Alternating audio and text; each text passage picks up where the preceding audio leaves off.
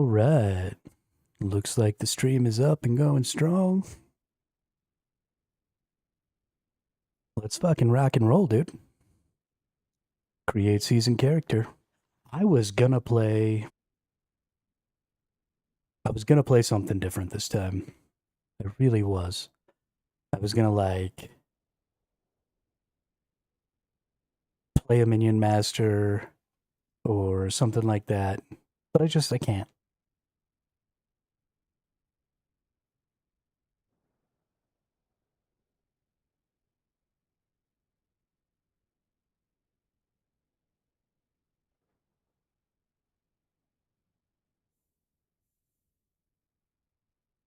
I don't think it's even possible for me to play.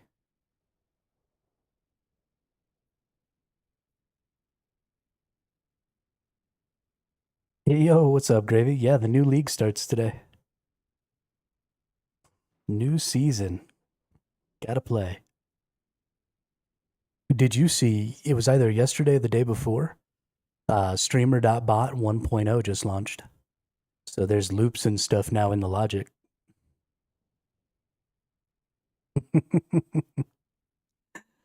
Did I? Let's make sure. Okay. We are creating a new seasonal online character. Okay, good.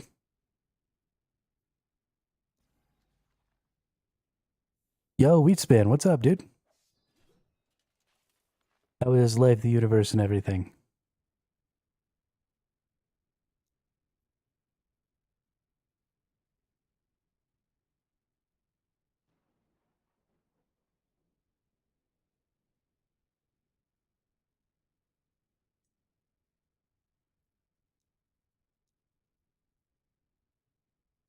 All right, we're just going to be playing in the normal mode.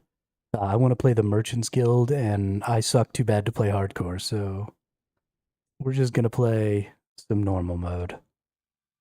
In the beginning, there was darkness. Only the terror, myself, and the void. I was content with nothing. She dreamt of light, of life, of humanity. We disagreed. And yet, in her world, there were gods. Majasa of the desert, Lagon of the sea, Rye of the endless skies, and Hierot of the frozen tundra. But fate stole Terra away. Without her, there was conflict. Yeah, they have a dark mode now for streamer bot. In the end, it was Rye who sought to outshine the sun that would pull the world into his flame. Caught within Rye's gaze were the Keepers, an order sworn to protect Eterra's memory and the power it still holds. They were joined by someone unexpected, a traveler, willing to walk into the flames of war. But why? Was it honor they sought? Power? Redemption? Or was this fate? Perhaps. But no story is quite that simple.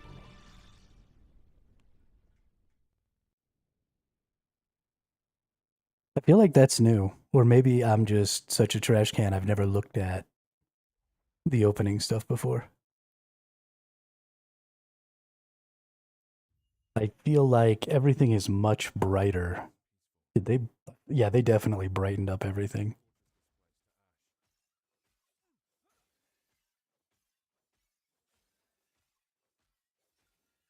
That's for sure. Yo, what's up, Drat? How are you? We got a new season of Last Epoch just started today. So we're gonna get after it. Gonna murder all these little dudes.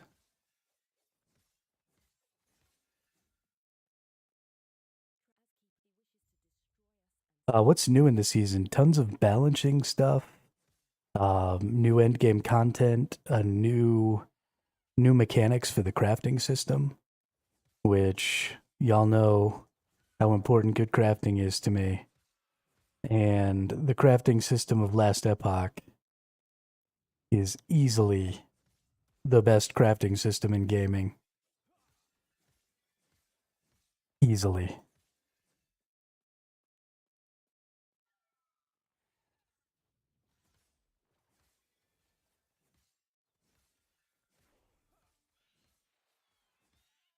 Oh shit. It's spin to win time, ladies and gentlemen.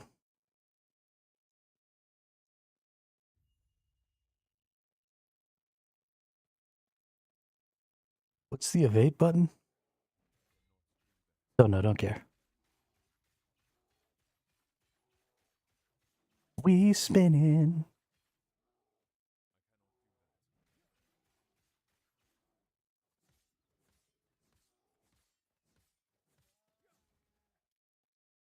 Helm of evasion. I'm a paladin. I don't evade. That weak shit out of here.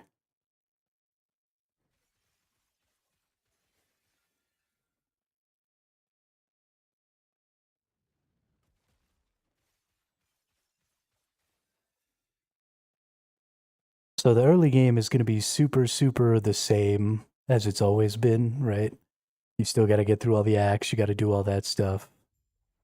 I don't know if the season mechanic will start being implemented in the early game or if we'll have to wait until we get into the end game.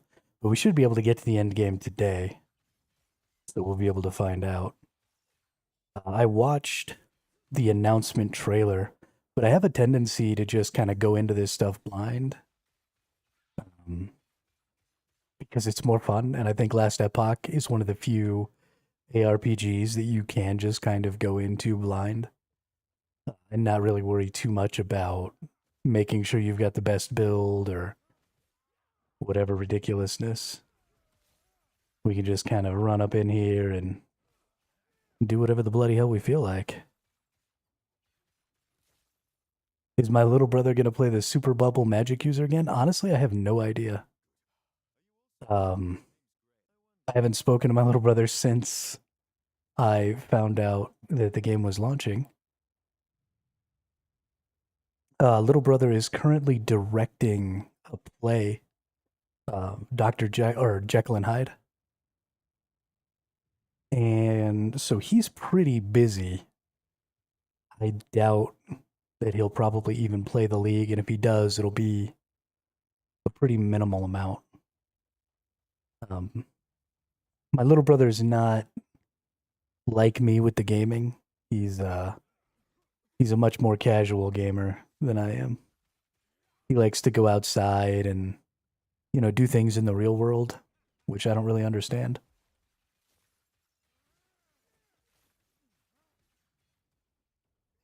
The real world's mostly garbage.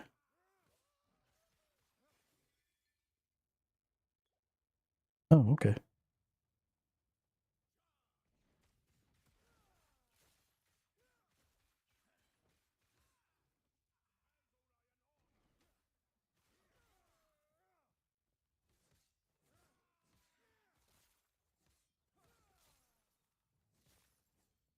This dude having ice attacks is new.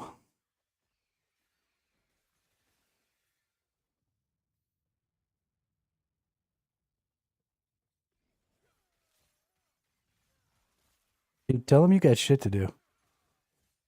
New Last Epoch season's out. They'll work to kiss your ass.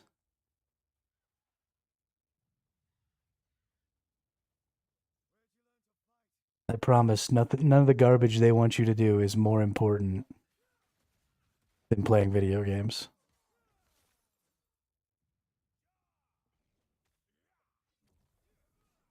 Oh yeah, we got a critical shrine. What's up? Time to go kill this boss. Right meow. Yeah, Gravy, this is the Sentinel. I was gonna play something else, but then I didn't.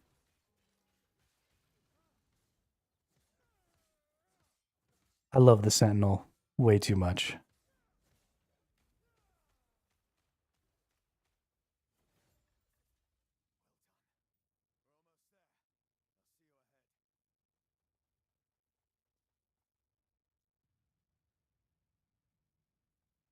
I don't know what ability I'm going to use.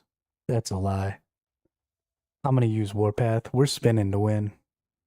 That's just the way it's going to be.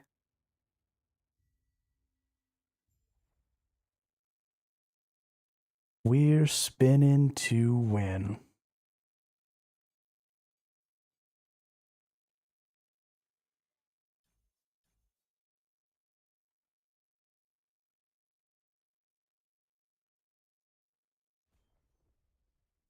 What do we want to do with our spin to win? Do we want more area? Oh, we definitely want to reduce channel costs, that's for sure. We'll start with that. Spin to win is the best.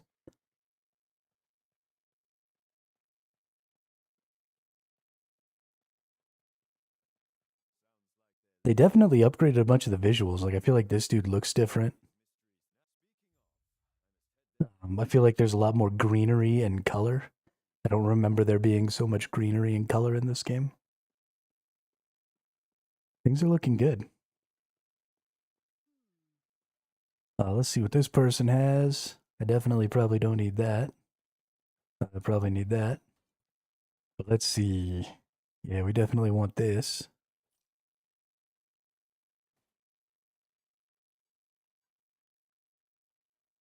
And we definitely want this movement speed ring. Oh, the Rune of Shatterings look way cool.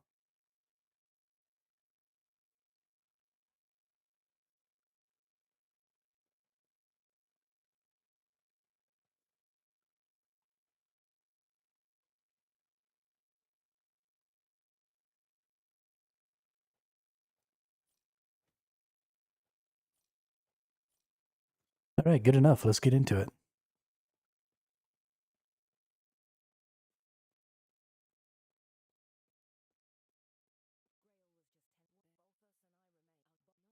I love the developers of this game. They do such a good job of making such huge improvements, not just with the way the game looks, but with the mechanics of the game. With this new season, we're getting like a bunch of huge changes to crafting.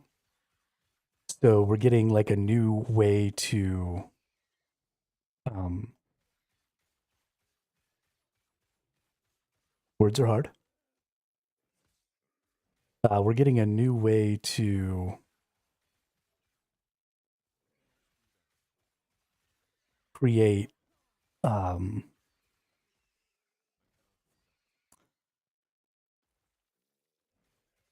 suffixes that are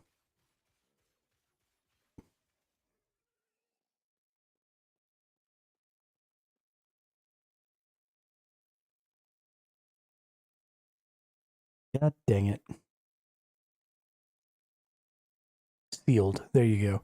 The suffixes that get sealed off the item and can't be changed. We're getting new ways to seal suffixes. We're getting a new tier of suffixes, so we can now go all the way up to tier 8 instead of just up to tier 7 with our suffixes. So we're getting tons of new stuff there. And we're getting the ability to potentially seal 2 suffixes. So going to instead of just going to 5 possible suffixes, we're going to be able to get up to 6 suffixes because of some of the new stuff. And the tier 8 suffix is supposed to be about twice as powerful as the tier 7 suffix. So significantly more growth in that final suffix tier than there normally is. The reason that's important is because you can only have one tier 8 suffix in your entire build. If I remember correctly, what I was seeing when I first started looking into the game, or this season of the game. And so only being able to have one tier 8 suffix on your entire character is fairly important because it's really huge for build diversity and build expression. because that suffix is going to be so powerful. It's going to be either able to really, really increase your expression of a specific playstyle, or it's going to be able to really, really cover a deficiency in your build. So if you've been having trouble playing a specific build because there's not enough movement speed, or having trouble playing a certain build because it can't quite put out enough damage, or something like that, then the fact that we're now going to be getting potentially a twice as powerful suffix means that you'll be able to create a much larger variety of viable builds. The other thing that's important about that is um, some stats have a very small instance of when they can be applied. For example, movement speed is only really applied on boots, with a few exceptions for jewelry. And so being able to get, potentially a massive increase to your base movement speed by being able to get that tier 8 affix on your movement speed has some significant implications for some builds as well. And it's not just about movement speed, it's about any low um, low instance stat, or low any stat that can only be put on a very small number of equipment slots is now going to have potentially significantly more impact on your build. So I'm very excited to see how some of that plays out.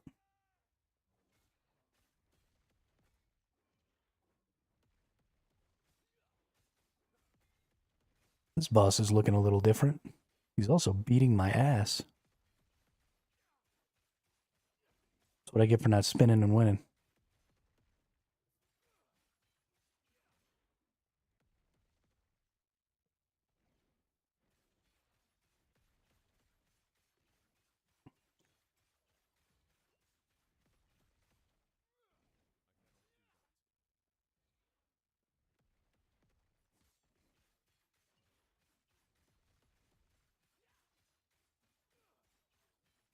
I'm gonna lose to this fool.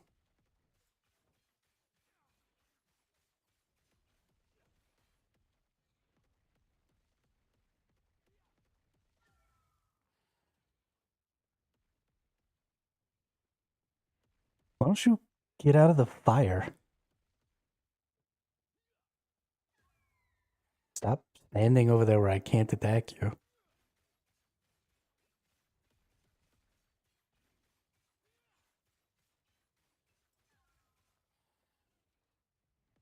That's fine. Just go stand in the fire some more.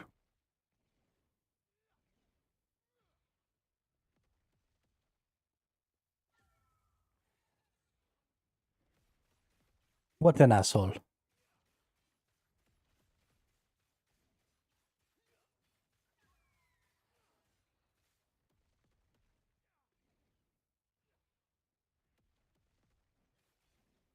Give me that health potion. Ooh, that was close.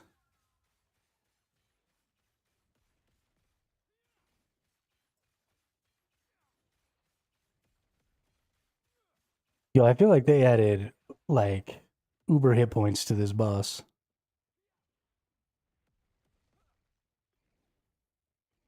This is bullshit, ref. Oh god.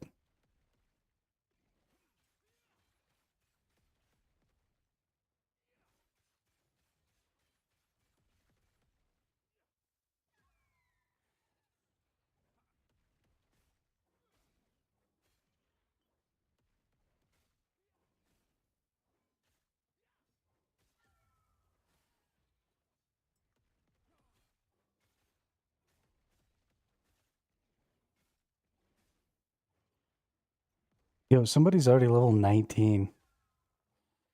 The people who are really good at this game are so much better than me. It kind of makes me feel bad.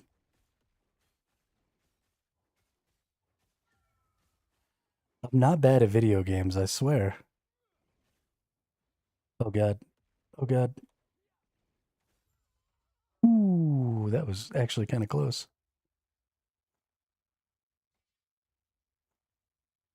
All right, we're actually going to go look through some of these items real quick. I definitely want that because I want some chance to ignite on hit. Melee attack speed, crit chance, 10 chance. I mean, that's obviously better than that. And I don't need a two-handed sword, so piss off. All right.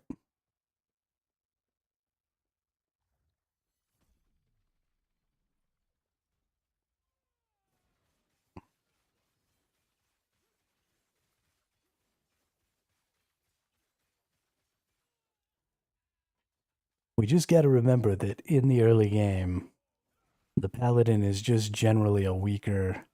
Honestly, I should be using the hammers because the hammers are just so strong early game. But I like my spin to win. I'm not adding any damage and stuff to my spin to win right now. Reducing the amount of mana it takes and stuff like that. So I'm just going to naturally be having a little bit of a difficult time. Let's put the hammers there. Let's take that off of there. What else can go there? I guess we can put vengeance there. It doesn't really matter. We don't need the hammers there. That's good enough.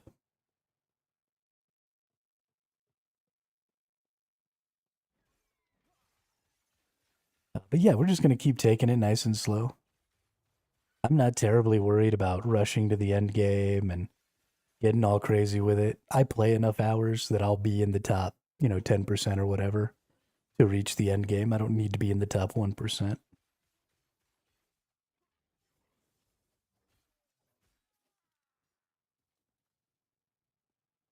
As cool as it would be. And we're just going to cruise. I'm very excited for the new league. I'm also excited. So the 29th, which is next Friday, is the new league for Path of Exile 2. I'm a little disappointed in Grinding Gear Games for the fact that they keep announcing their launches of their new seasons and all of their updates sort of right on top of Last Epoch's releases. Last Epoch announced their release for their stuff like last month sometime, and Path of Exile just announced their release for their stuff. And I know they've always had kind of a launch cadence, but I feel like they've moved out of that launch cadence to consistently be launching right around the same time as Last Epoch. And that's a little bit upsetting um, because there's more than enough space for me to get crashed out of this game. There's more than enough space for both games.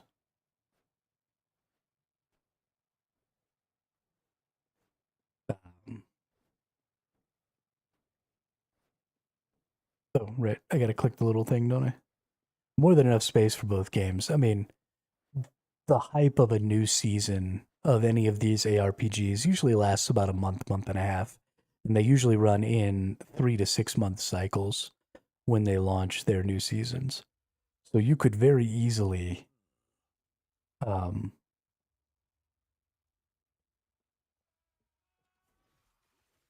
just offset that cadence and be just fine and not have to, sort of be stomping all over each other's releases.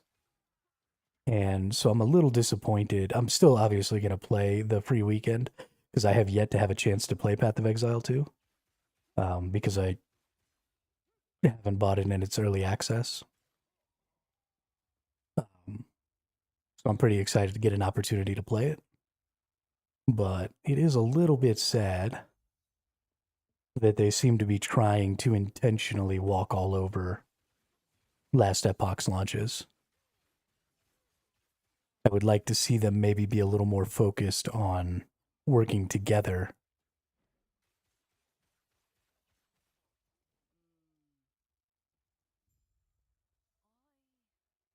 to try and promote, just ARPGs in general. But whatever.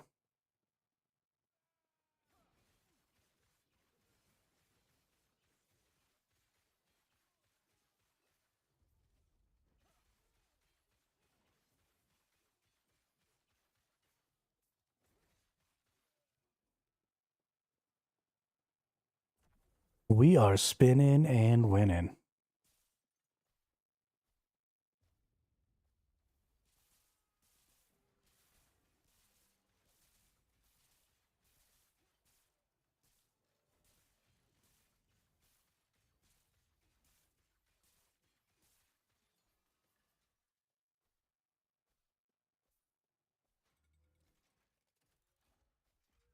That felt kind of new.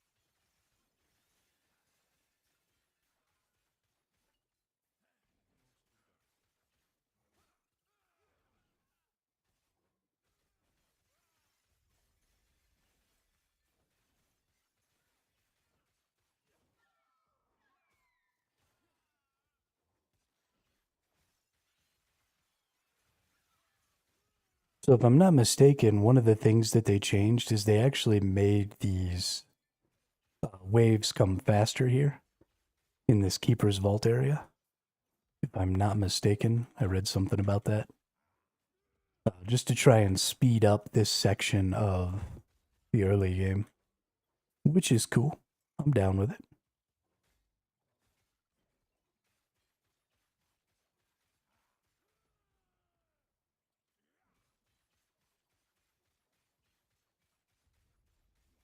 I never really felt too much like this area was too slow.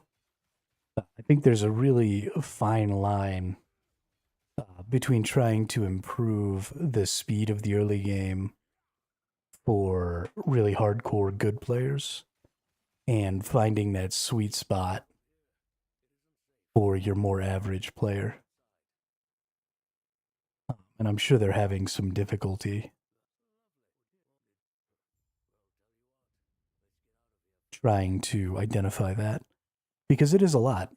There's a huge disparity between the best players and even an average player, much less some of the really casual, much less skilled players. And so, I mean, I know we've got things like hardcore to challenge much more hardcore players where, when they die, they lose their character. And, we've got solo self found and some things like that. I'm actually really happy that action RPGs have started to identify some of the most popular, like, challenge ways to play the game and incorporate them directly into your character creation choices. Honestly, I'd maybe like to see even some paths to choose that make the game significantly easier because there are, even if you can't do those things in online play, maybe having some availability of stuff like that in offline play so that players who are significantly more casual but really just want to have an opportunity to come into the game and just slaughter a bunch of enemies because it really is fun. One of the best things about ARPGs is the fact that you're just massacring massive numbers of enemies. It is quite enjoyable. Ooh, a charge of life. To life, L'chaim. L'chaim, to life. But just giving people an opportunity to come in and just murk a ton of enemies. Get that feeling of extraordinary power that just sort of happens all the time for those better players.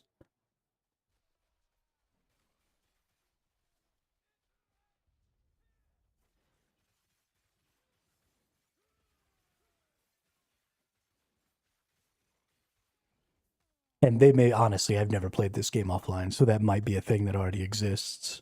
I don't know.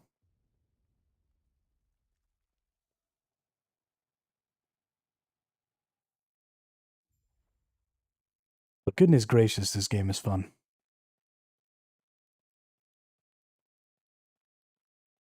Really like this dude's little dragonfly pet.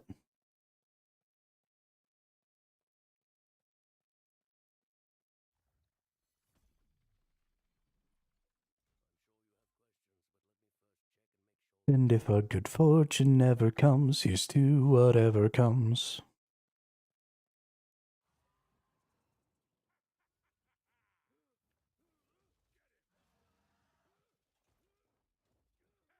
I feel like they changed it so you can't skip this anymore.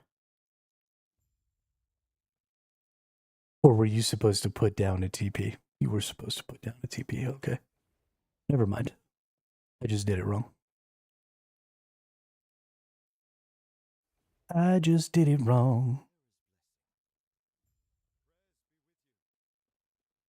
Alright, now what do we want? When you're hit, you have a chance to counter. Increase block effectiveness and block chance. Oh, I gotta get a point in here, don't I? There we go.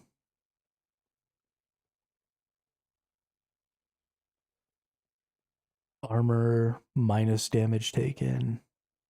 Yeah, so we'll take our 1 point here for our block chance. We might work on the block effectiveness, but I definitely think getting this armor clad and then moving into this, we're just gonna go super tanky.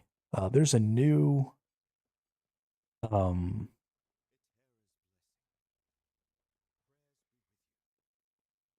there's a new unique this patch that drastically increases Thorns damage, which is damage you deal when other people attack you.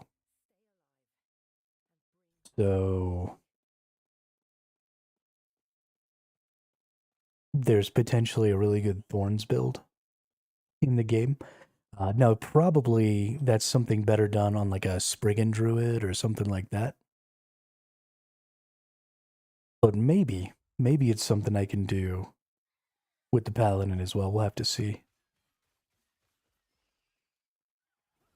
We'll have to look at the item and look at some of the stuff that things do and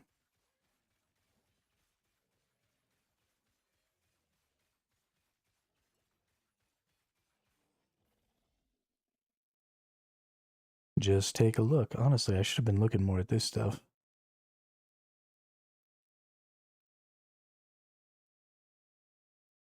+9 health. Yes, please.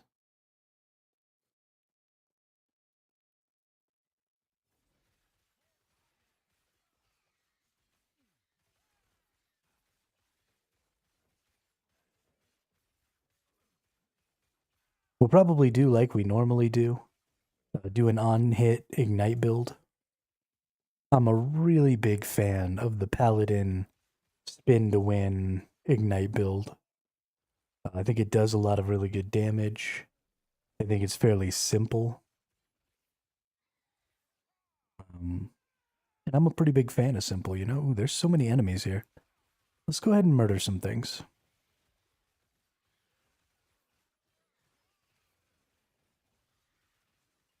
I do love big packs of enemies.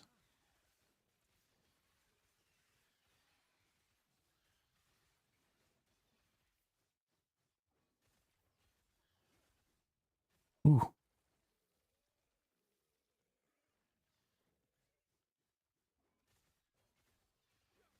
I used up all my potions.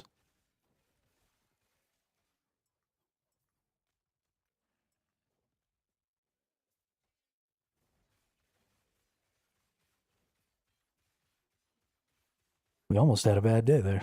Gosh, somebody's already at level 25.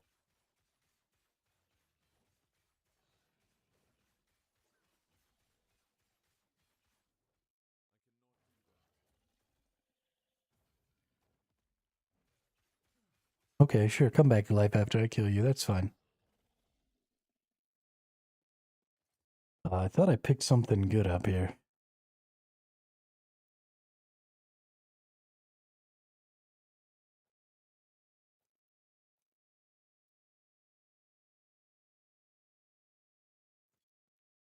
Who knows? Ooh, loot lizard. Come back here, you little nerd. Loot lizard.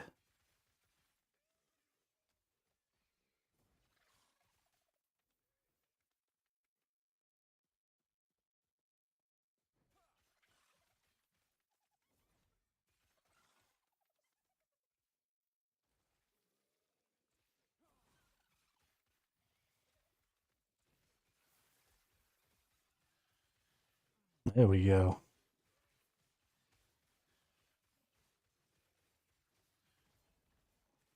Ooh, first unique.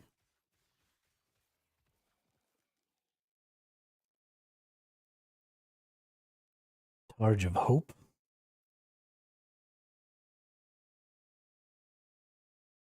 Jade Amulet of a bunch of cool stuff.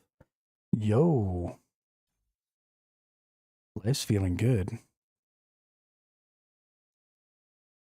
Alright, what's the second skill that we want? Potentially it's Rebuke.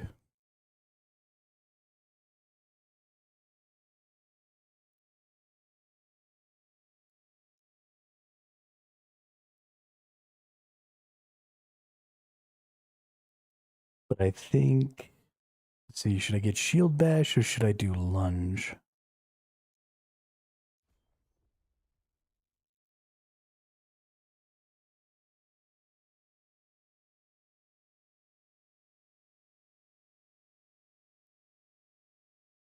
Doing some frailties might be nice. Regening some health.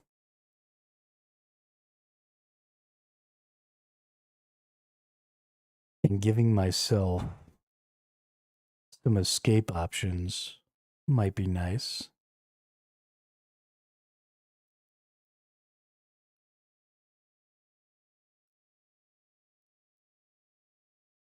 Haste at the end of charge, increasing my spin speed.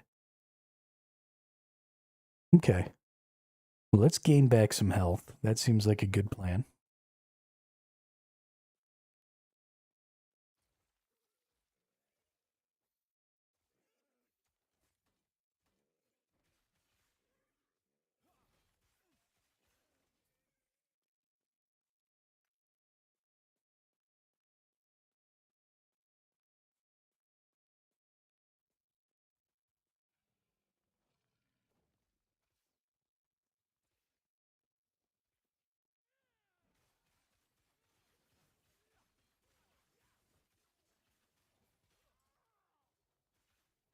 These goofy ass little nerds think they're scary. You're not scary. I ain't scared. This is softcore. I could die as many times as I want.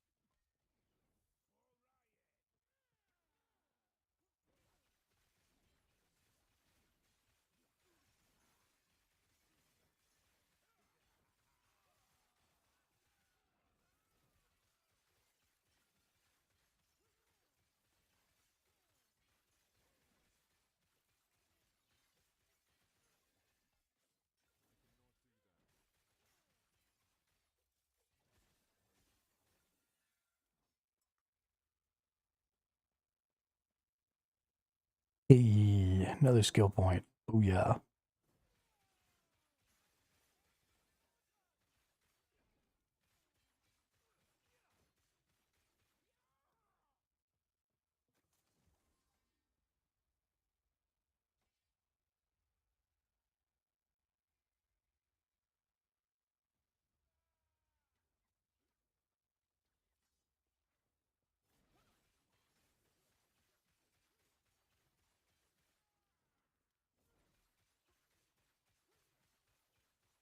Alright. Now I don't really remember what this pike is.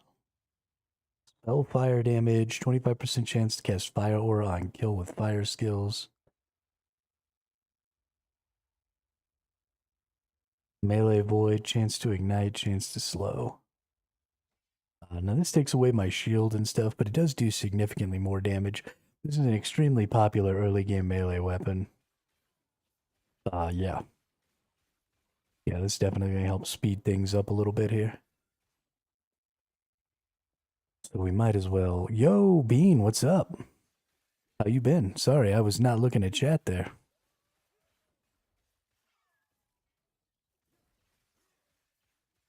Yeah, we've got a new season of the old um Last Epoch. So we're getting on to check it out. See how they've changed crafting a little bit and added some new uh, late game crafting options and stuff like that. So I'm very excited. Ooh, endurance while channeling Warpath. Yes, please.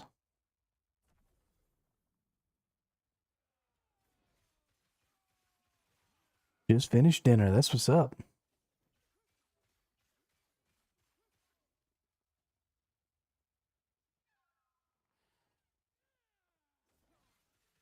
Been chilling. I think I might actually be on a normal sleep schedule again now. So maybe I won't be streaming at 0 dark 30 in the morning in your time like I had been with Eve. I don't know why, but I could not fix my schedule for a while. I was freaking like trying to stay up and then go to sleep and wake up at a reasonable hour, and then I'd only sleep for a couple of hours, and um, then I'd end up waking up and then I'd take a nap, and then it'd be all busted again. Let's empower our nemesis here. See if we can't get a good item. We've got a shield and uh, oof, homeboy hurts.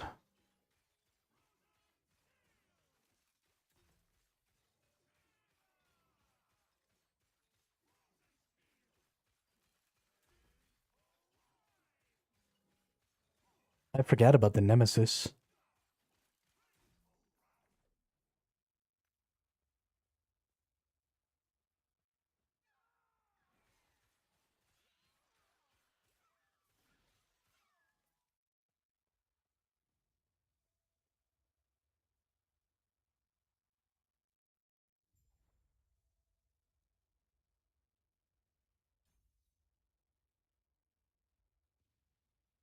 Shield rush unlocked.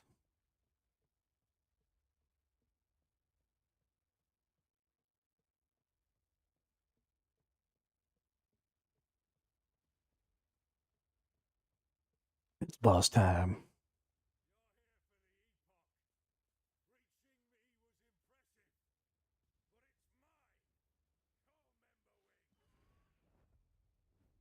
Oh, member wing.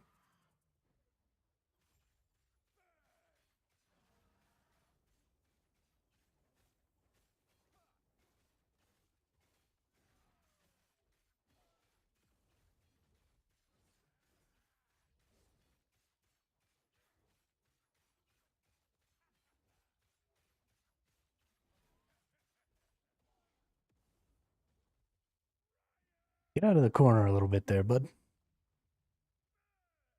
Come on.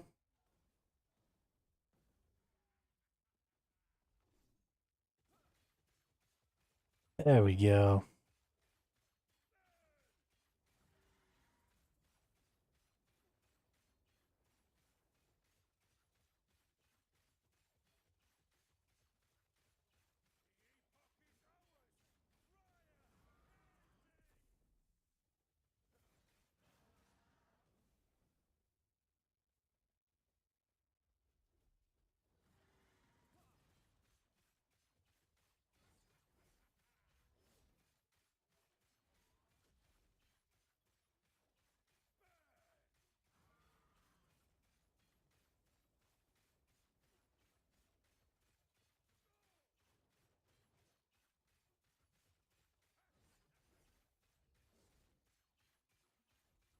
Tomorrow I'll get my PC back.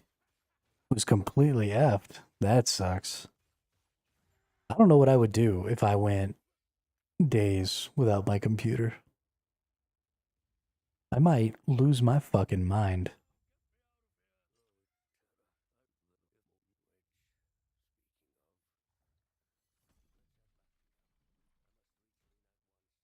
Might lose my fucking mind.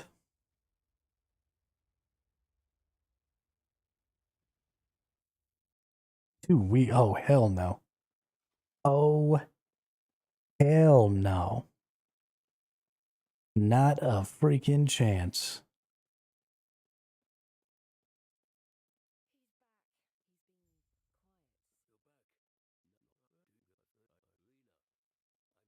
That's maybe the most awful thing I've ever heard in my entire life.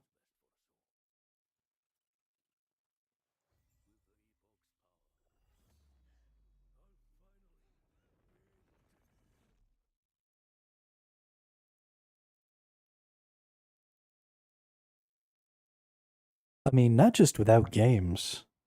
My whole life is on my PC. I don't have a phone with like Discord and stuff. So, I mean, like, I could get on and search the web. I have a device to do that. But I wouldn't have my Discord. I wouldn't have my video games. I wouldn't have anything. I'd just be adrift all alone. That'd be terrible.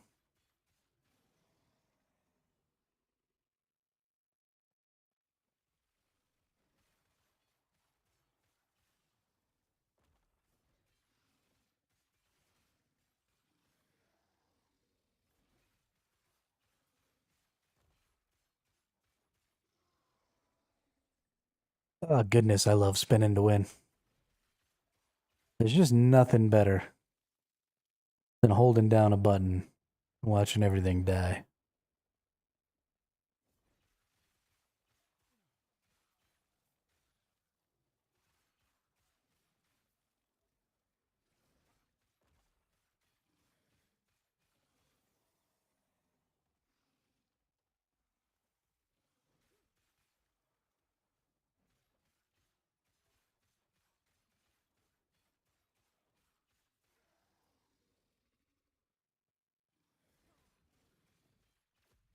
The shrouded void despair of rampancy. I love the way enemies get named in ARPGs.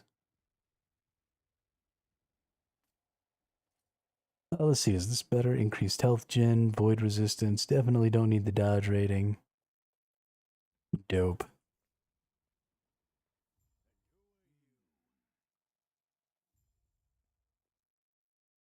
Let's go in here. Let's get some block chance. Sure, why not?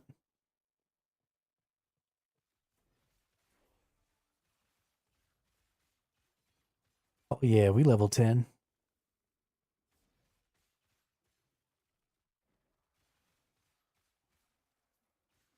That person's only 3 times my level. Although I did start about a half hour late. You know, I play on NVIDIA GeForce Now, so I have to wait for them to update games after they launch. I don't get to pre-update. So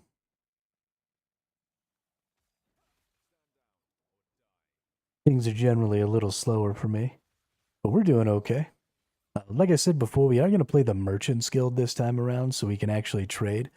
They've made some changes to the Merchant's Guild. Specifically, one of the best things that they did was they went ahead and probably don't need that. They went ahead and set it up so that you can use one of your items as the filter for items in the Merchant's Guild. So you can go into your inventory and just select one of your items, and it'll create a filter based on that item's specific stats and bonuses. And so you can see really quickly what sort of the value of one of your items is by doing that and kind of do a price check for yourself instead of having to go in and manually adjust your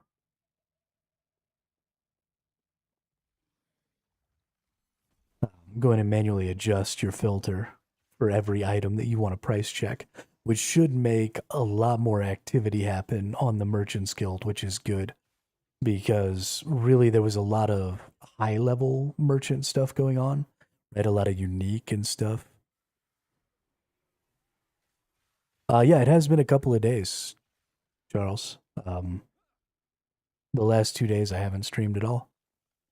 I just was having a moment. I needed to take myself a break, get some extra sleep. I can not worry so much about being on stream and trying to talk and get myself back to a place where I was actually enjoying playing video games.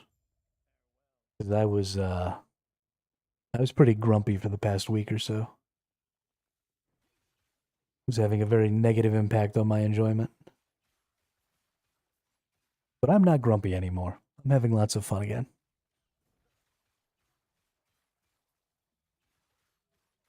And now we have the new season of Last Epoch, which is super duper important because I love Last Epoch. But that's what happens when you play a game that basically plays itself. You have nothing to do. You know, I kind of feel like that's kind of true. I really do like Eve. I think it's a cool game, but it definitely wasn't for me ultimately. Let's see. Ooh, we got some interesting stuff in here. We're going to empower this again. Vitality, health, fire resistance, dodge rating, spell damage, fire resistance, dexterity for spells, health, fire resistance, damage taken on block effectiveness, physical damage. Yeah, we're going to empower this again. And then we'll get these items on the next little fight. Yo, this dude hits so fucking hard. Can you please just calm your ass?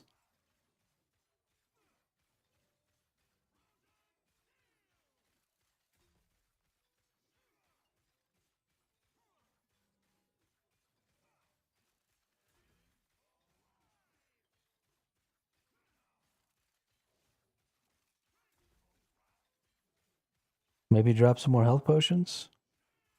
Thanks, bud.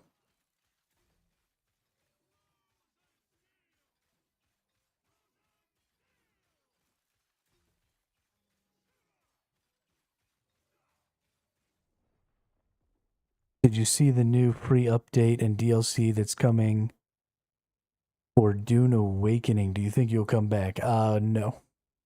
I did see the roadmap, and I did see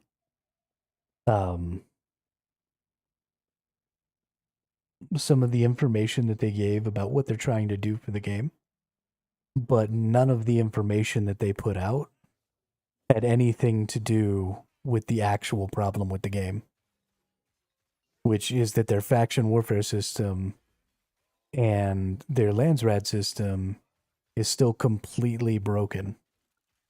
You can put out new vehicles and you can put out new content and you can do all that stuff, but if you don't fix your Landsrad and your faction system, then you don't have an end game. There's, to me at least, just no point. Why did I do that? Whoops. To me at least, there's just no point in playing that game until they get their end game loop under control. And I don't think that they're ever going to, because they still, despite the fact that they had that big old roadmap and they talked about the future of the game and, you know, they talked about trying to fix the end game loop and eventually returning the deep desert to a PvP oriented space as soon as they fix the end game loop. All of their stuff about making the Landsrad and the end game better was all about adding new activities to the Landsrad, which isn't the problem. You know, the activities in the Landsrad are kind of sparse, and it'd be cool to have some new stuff to do. But if you still have the exact same problem, if you don't fix the fact, oh, this is the new mechanic here. What is this? Mysterious Rift. Okay. Let's see.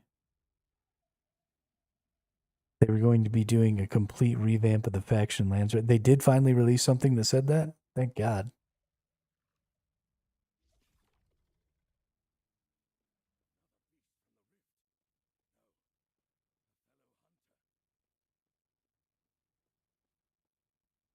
So this is the new mechanic. I read about it before, but then I kind of forgot what the mechanic is. So this will be fun.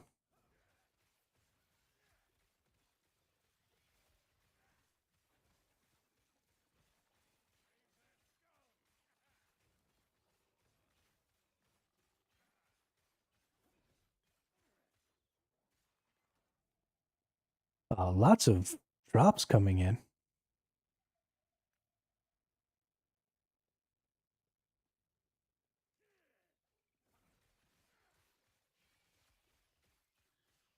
Yeah, Charles, if they get the faction warfare system under control, where there's a legitimate reason for the factions to work together, and working together with your faction is legitimately incentivized, and being in different factions is legitimately incentivized, and playing the game sort of the way it's intended is legitimately incentivized, then I will 100% go back to Dune Awakening because I had a lot of fun with that game. I think their character customization, their build customization is pretty good.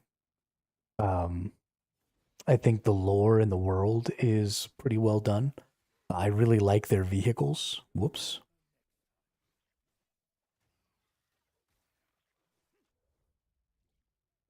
Um, I just generally really like the game.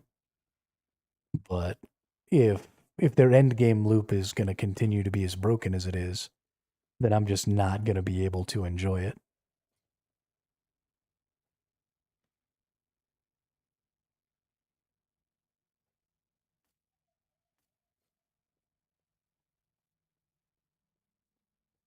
But as soon as they fix that, I'll definitely give it another whirl.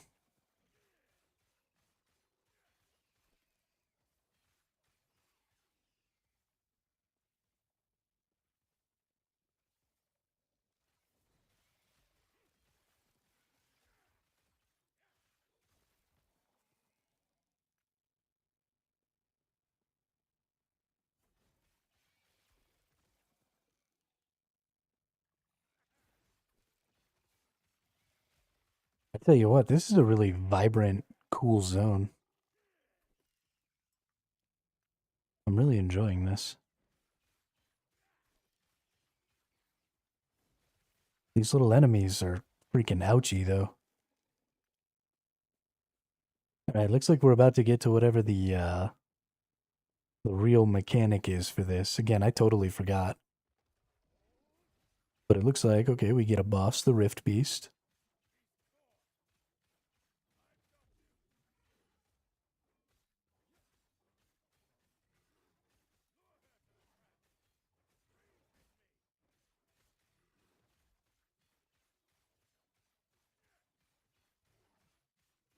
Now, this is super early days, so obviously the Rift Beast is super easy.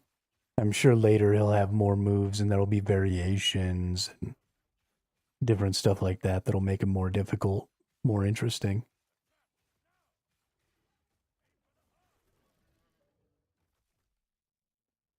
But we kill the Rift Beast, and then we get to talk to this dude.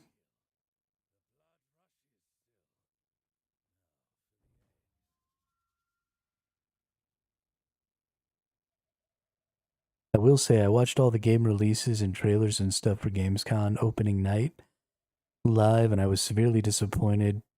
Being Shrouded expansion looked okay. World of Warcraft Midnight trailer was awesome, but I haven't played World of Warcraft in years. Nothing else looked good. Okay. So we can end the lineage, which I assume will give us drops, or we can evolve the beast, drop a rare caster weapon, drop boots, drop rare armor, gains an additional head that breathes frost, What is these colors, I wonder?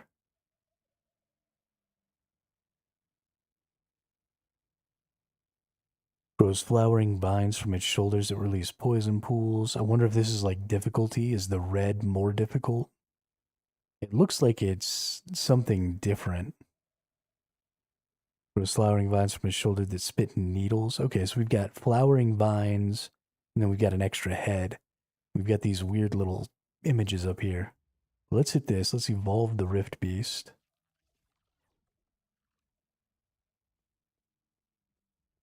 Okay. That means I'll get more loot next time.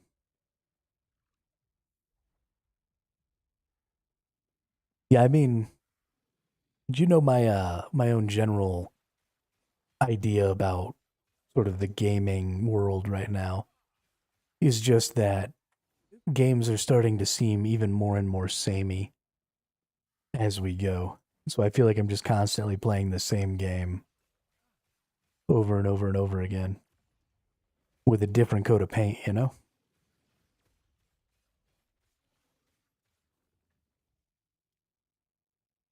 There are obviously a couple of standouts. Um, Honestly, the ARPGs are two of the big standouts for me, right? You've got Last Epoch, which I always say is like the greatest crafting system that I know of so far in a video game, which is a huge draw for me.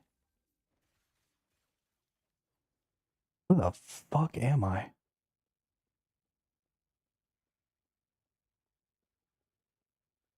Get AFK for a few, I'll be back. Yeah.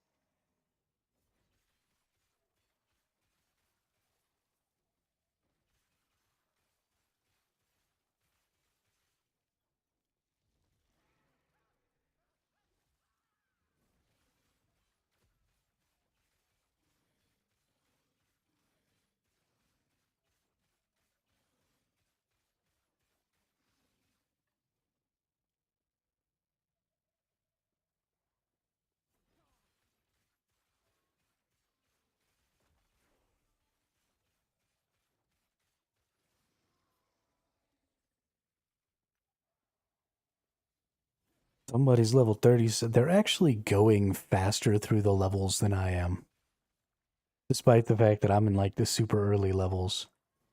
So it's way faster for me to level up than it is for them. And they're gaining levels like 3 times as fast as me. What level am I in? I don't know why I started getting this. I don't actually need that. I want this.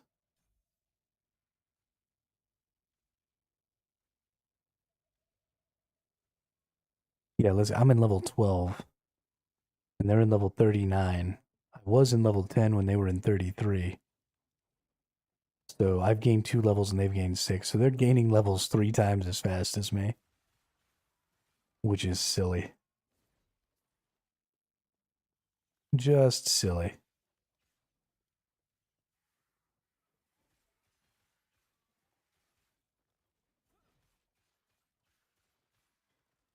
Of course, I'm going through pretty nice and slow. Just enjoying my playthrough here.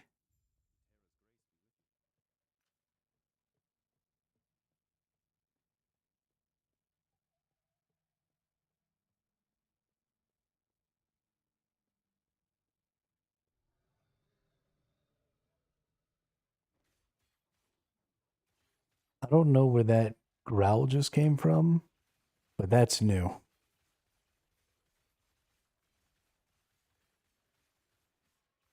for sure.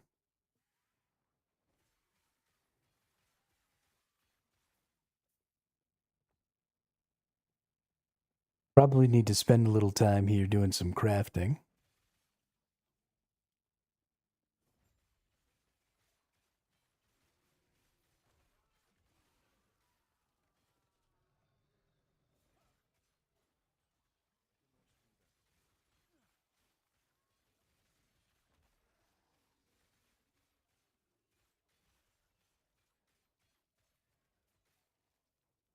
Where's the area level at?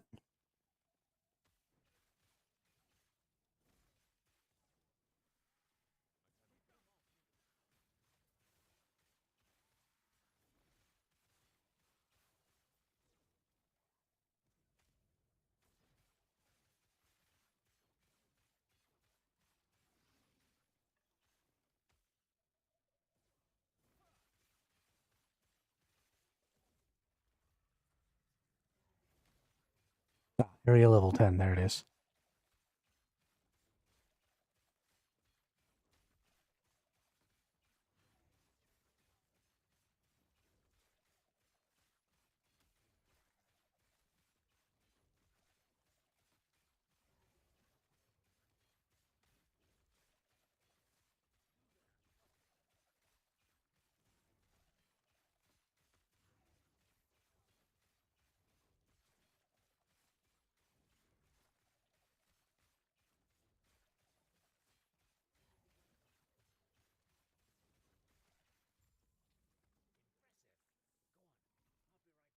It is impressive, isn't it? Oh, yeah, let's definitely get some better boots on. For show, for show. Let's go ahead and just dump a bunch of this stuff.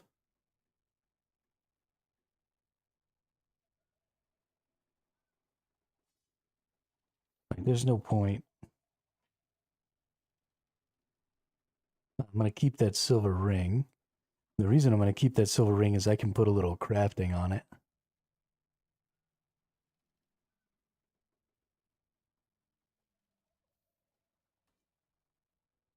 But I don't need these two-handeds.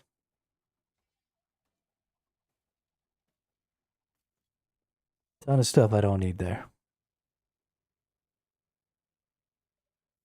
Runes of shattering and stuff aren't really valuable on using on those items either. So, not really any point in wasting my time.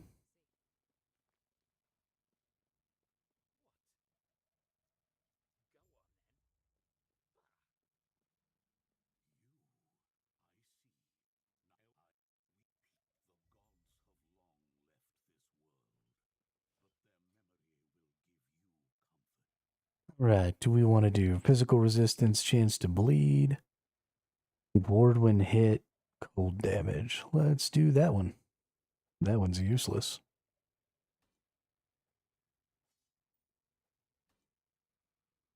All right, let's we got a gambler here.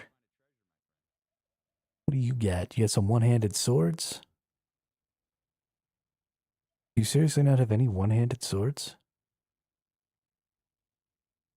You're about as useful as a poopy flavored lollipop.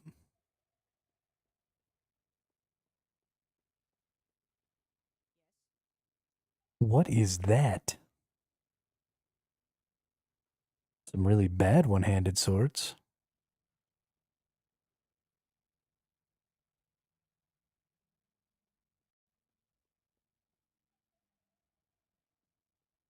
Okay. Nobody has anything useful here. Got it.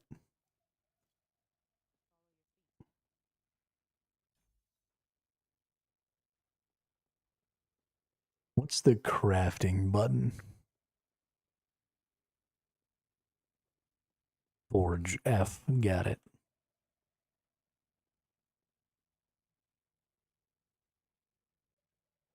I craft on this at all? No forging potential. This one has 21. Block chance, block effectiveness, void resistance. I mean, honestly, it's a pretty decent fucking shield right there. We don't have any of those, though. What do we have in here? Mana regeneration's not something I really care about. Let's take a look at what we can add to these. What have I managed to pick up so far? We get some coal, or we get some dodge.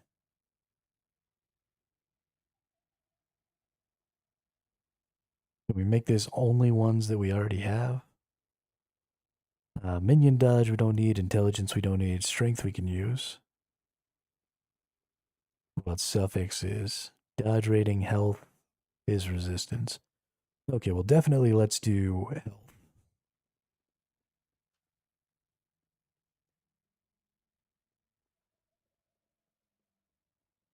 The whole thing down here has changed. So, forging potential,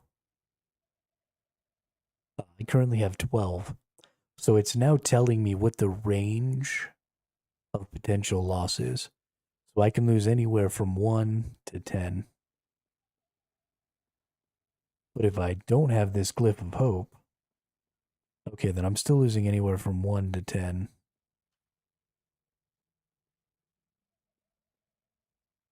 Okay, so I can potentially lose none, or I could potentially lose 1 to 10.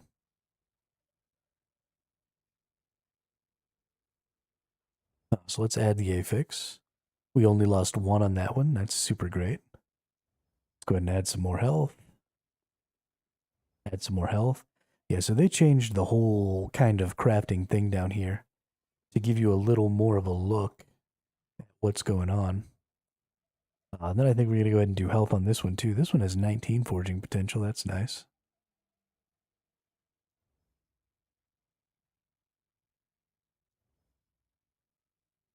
Okay, that's all the points we have to put in health there.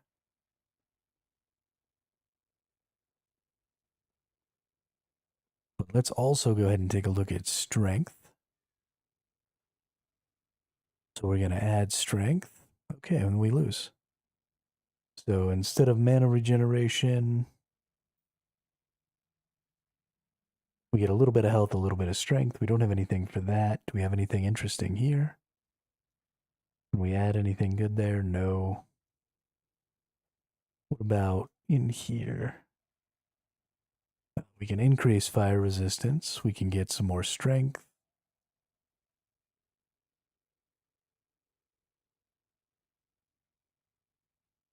And some physical resistance. Let's get some strength.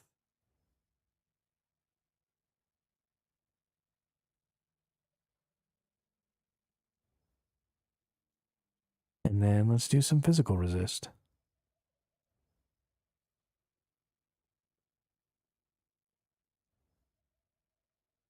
Okay, those will last for a little while.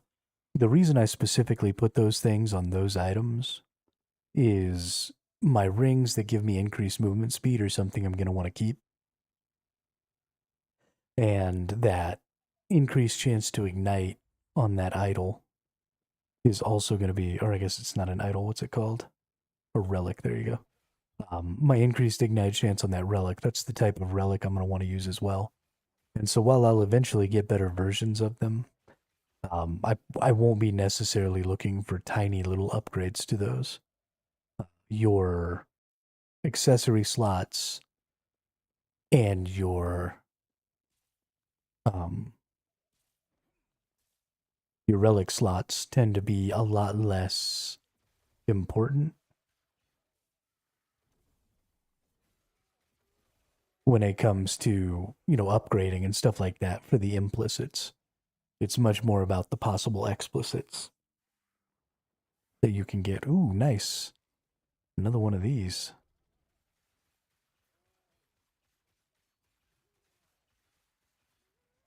Kill all this stuff. Protect this thing.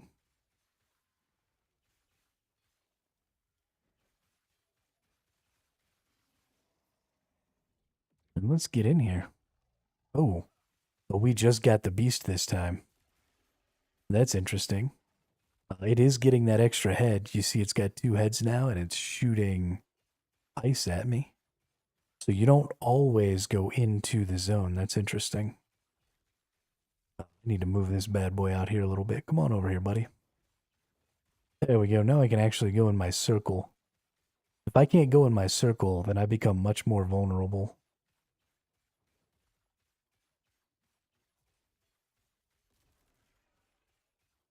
Going in the circle is so much better for dodging. Okay, that little ground effect that it puts there with the ice is actually pretty bad. Pretty dangerous.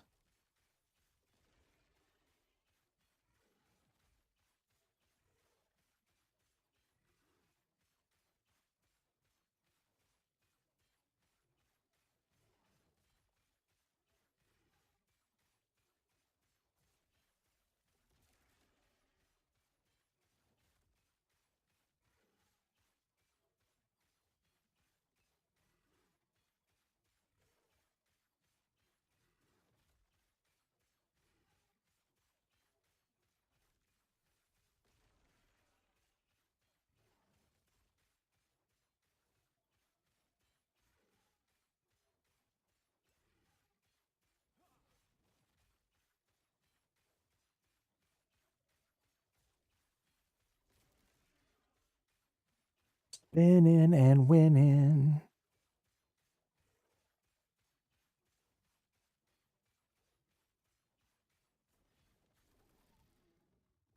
All right, so now you get a Primordial Fang.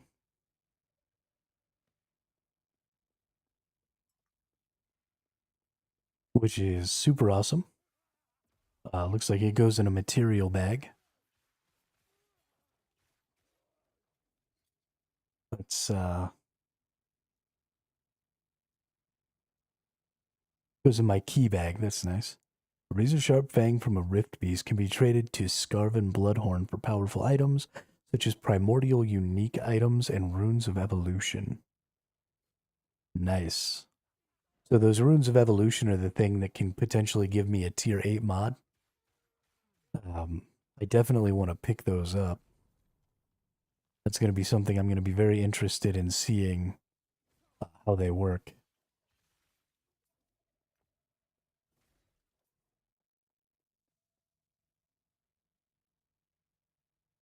I am so excited for the crafting.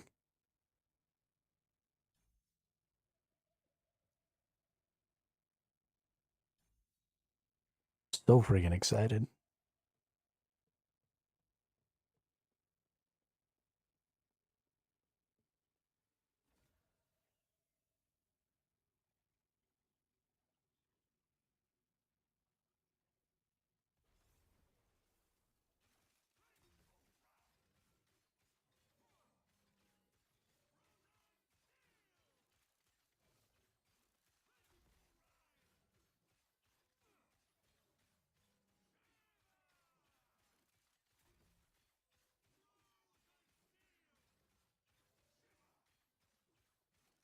I wonder how long I've been talking to myself.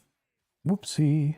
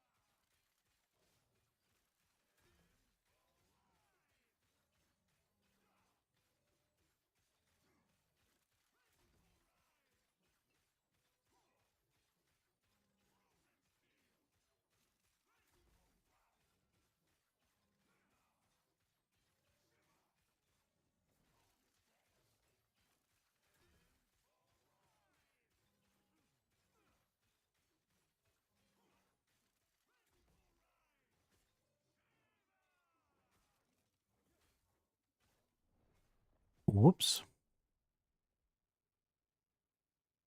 Okay. Dying doesn't matter. I am immortal.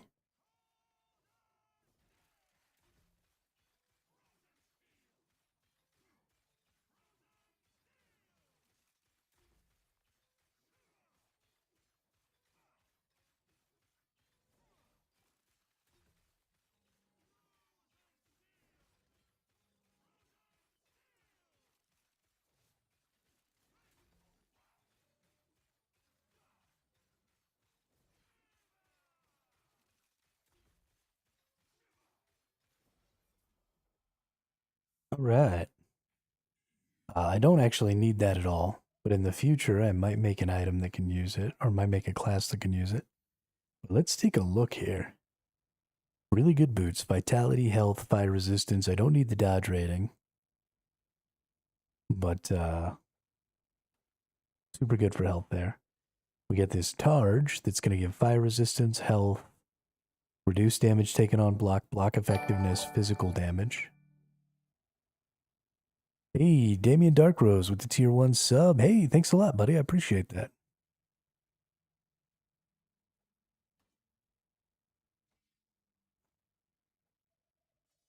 Welcome back, welcome back. Yeah, we're definitely going to rock this shield now. Our health just went up a huge amount. Take that off, we got 364. Boom, 492. That was like a 30% increase to our HP just in that one item.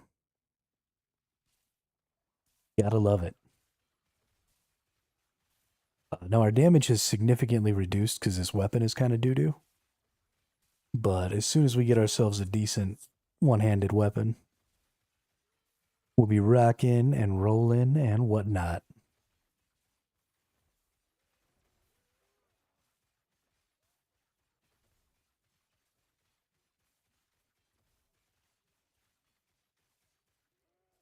Big thing we need to do actually is where's my fire damage stuff? Down this way.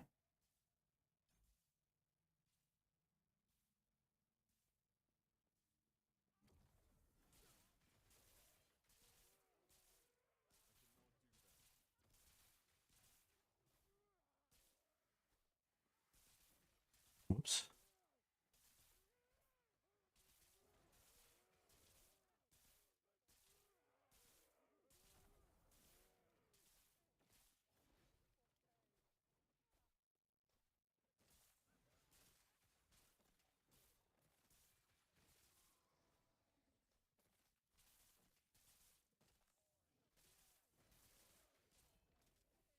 Ooh, second unique.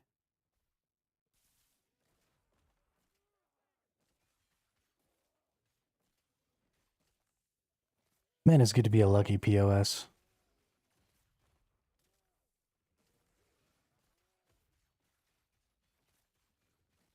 Although, not that I actually need either of the uniques that I've picked up.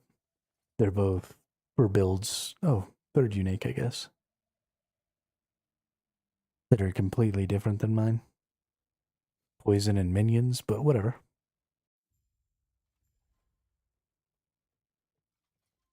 Does this have some sort of a summon? Only with Serpent Strike, okay. What's up, you nerds?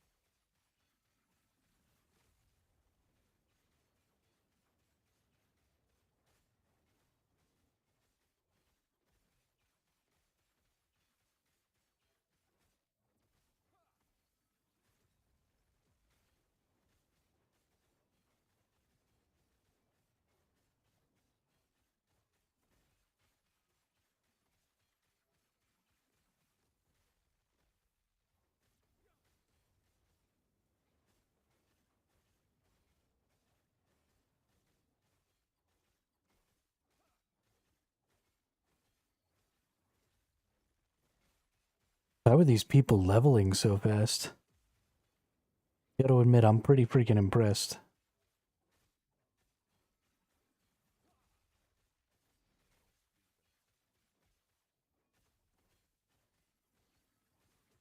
They are doing a hell of a good job.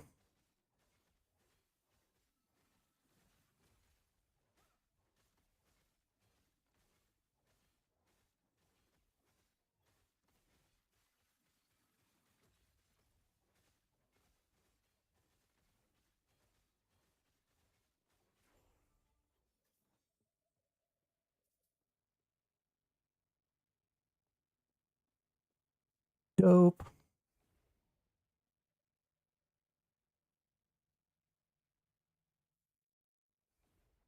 Murder 'em all.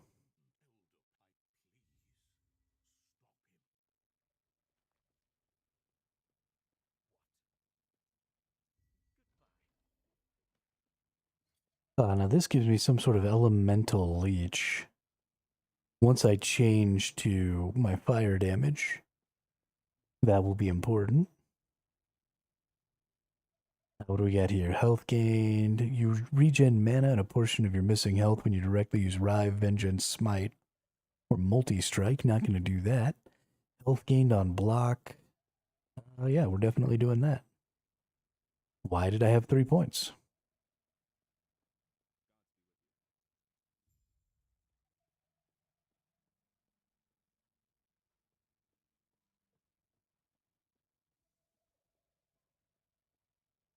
All right, now we go this way.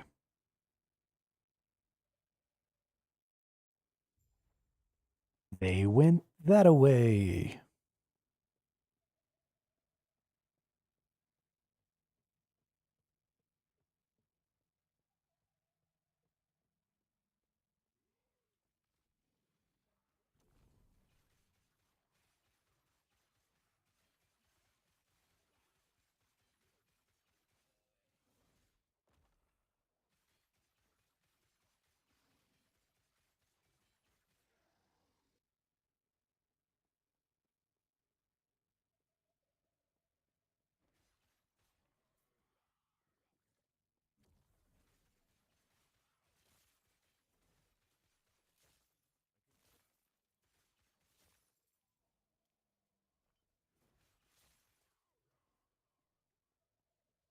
Do do do.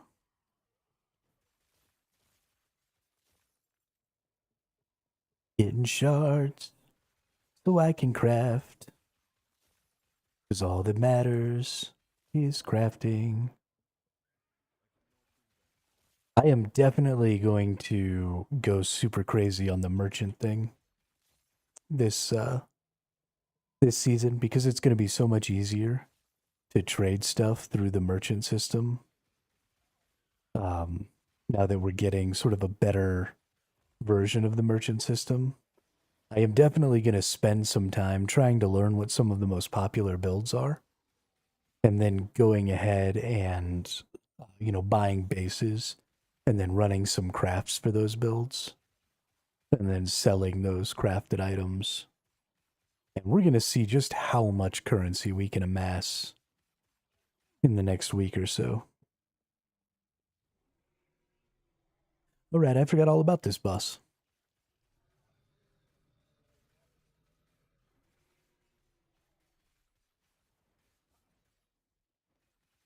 What's up, you big fat worm?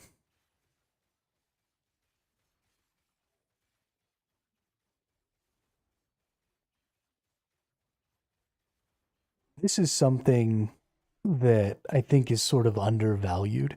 Is look how far away I can get and still hurt this worm. So, one of the, this is a cool boss type, right? These huge bosses that come up out of crevices and stuff like that are pretty immobile and that you fight, in this direct confrontation. This boss, Lagan, um, it's a really cool boss type to have, but it can be extremely difficult if done poorly to have a boss type like this that you fight with a melee centric build. And so the fact that they've gone out of their way, to set up a really quality hitbox for this melee combat so that I can just be way out here, still attacking this thing, still dodging its skills, still doing all the stuff I need to do to get it killed, but I don't have to swap to some sort of like ranged attack or something like that. That maybe isn't what my build is focused on in order to be able to get through this enemy is really, really nice. I don't think that necessarily every build needs to be the best at killing every type of enemy, but having builds that suffer dramatically when trying to kill, especially a boss monster like this, that you don't have a choice but to kill to progress through the game, would feel really, really bad. So I'm glad that they took the time to figure that out and make that happen.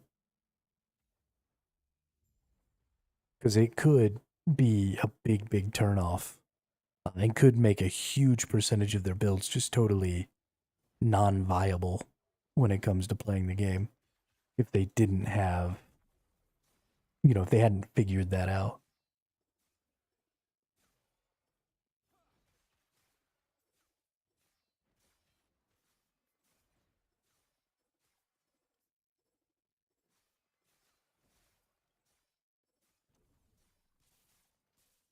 I mean, it seems like such a simple thing, but there are games out there who have had similar mechanics and similar boss styles that are just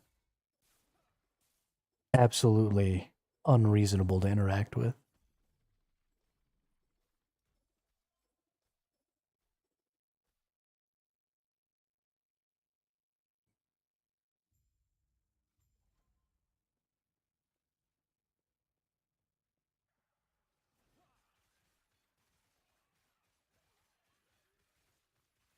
Murder all the enemies with my fire spinny dude.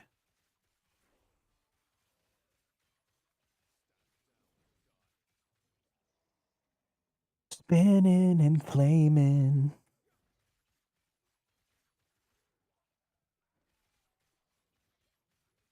I'm a little bit sad. I know it's a little ridiculous to expect to have found one of the torches already. But man, I wish I had a torch. I'd be cruising.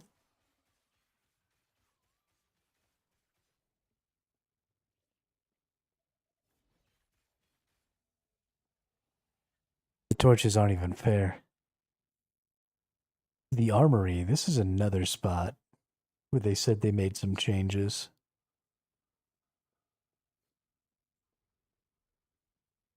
There's a boss in here or something.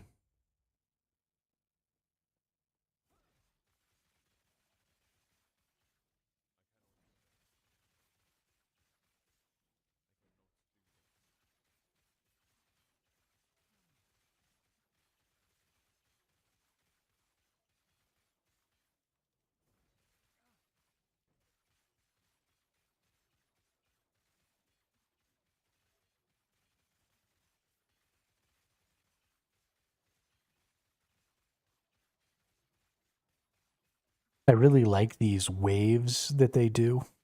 I really like they've been trying to speed the waves up. You know, just keep the fight happening. Because anytime there aren't enemies to kill, a lot of builds start to lose power and lose viability. Don't you come breathe that shit on me.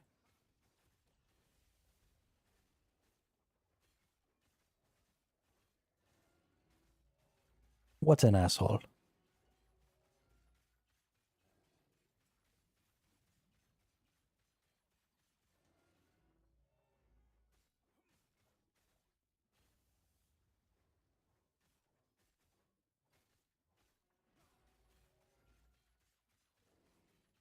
Hmm.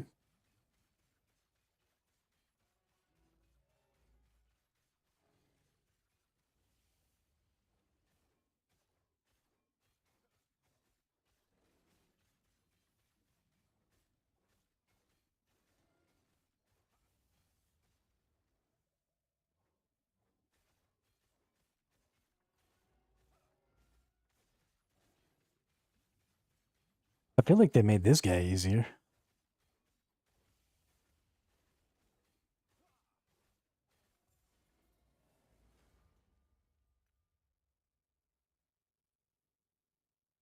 Oh, interesting.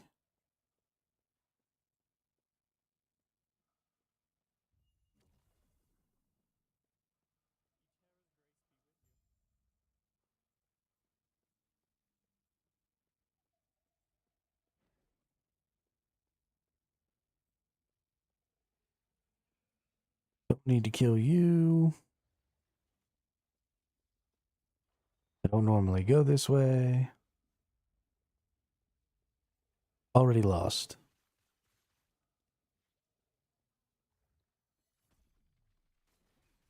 These enemies with the swords, these blue dudes, are just too much of a pain in the butt to be worth killing.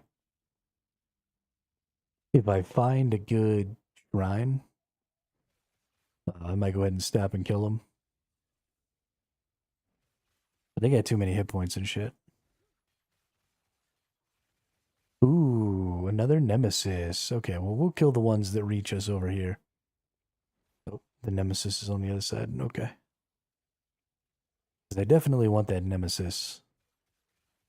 The nemesis are just way too strong. in the early game. They are such a huge boost to your power.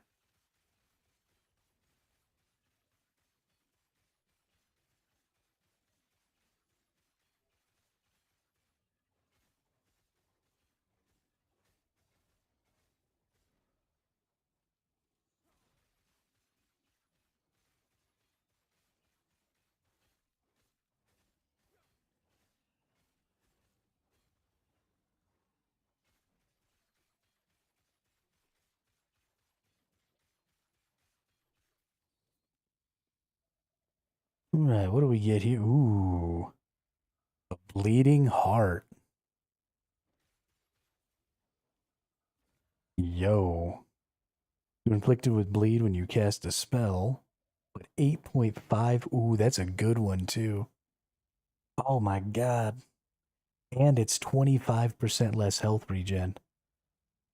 So its top rolls are really bad. Its implicits or explicits are only 5 out of 15% attack speed and 7 out of 15% throwing speed, but its implicits, its lower stats are really high.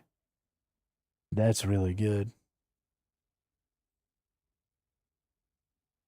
We are definitely empowering that.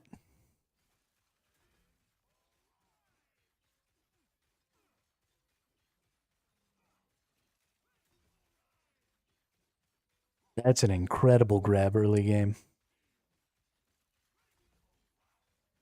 Almost 9% lifesteal. From all damage types, too. Which is fucking bonkers.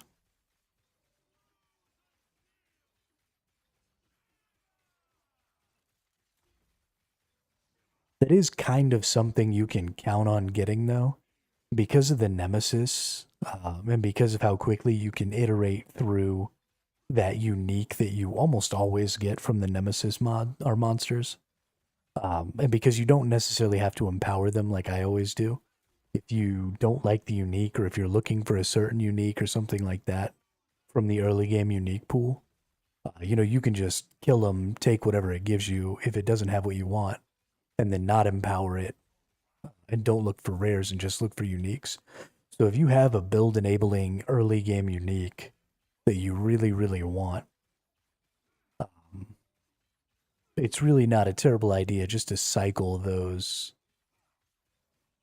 early game nemesises, and see lots of different uniques until you find the one you want. Then you empower it. Maybe you get some bonuses on it. Maybe you don't. But that'll be the best way to get, the best version of your item super early in the game.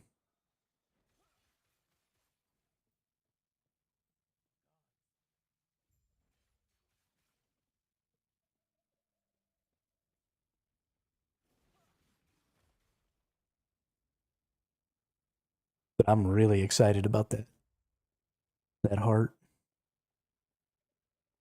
That is such a good early game item. That's a huge grab.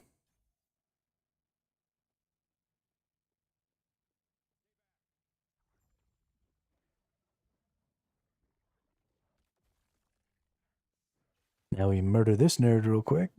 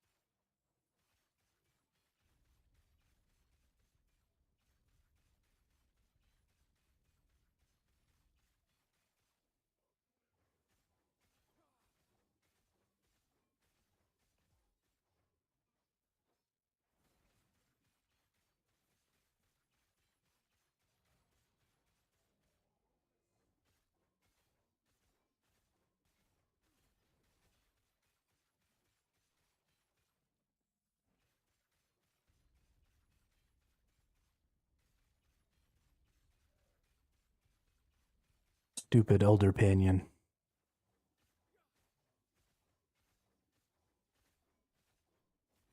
His greed and lust for power has turned him into a weird husk.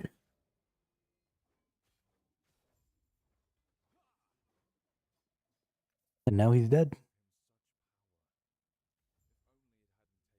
Poor little guy.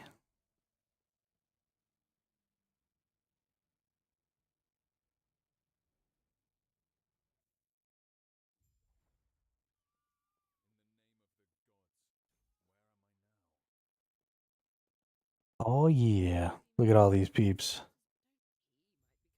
We've made it to the end of time. Now we get to pick our subclass. So we're no longer going to be Sentinel. We're going to go ahead and be a Paladin. I'm obsessed with the Paladin class.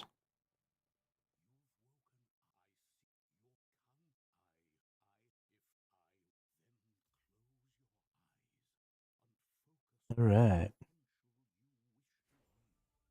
Confirm that. Let's go into the skills. We definitely want to go ahead and put Holy Aura on.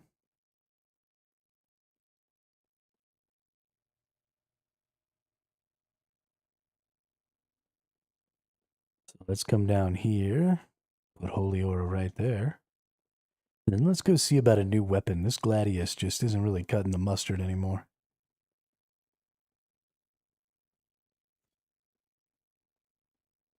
Let's go hit up this gambler spot here.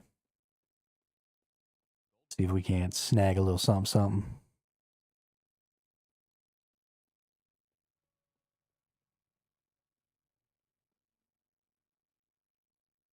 Boy, they really don't want me to have anything more powerful than a Gladius right now, do they?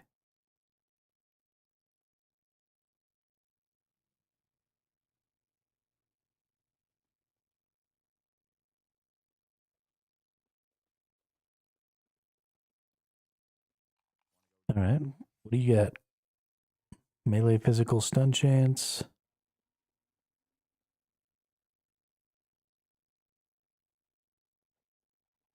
Probably not worth.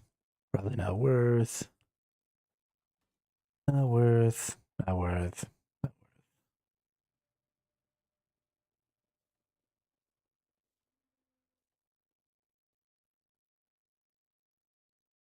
This is way better than that 3% movement speed.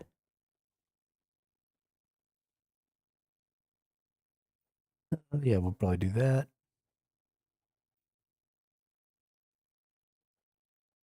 Drop that in there.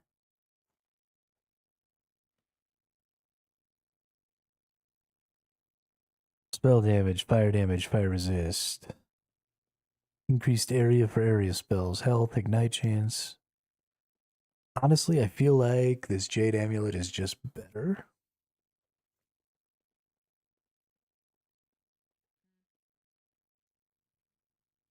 Let's hit the regular shop. We got a regular old Gladius.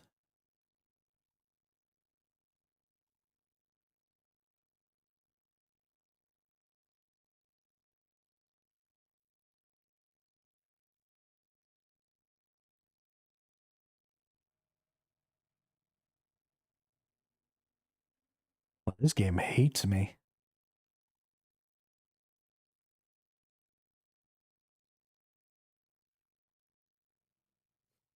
Doesn't want to give me no good items.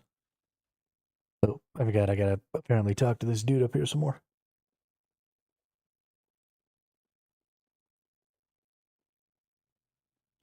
This little druid person here. I dig him.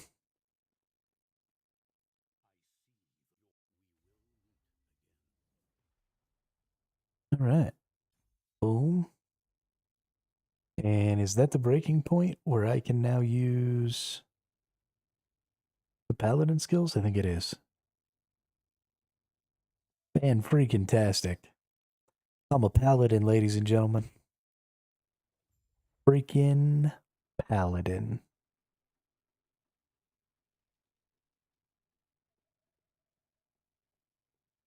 Paladins kill jumpers. I kill paladins.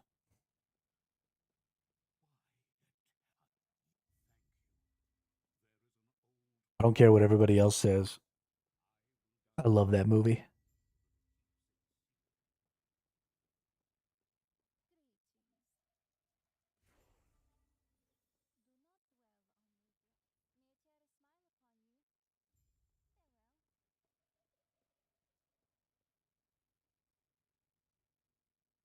Physical damage, fire damage, lightning damage, pen, fire. Yeah, that's probably what we want. But at 3 points, we can get block chance here. Let's go block.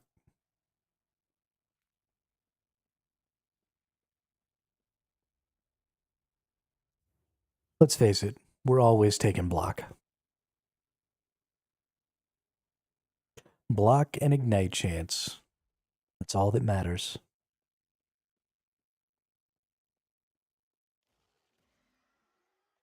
Well, that was kind of creepy.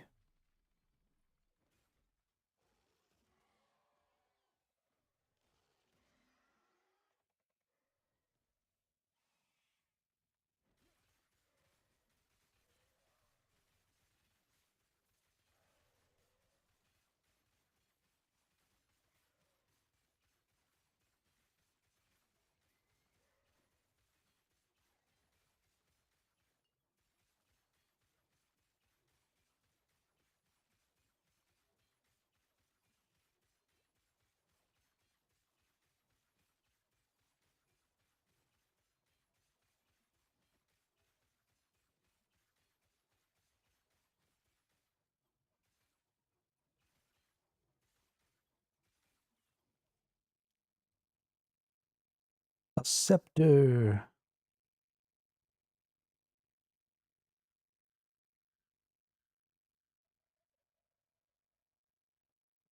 No need chance to poison. Level 52. What the fuck is with these people, dude? I'm only level 16. Calm down.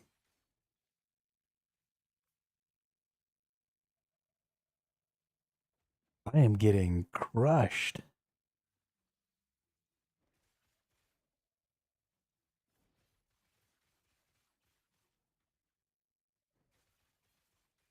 I mean, not that it actually matters, but still. These people are all in the end game already. I'm barely even in Act 1. Or am I in Act 2 now? Okay, that's just fun to kill all those enemies, though. Look at it. Oh yeah, we're gonna kill this boss. We're gonna murder all these little dudes. Because why wouldn't we? That's just entertaining.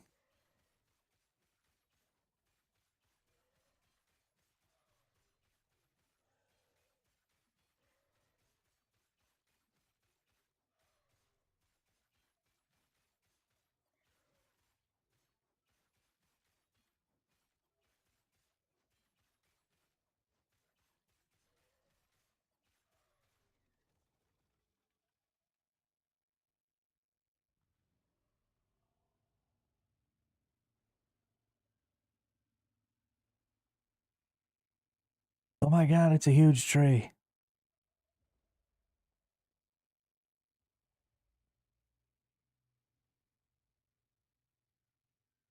They've definitely added a lot to the audio in this early game stuff. Either that or I've never noticed a ton of audio cues in the past. I don't think that's the case. I think they've just added a ton of audio.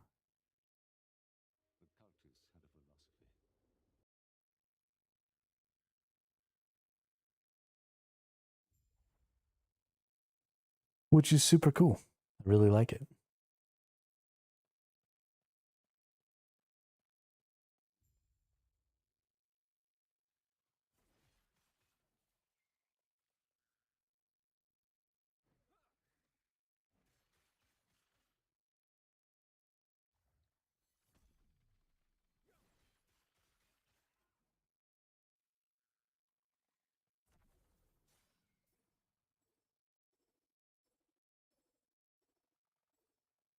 Assassin Shrine. Assassin Shrine. Run around with the assassin shrine. Don't have to fight anything.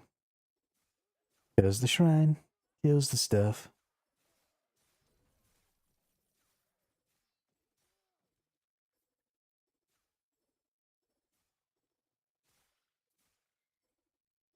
Ooh, another beast.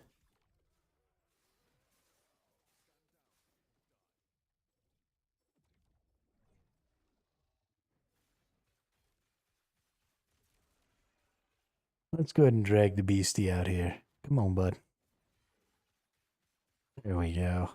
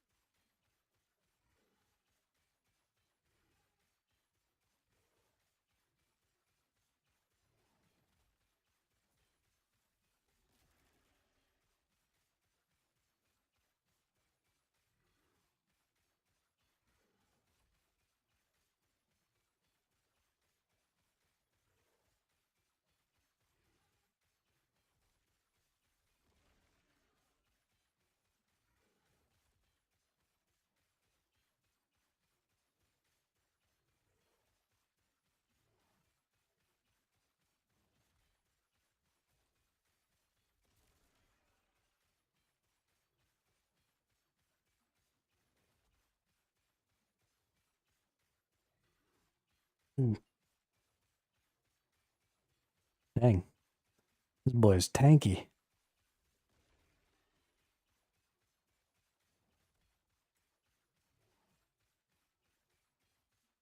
So tanky.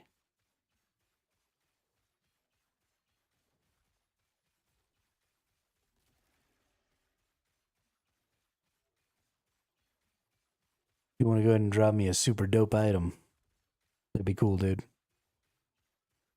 I'd be happy.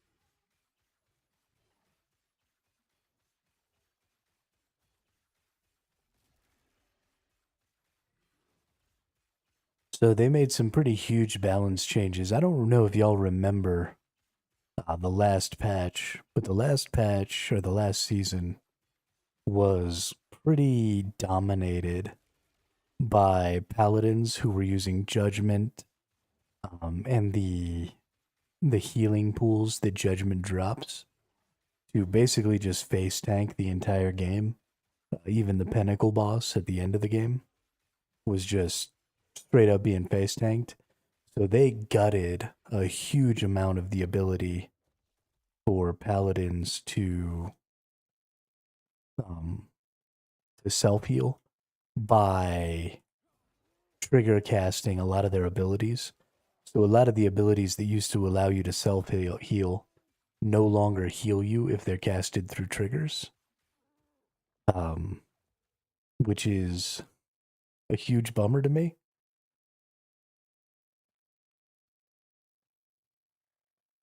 But also the pool from Judgment has a significantly smaller heal over time as well. So a lot of stuff was done to try and limit the overwhelming sort of superiority that we were seeing last league when it came to paladins. So hopefully we'll see quite a bit more build variety. They also did some pretty big stuff to improve the AI and the viability of minion builds, which is important. just generally making them fight better and follow you better.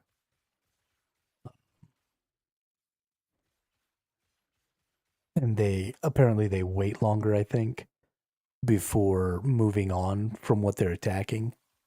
So, ooh, nice loot lizard. Instead of having to worry about, sticking around so that your minions will stick around and fight enemies, now you just keep moving and then they'll attack the enemies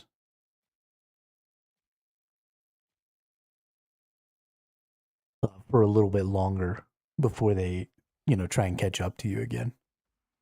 So you don't have to necessarily stay as close and you can kind of move through and group things easier and, just a bunch of stuff like that, which should help significantly with minion builds. A lot of the problems with minion builds, just kind of in general in ARPGs, is having to deal with managing your minions. And so there's a fine line to walk between, making the minions fight too intelligently and so making them extremely overpowered and, making them so stupid that they're basically not viable as an option because you just end up, kind of controlling them so much or micromanaging their activities so much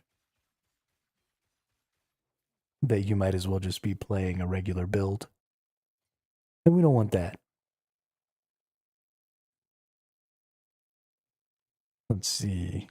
Pretty much nothing that these gloves use are worth anything to me. This is physical resist, lightning resist, and attack speed. We'll probably throw those on.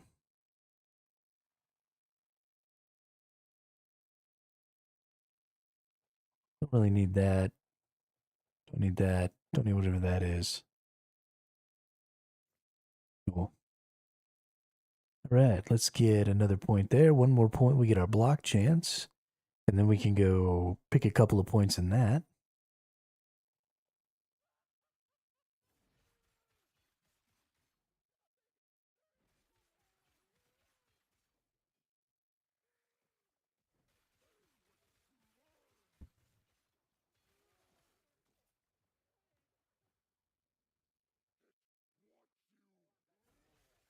Really not all that useful to kill as many enemies as I've been killing.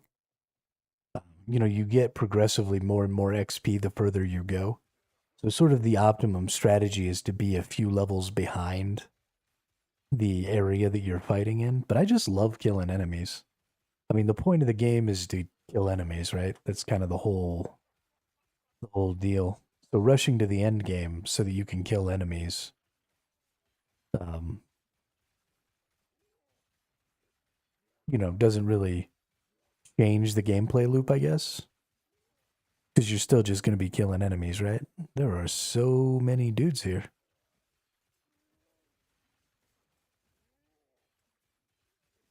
That was getting a little scary there for a second.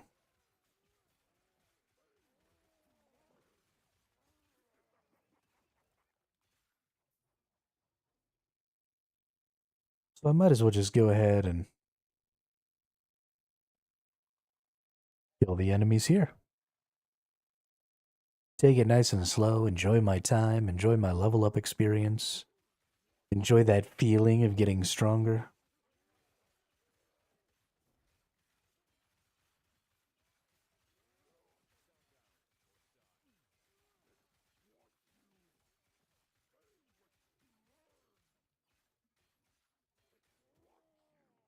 I understand racing.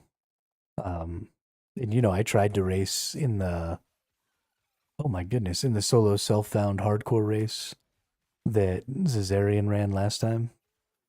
And I got the absolute crap stomped out of me. I never even made it to the end game that you were supposed to get to. So I understand. I mean, it's a lot of fun for sure to race against other people to try and get, all the way to the end game fastest and kill the biggest, baddest bosses the fastest and stuff.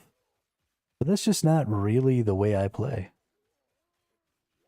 You know, I get distracted when I play. I'm looking around at stuff that's not really what I'm supposed to be looking at. You know, I don't pay a lot of attention to my health. I don't pay a lot of attention to trying to stay alive. I'm I'm enjoying watching the game happen as I play, you know?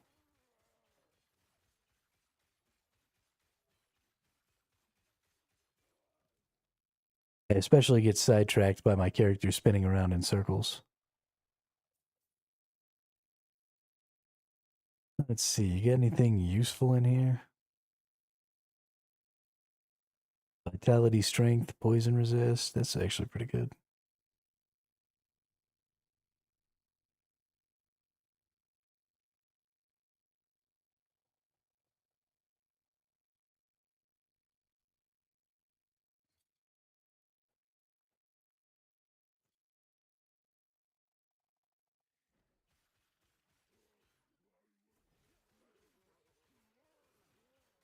These void prophets seem to be dropping a lot of shards and stuff. They're pretty difficult to kill. They got a lot of hit points and they power up other enemies around them, it seems like. But I've been getting a lot of shards from killing them, so I think I'm going to keep doing that. A lot of shards and a lot of yellows. So, you know, since I don't have to worry about dying.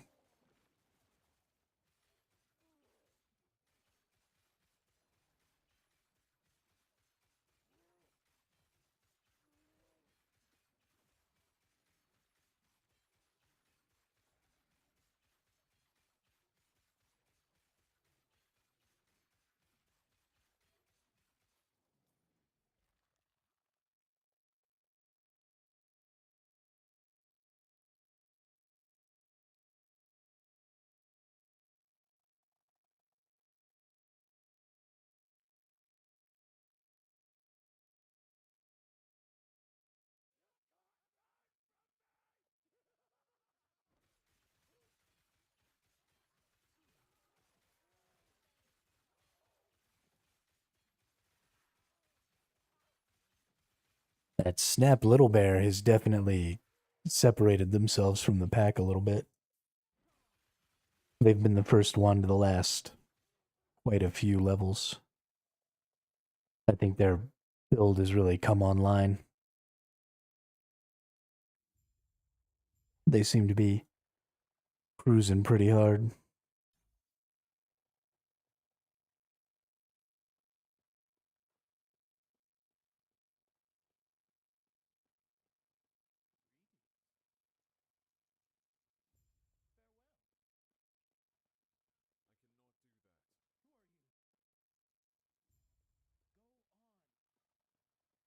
I've sort of caught up to some people that started, I think, a little bit before me.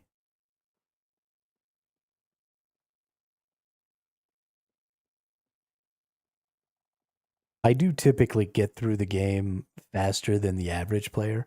I'm significantly slower than the highest tier of player. But I am a little bit faster than the average player. And so, you know, when I get to end game, usually things are pretty dead. Even for a couple of days. I get there faster because I play more. But also I get there faster, like in a fewer number of overall hours. Um, by at least a little bit. It's not a huge gap, but it's a little gap. And so I'll get to the end game by the end of today. And then, you know, start working my way through all of that stuff. Start getting myself into empowered monoliths and doing all that. What's these? And strength phys resist. Probably not. Honestly, I need to take these over here. Yeah, why would I not boost this vitality here? Ooh, Cliff of Envy. So they've changed the envies. Changes the item's subtype to a different one with the same class requirement when adding or upgrading an affix. So this is really cool. And I'm really going to be using these. These are different than the Glyphs of Envy that we used to have. Glyphs of Envy used to be used to give you um, stability on the end game, um, the monoliths at the end game. And now they give you this very interesting.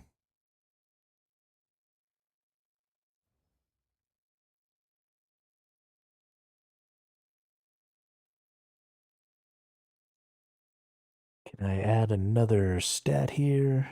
Okay, I don't have any strengths, which is what I want to add eventually. I'm going to be keeping these boots for a while.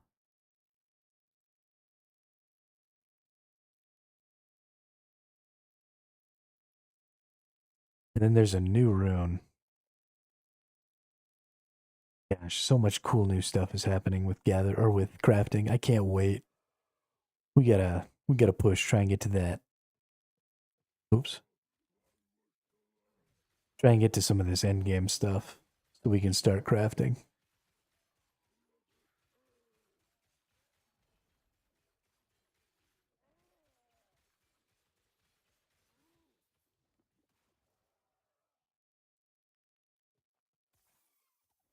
Ooh. Man, I've been finding tons of loot lizards. I think this is a big loot lizard.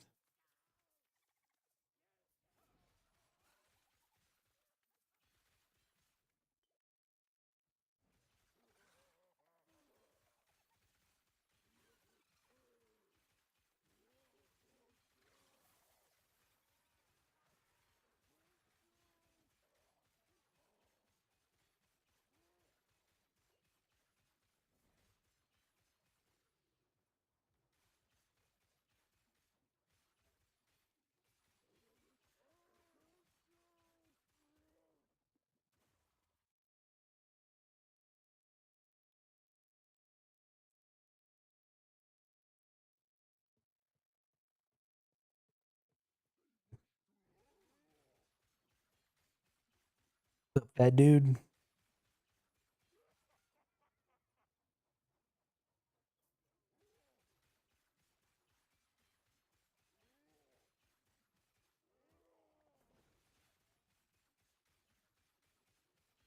An iron cuirass of embers.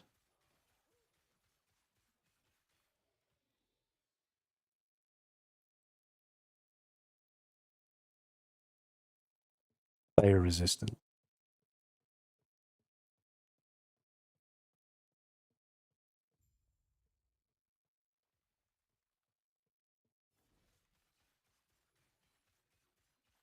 Not the void centipede.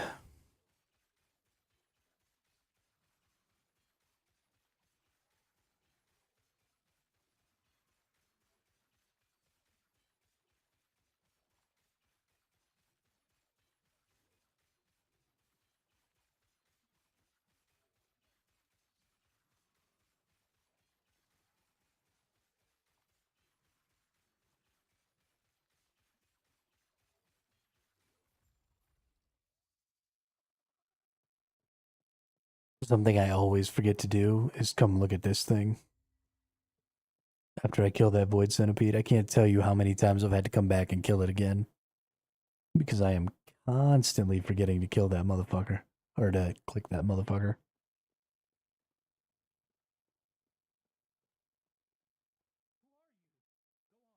So dumb.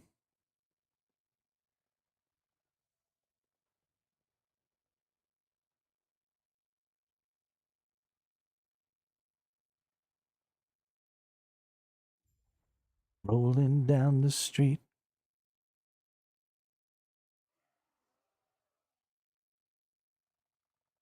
I don't even think I'm going to get to level 20 by the time that shaman person gets to level 60.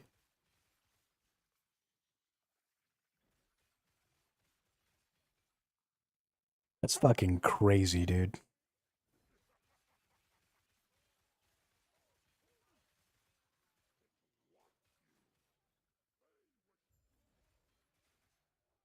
Absolutely friggin' bonkers.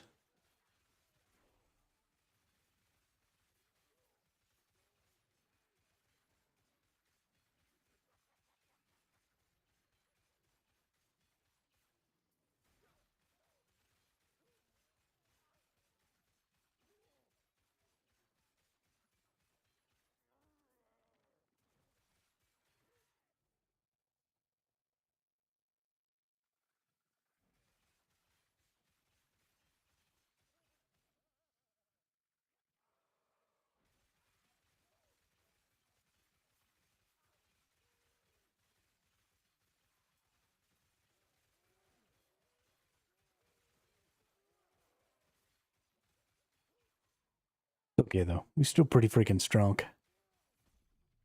We don't do a lot of damage. We don't kill things very quick, but we don't die either, so that's fine.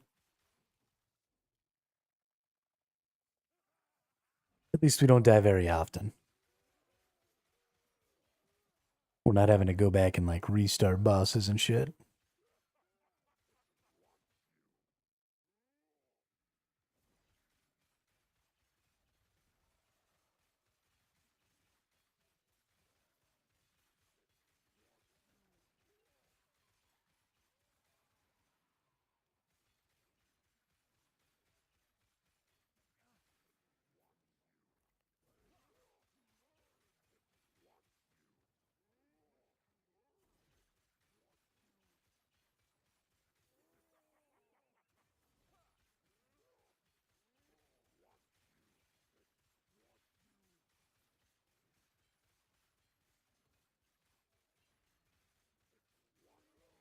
So many of these fat guys.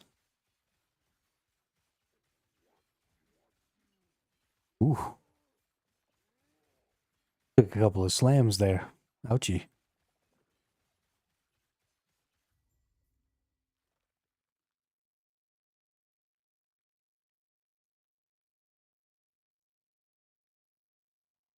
All right.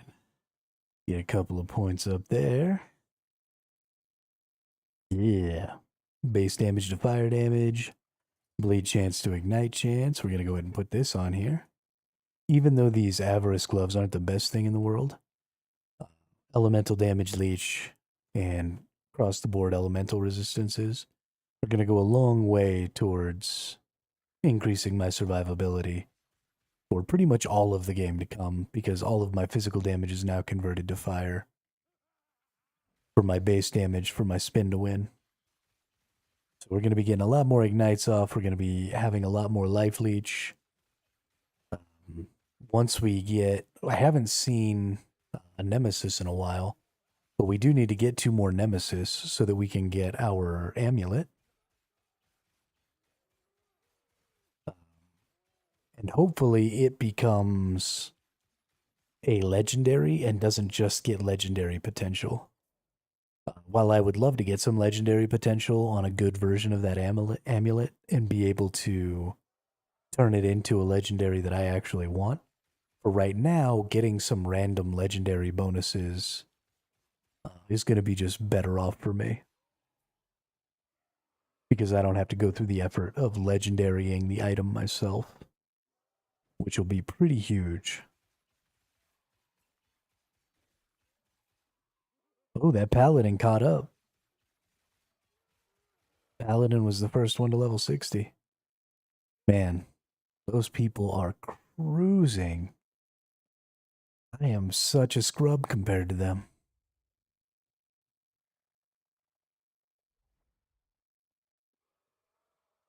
Ooh, we got another beast. Is it going to be the one where I actually get to go into the rift, or... I don't really understand that system. You know, is it random whether or not I get to go into the rift?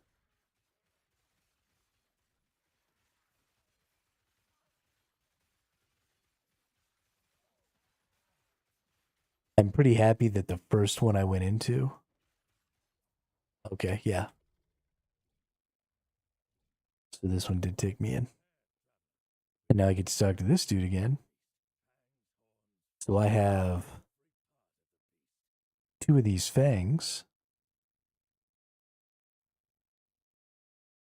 2 fangs can be a petal. Okay.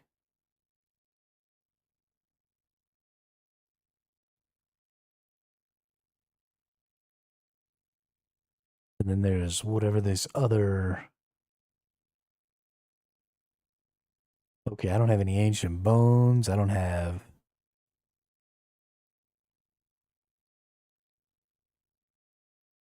Let's see, so we got fangs, we got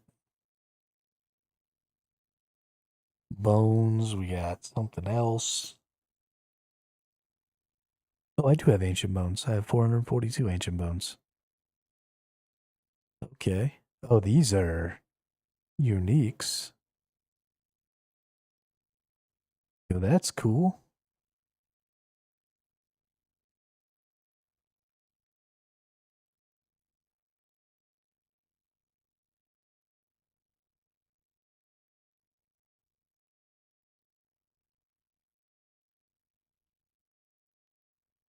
Oh, wow. 20% of current health lost per second. 42% of missing health gained is ward per second. Maximum health gained is ward decay threshold. Maximum health applied is ward limit. Bonus to health, stun avoidance, all attribute. That's a cool armor.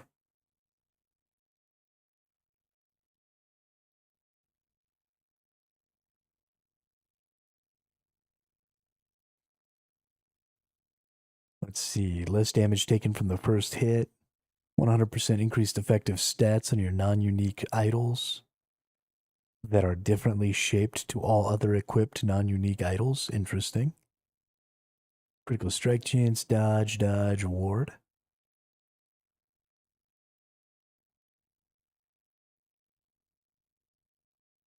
A lot of health loss kind of stuff. Oh, here's that thicket. The damage reflected to attackers. 209 damage reflected to attackers. That's actually pretty huge. Every 0.5 seconds, you blind all enemies facing you and deal damage to them equal to your damage reflected to attackers stat. So that's just giving you like an aura damage. Plus 40% more damage reflected to bosses and rare enemies. Increased armor. Armor against blinded enemies. Physical resist. Damage reflected to attackers per 10%. Uncapped physical resist. So yeah, this is definitely an interesting build option. Cool little shield. Plus to strength skills, plus to strength. Use a movement skill, you attack up to 3 nearby enemies with vengeance. Block chance. Health gain on block. Yeah, there's so much cool shit in here.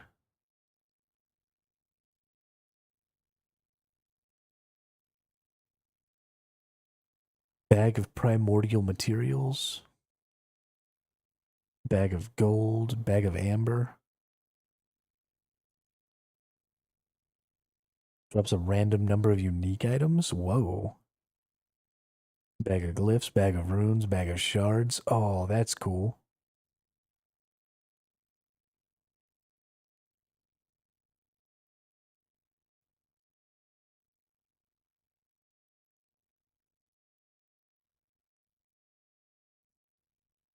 Yeah. Okay. I really like this new season mechanic.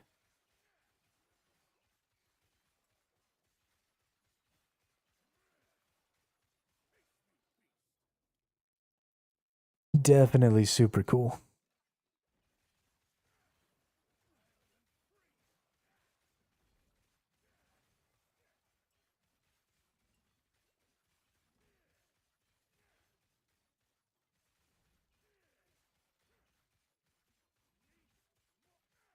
That dude's called a magma belcher. They explode when you kill them. That's super obnoxious.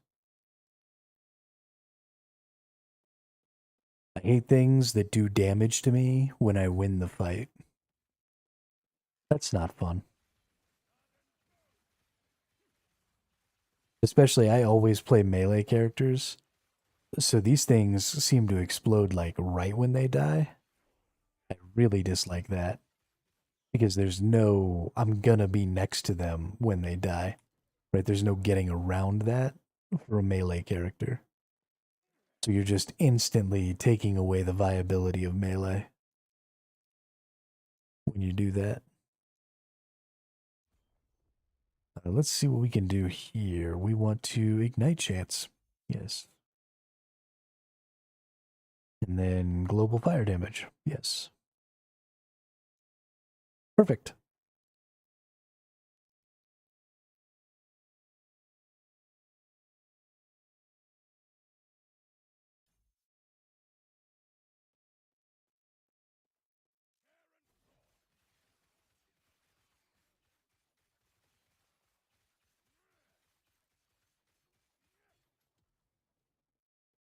We just lighting shit on fire.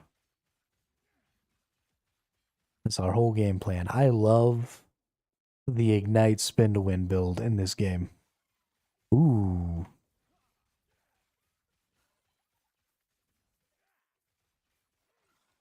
A blue loot lizard. I believe this is an idle loot lizard, if I'm not mistaken. Yeah, it is.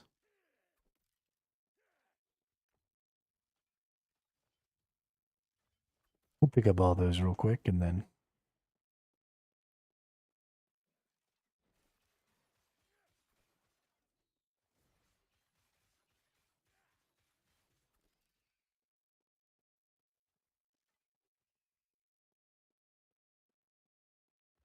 All right.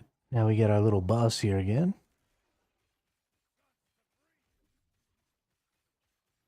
Gonna get some more of these.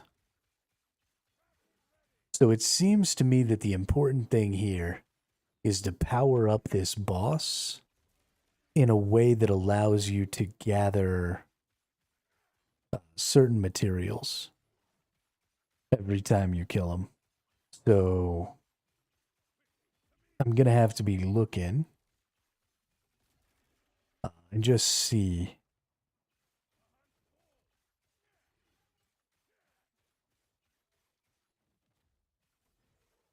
You know, what types of materials can we be getting? So I'm getting primordial fangs right now, which is awesome. I can get more primordial fangs. And okay, so that's what these colors are for. This is giving fangs, this is giving petals, this is giving feathers. So the color that it is determines what it gives. Now, I think I always get, every time I kill it, yeah, I definitely always get these bones every time I kill it. And then I can upgrade it 4 times, right? So I have 1 of 4 right now. So I think every time I upgrade it, it's going to give me whatever the loot bonus is. Plus, it's going to give me these drops. So level of skills affix shards is actually huge. So I'm probably going to be taking this one. Gains wings for a slowing cyclone ability. So definitely we want to be getting a variety pack right now, I think. Plus we definitely want some skill affix shards. Those are really, really good. So we'll go ahead and evolve our beast here.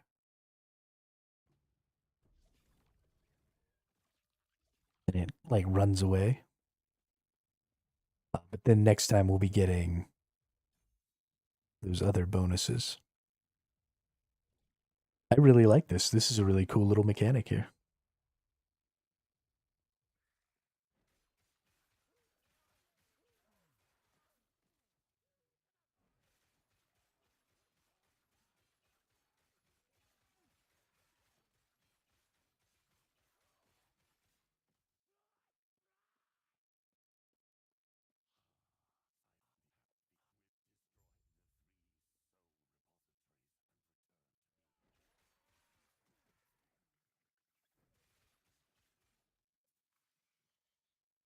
The fire from the cyclone also looks like it's been given a little pass, just to improve the way it looks.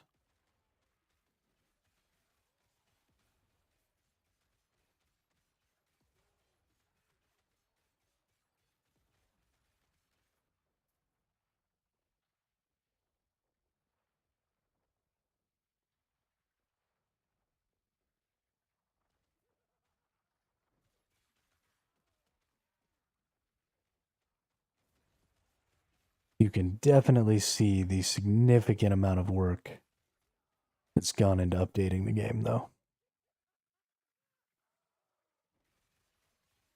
It is looking good. Every time I come back and play this game, it makes such a huge amount of progress, not just in the way it looks, but in the way it plays. You know, in the depth of its systems and the broadness of its systems. I'm always very, very impressed. And that's just kind of the case with ARPGs in general. there's a lot of focus on new mechanics and updating mechanics and, just making the game feel and look and play better. It is definitely one of the genres of game where there's still um,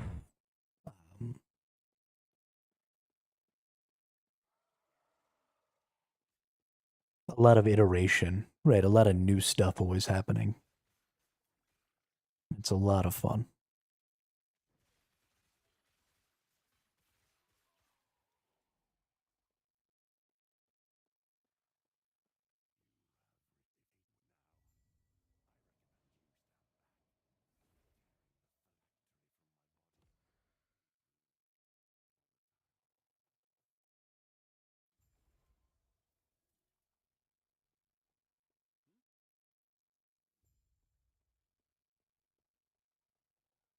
Do I have anything in here that's of any value? Increased health.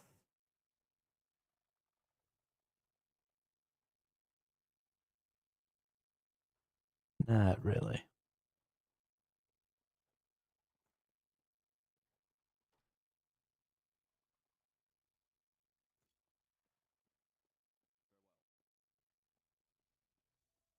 There's not even a. I was gonna look for a weapon here. I really need a new weapon. My DPS is dot garbage.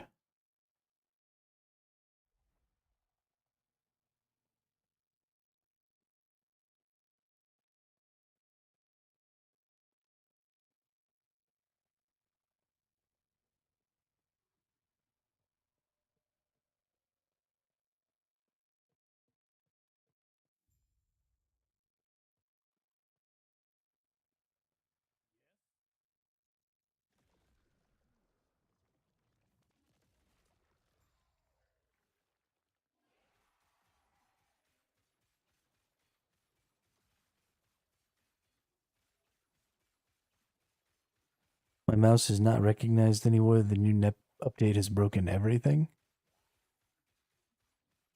The new update for StreamerBot.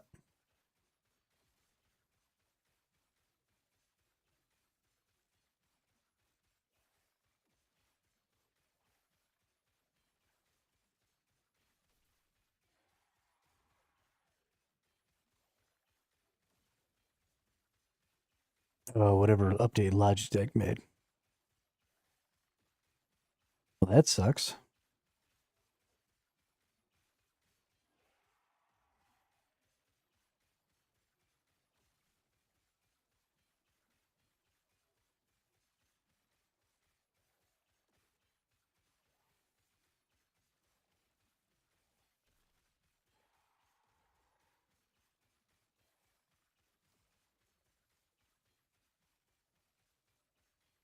Don't even have a backup mouse, so no more games and streams.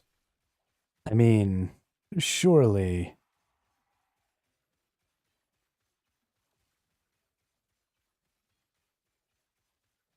surely there's a solution.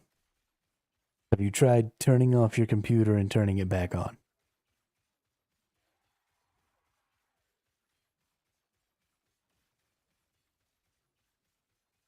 What I would do is I would turn your computer off and then turn your computer back on.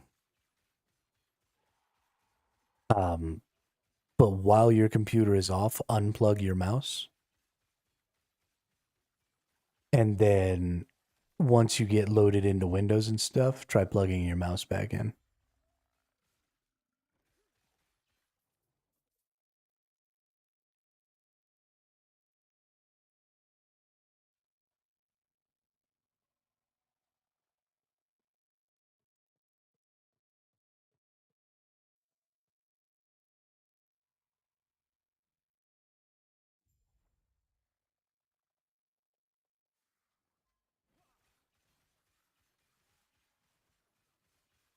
USB devices can be super duper finicky.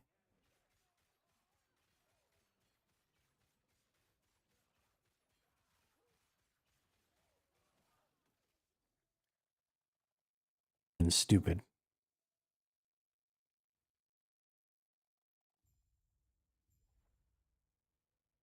and I hate them.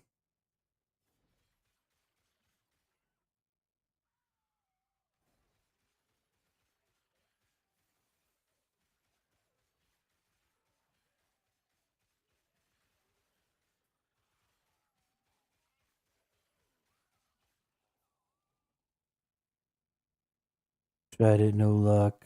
The mouse works, I can move it at 1 FPS, but doesn't register clicks.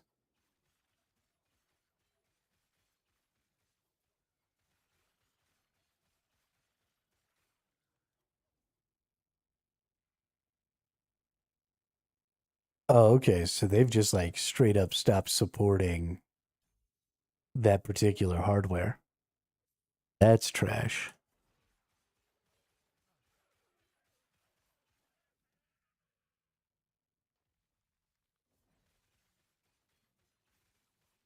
Like it's fine if you don't want to make more like updates and stuff to your older versions of hardware, but you can't put out an update that bricks older hardware.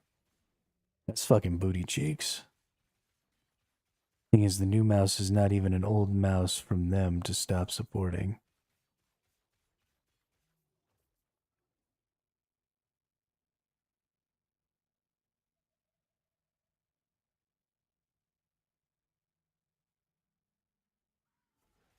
Hmm. That's weird.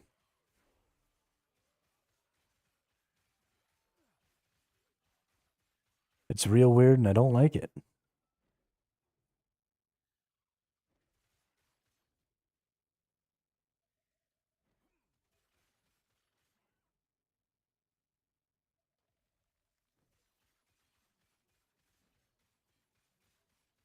I wouldn't do that either. Razer also sucks.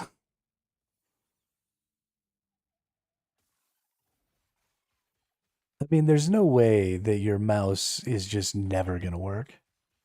Like that doesn't even make any sense to me, especially if it's not old hardware, if it's new. There's got to be something. The update might have broken something and needs to be patched again, or there's some sort of other incompatibility with your computer or with drivers or something like that. Maybe there's an incompatibility with your USB drivers, or I mean, there's a ton of things that could be the problem. So I wouldn't write the mouse off yet and replace it.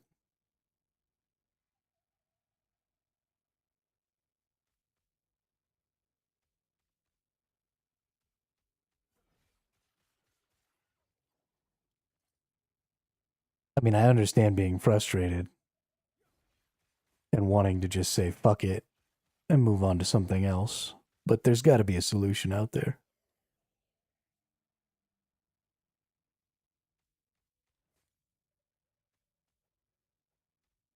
There we go. That's a lot of more damage.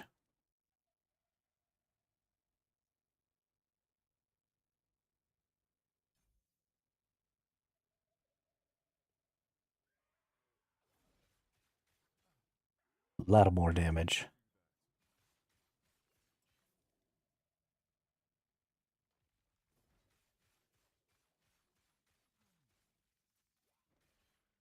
Oh, there's a boss dude down here, champion. Let's go kill this champion.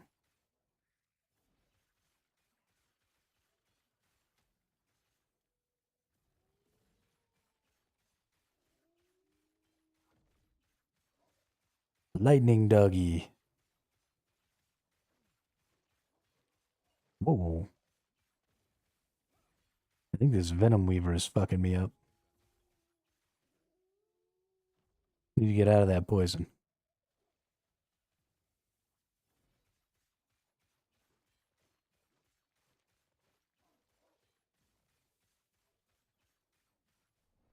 Oops. Womp womp.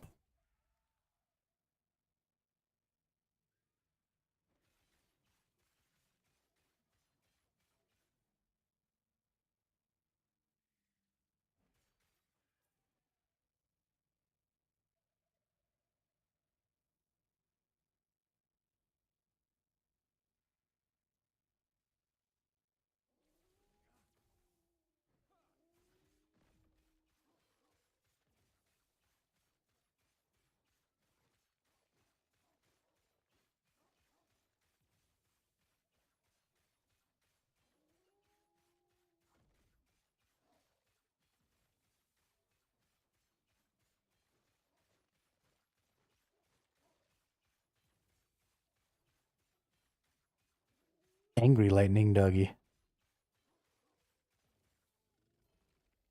Eee. Don't care about that thing. Don't care about that thing. Don't actually care about these boots either, but fuck it. We'll pick them up. I like uniques. Uniques make me happy.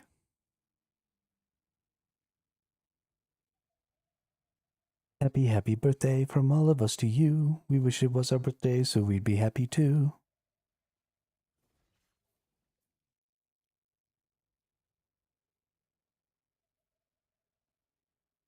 Gotta get those crafting mats.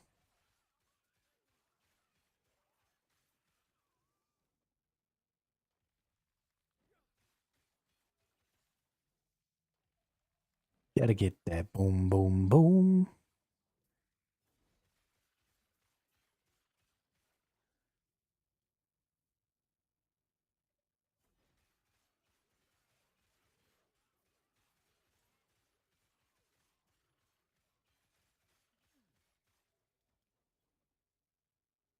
Ooh, boss again.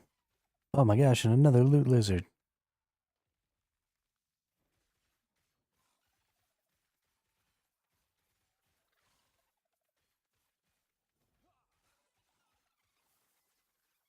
Yeah, loot lizard.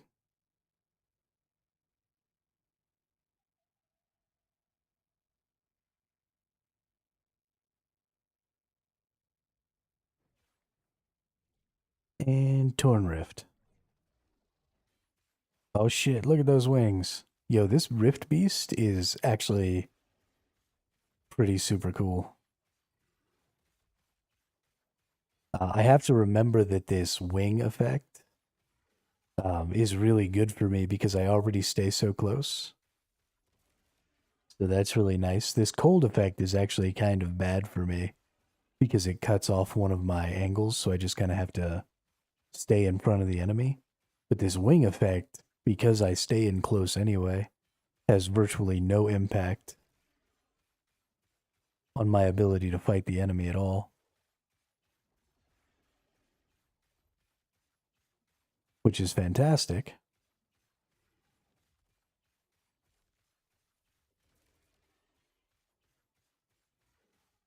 So I will have to continue using this wing effect.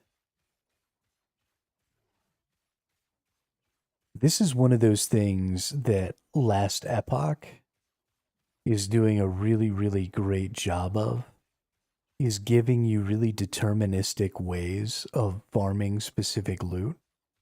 So getting to choose which parts of the creature I'm getting is allowing me to choose which things I want to be able to buy from uh, the merchant dude, the other hunter guy. And so that's really, really awesome because it's giving me a very choosable path to upgrading my character all throughout the future of the season. So I'm primarily going to probably be using what I gain from this on buying glyphs and runes and shards and stuff like that so that I can do some more crafting because I very much want to buy bases and then craft those bases into really, really high tier items, or find bases and craft those bases into really high tier items. I actually don't think you can sell an item after you've purchased it. I'm not 100% sure though. But now we have a primordial feather on top of our primordial wings. Is there somewhere where I can see? Here we go.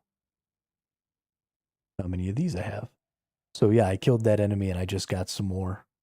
So you get fewer, I think, when it's just the boss. But that's cool.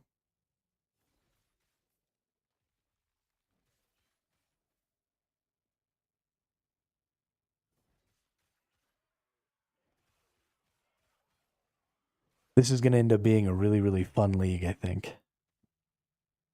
Or a season. They don't call them leagues. Shrine of Divinity.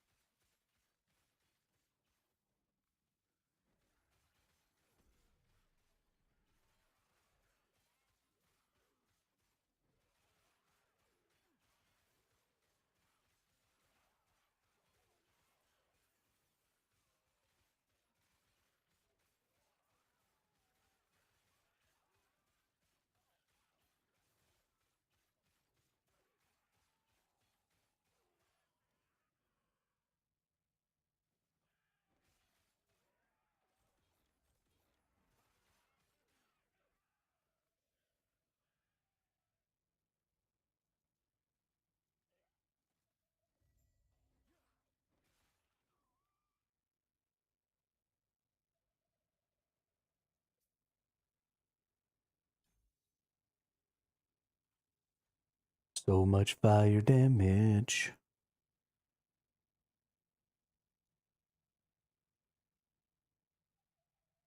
So much fire damage.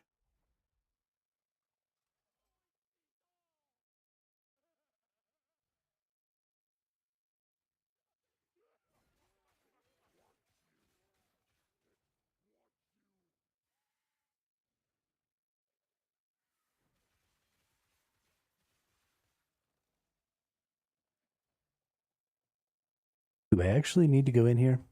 I think this is where I fight the dragon. If I'm not mistaken. Oops. This is a new... I don't think I like the new transition screen. It's a little too busy. It's a little too much.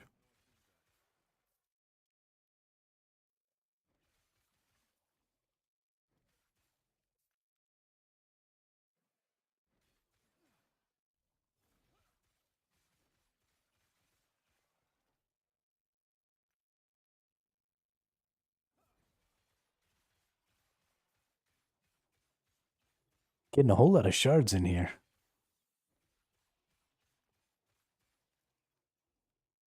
Ooh, nice. Now we get Ignite Chance, don't we? Ignite stacks and trail each 1 second. Full spell damage. Melee fire damage to ignited. Fire penetration with Ignite.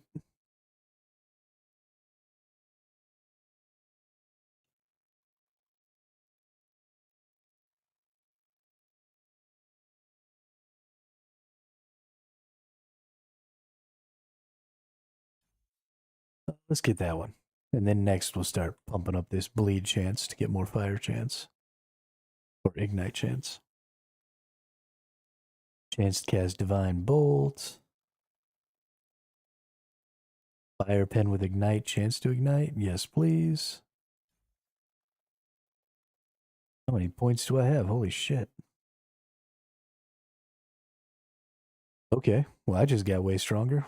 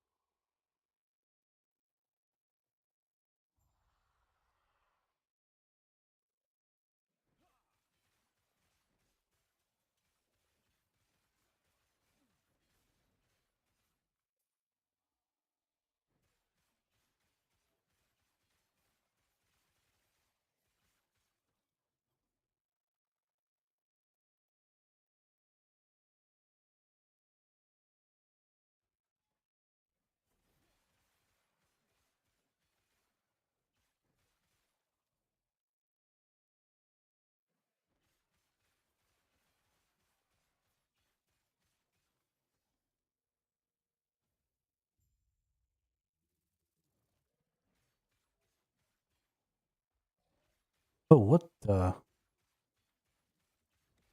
This is new.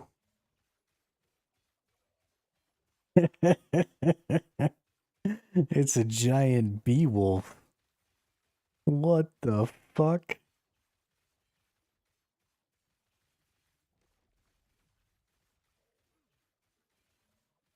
Yo, drop me something dope.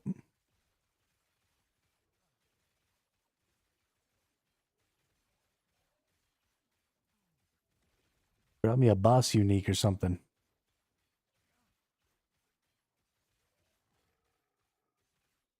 You suck.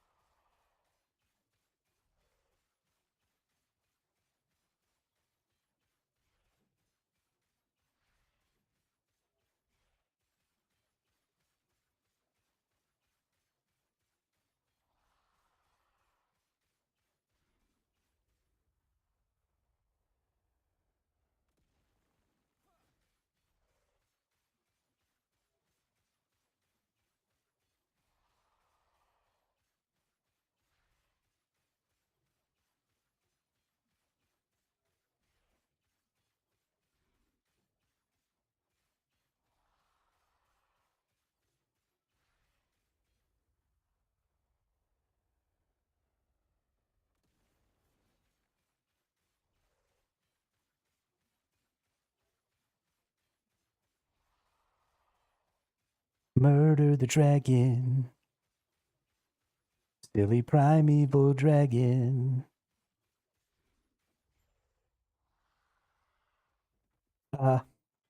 You're murdered.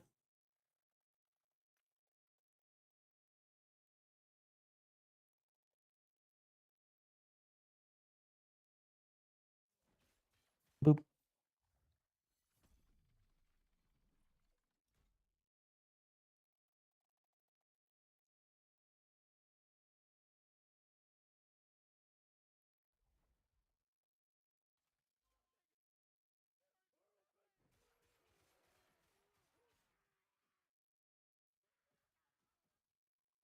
That was cool that it didn't make me try and figure out where I was before. It allowed me to just choose to travel back to where I had gone in. That was very convenient.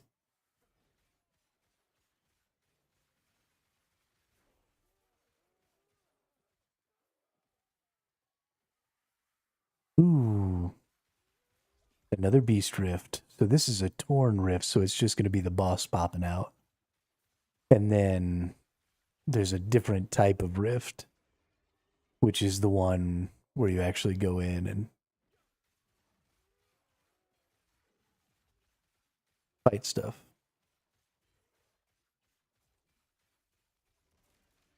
This is so cool, though. I really love how the boss changes based on your choices.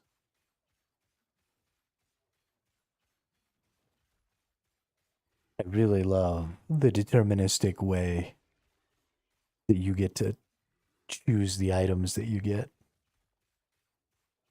I'm interested to see what sort of metagaming will come out of it.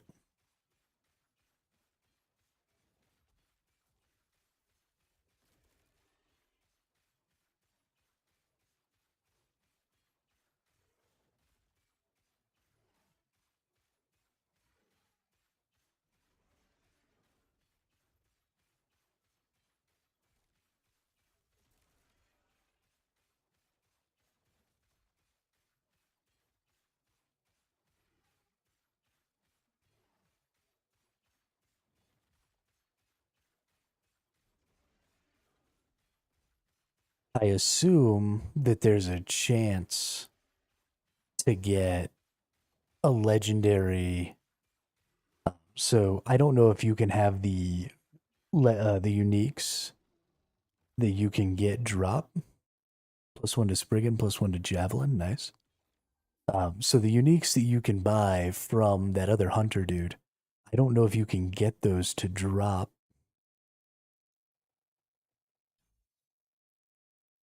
without um,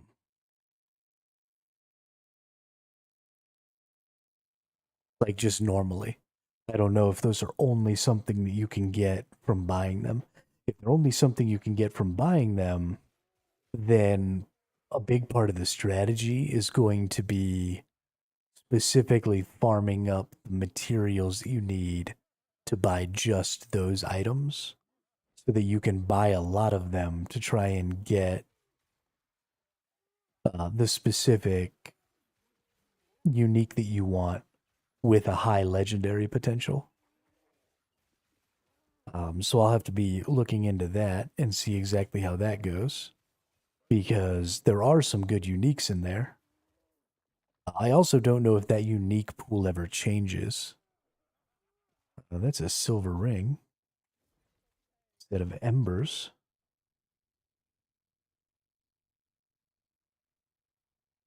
Yeah, I saw that, Gravy. Me and Charles were talking about that a little bit. I might return to Dune at some point, but it won't be until they fix the faction and Landsrad system. Until their endgame loop is actually working, I will not be returning to that game.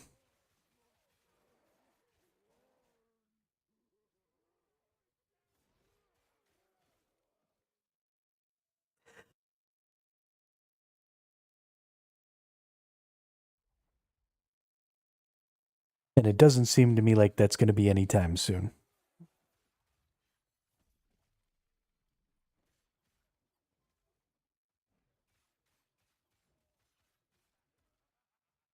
I honestly think it's a bad idea for them to be focusing on putting out new content right now. Um, because they're never going to be able to put out enough content to keep players happy. And especially not to keep like content creators and stuff playing the game.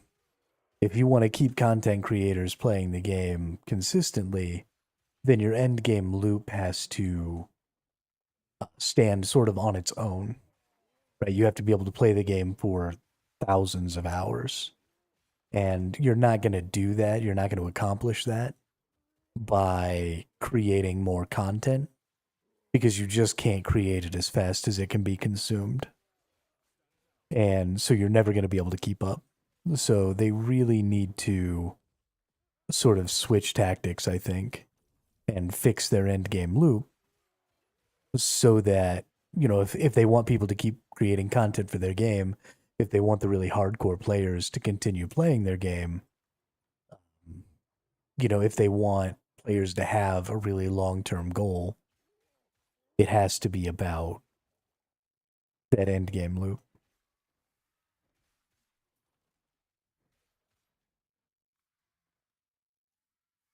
It's an MMO survival game, which, I mean, those are the two genres of games that are most about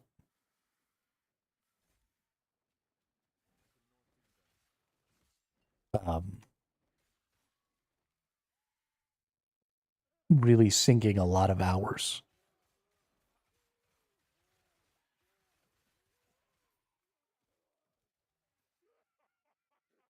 And so when you mash those two genres together, the expectation should be that the people who play your survival MMO are likely only going to be playing your survival MMO with all of their free time, and that they are likely going to have a fairly considerable amount of free time.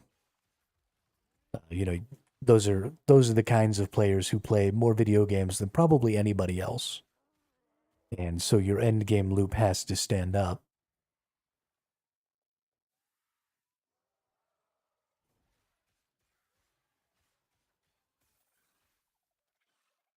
Loot lizard, come here, you beautiful bastard. Oh shit, now there's a falconer at the top. What the hell happened? That's a person whose name I haven't seen yet.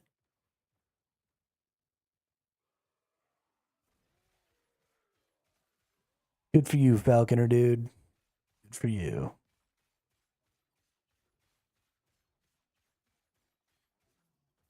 You know what else I haven't seen in a minute is a nemesis. I still need two more nemesises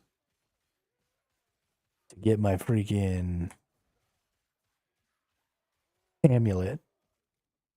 And I want my freaking amulet, dude.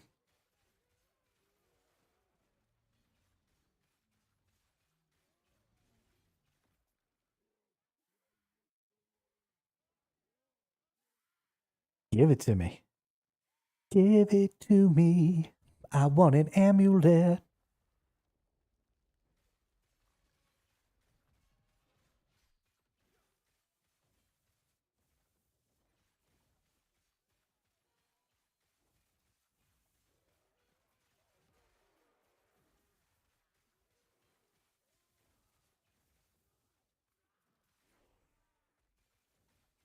Yeah, level 24. Who's the baddest of the bad?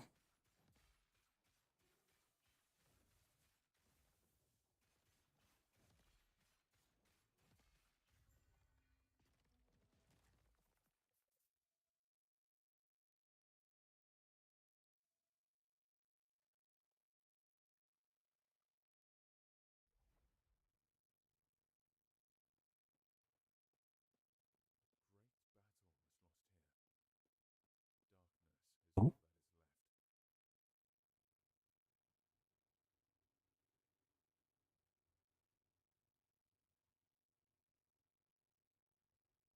I kind of want to just keep going Ignite chance here.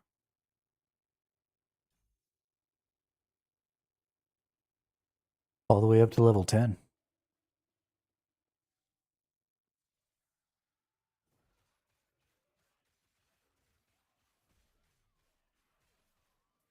I think we're gonna. I think that's really gonna pump up my damage.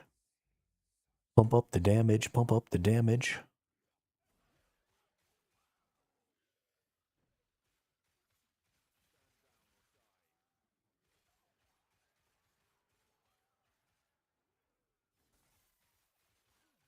Oh shit.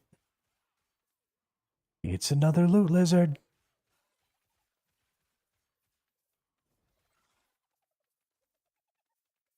Come here, you little fucker.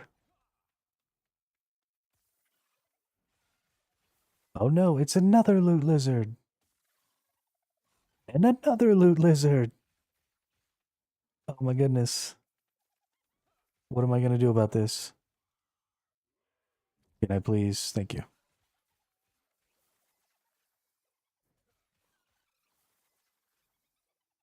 Oh yeah. That's beautiful right there.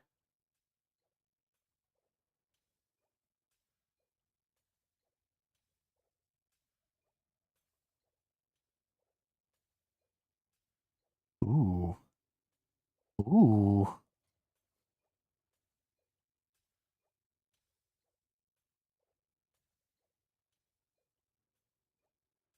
Hang on. We picked up some stuff here.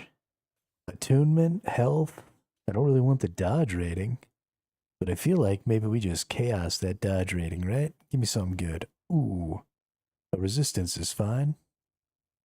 And then we want to go ahead and pump up the strength here. We don't have any strength. Let's get some vitality then. Go ahead and add some of that. Add some more of that. Pump up that health affix. Yeah. That's a nice little something something there. Endurance while on warpath. We might go ahead and just shatter that. Let's see what I get. Hey, we get our endurance while channeling warpath. Nice. Now this has vitality, strength, and 2 resists. This has vengeance. Don't care about that. And then what did this have? Let's actually go ahead and shatter this body armor as well. I did not get the lunge out of it. That's too bad. But then let's take a look at this. Honestly, I kind of just want to bump up that. And then, yeah, let's just hit these resistances as hard as I can. Because they're definitely better. Yeah, a little vitality, a little strength. And the dodge rating isn't really valuable there. So we can put that in there. We can put this in here. We can hit the old shatter with that. Actually, because I got a vitality shard there, let's come back in here. Let's bump this vitality one.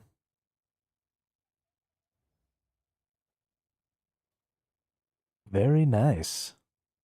Still got a little forging potential. We got a lot of forging potential here. Let's hit the chaos. Don't need intelligence. Don't need lightning damage, whatever.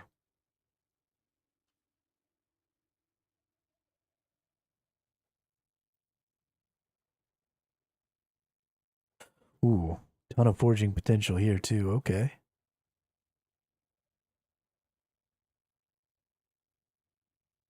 Damage taken on block. Block effectiveness. Nice. And then let's see about some of these. Health on kill. No. Chance to shock. No. Increased health. Lightning resist. Chance to gain ward. Damage over time. Poison damage. Stun lightning. Damage over time. Physical damage. That's at least a little bit of a boost here.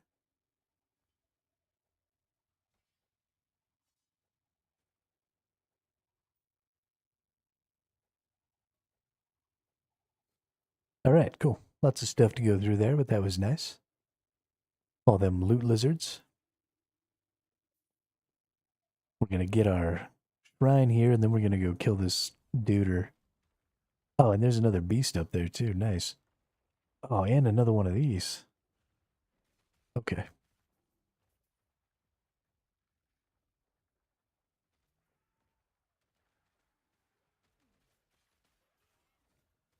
Nemesis Empower.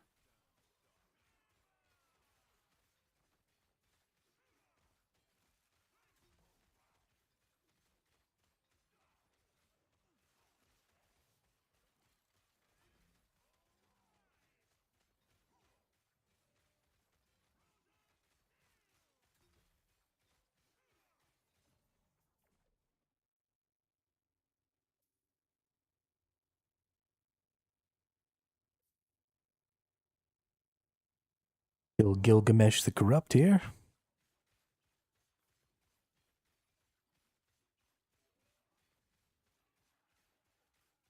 You're a big old nerd, Gilgamesh.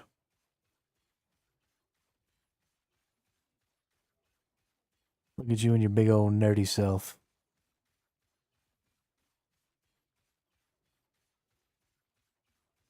You're getting murked, dude.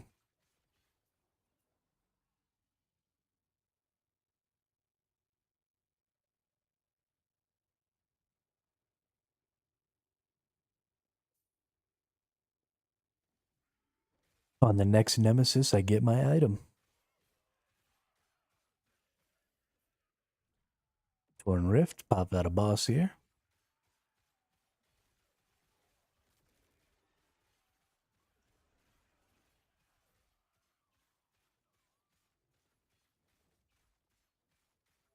I really want to go in and evolve this thing some more. I really want to start stacking up all of the resources that this can give me.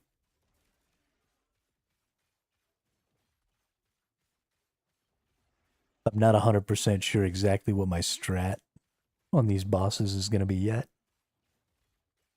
And I also don't know, is there some sort of value to ending the hunt um, or ending the evolution and starting over?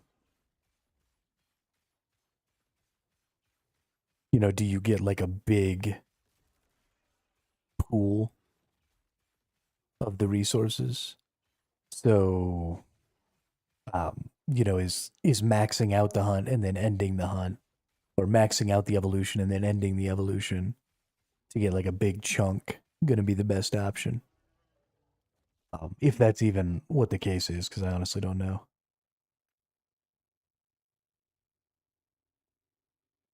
I assume that's probably what happens though, because you probably get extra. Am I supposed to go this way?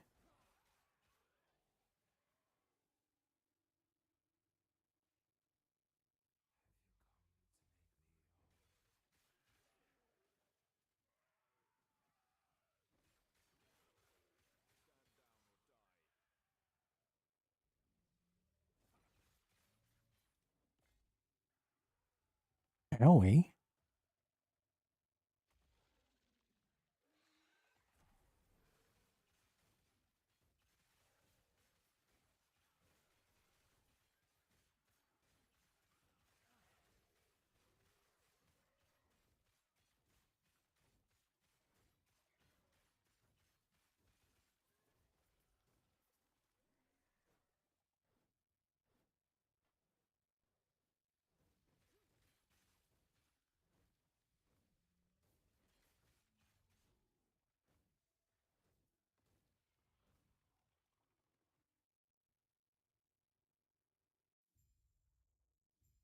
Let's get it started in here.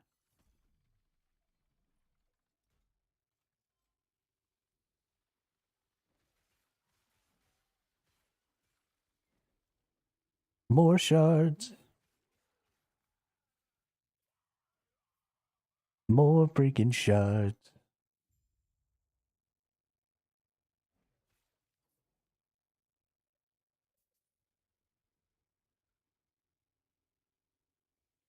I love crafting in this game.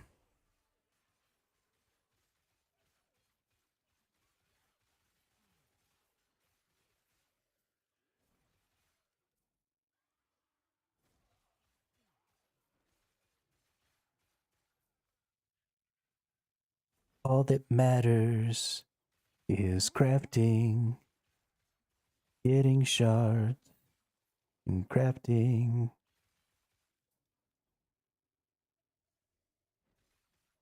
I'm gonna make like some perfect items this patch.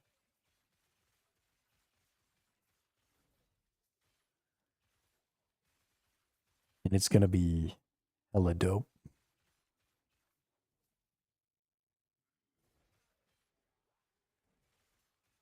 Kill all the scorpions.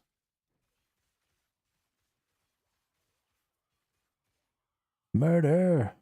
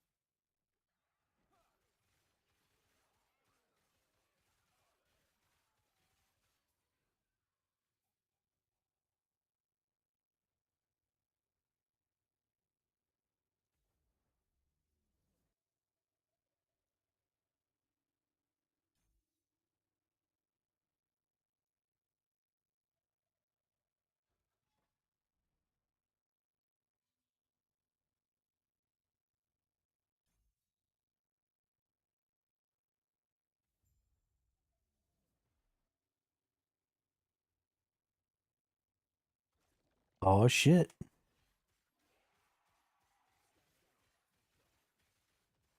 I really hope that I can just go straight across here. Dang. I gotta go all the way around. But I kind of want to do it. Even though it'll be kind of a pain in the ass. I kind of want to go around to go get that beast thing over there.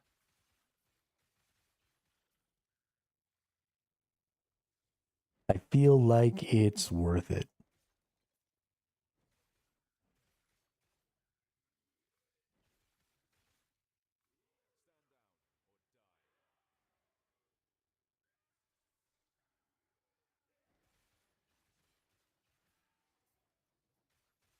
Yeah, definitely worth it.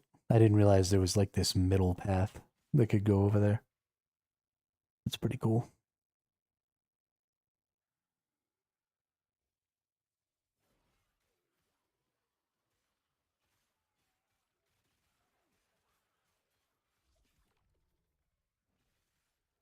Ooh, it's a mysterious rift too. Yeah, good thing I came over here. Because that's the one that sucks me in. Dope. All right. Do we have the exact same stuff? Okay, so it looks like we do get the same stuff. This Rune of Evolution is going to be kind of a big deal. So thank God I'm getting some feathers, and that might actually be the deciding factor. So petals here, whatever this is, and then um, fangs. Bag of amber for your Weaver faction. I don't even really remember what that is. Random combination of primordial horns, fangs, petals, and feathers. Okay. So 15,000 bones. And I definitely need, I think this is like a heart. And then I definitely need.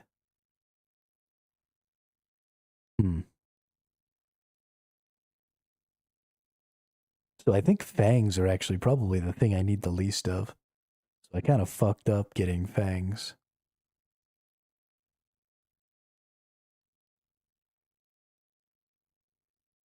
There's horns and hearts and petals. So I kind of need feathers, petals, horns, and hearts. So the Rune of Evolution evolves an exalted item into a primordial exalted item.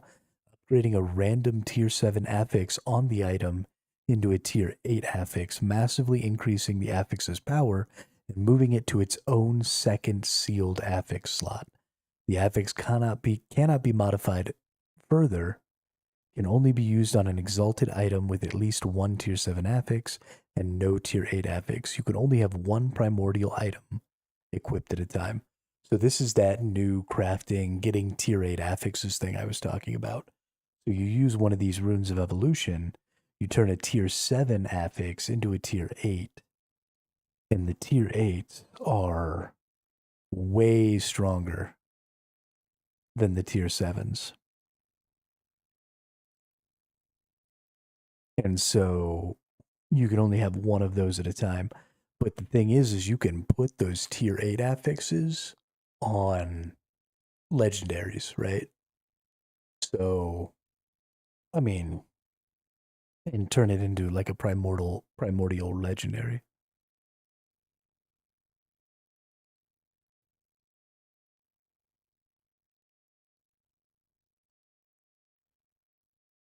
This is so cool. Yep.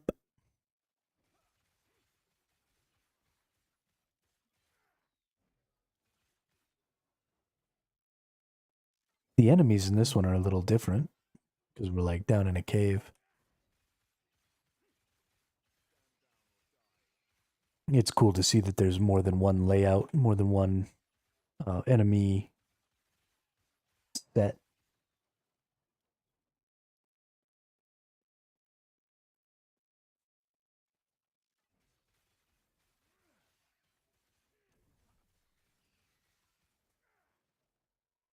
Get our shrine and go kill our boss.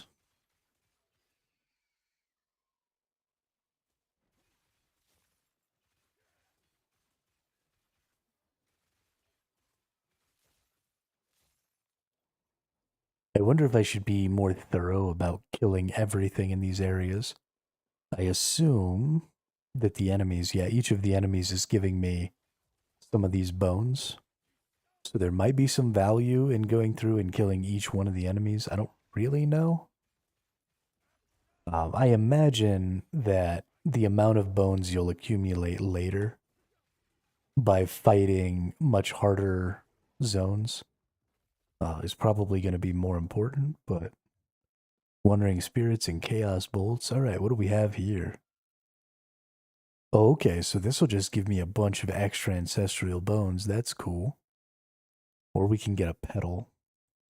A rare melee weapon, affix shards, glyphs. Grows flowering vines from its shoulders that release poison pools. I hate poison. Releases poison spikes after each attack. I think we're just going to go ahead and go with this. There's definitely some potential value to getting a bunch of bones. But I want the special resources right now. I want to start stacking some of those up.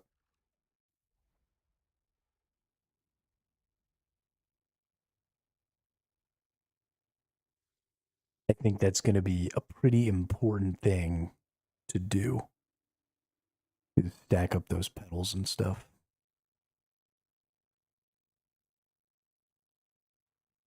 We should get one more evolution.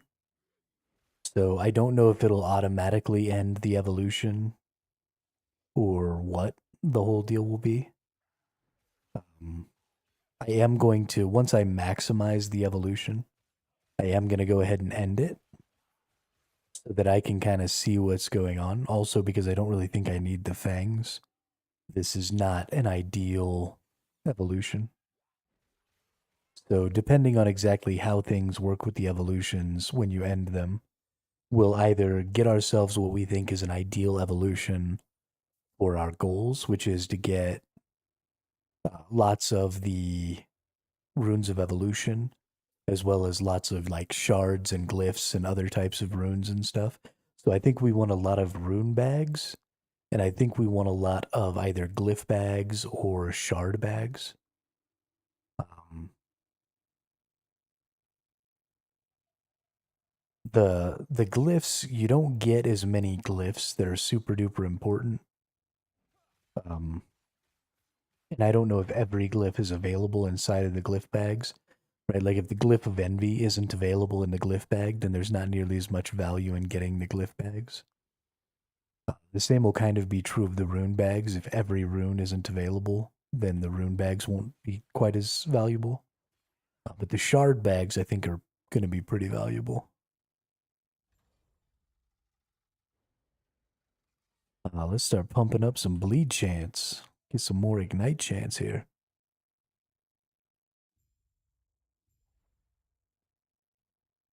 And more ignite chance.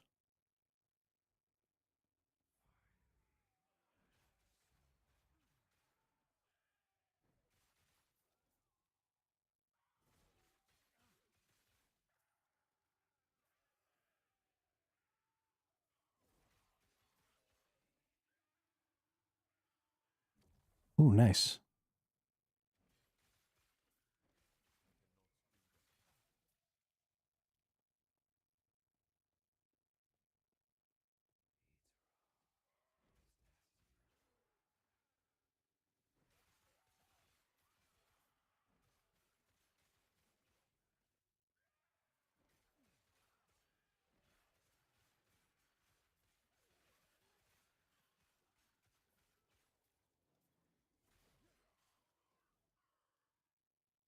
And I'm really hoping that I get another nemesis in here. I really need another nemesis.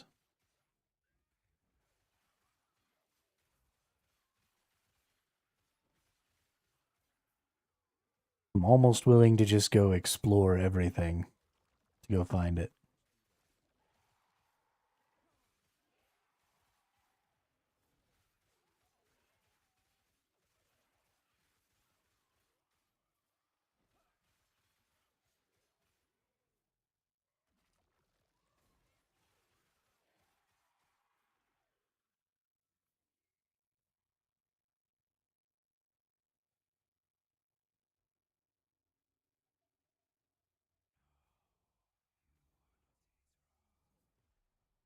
It's boss murdering time.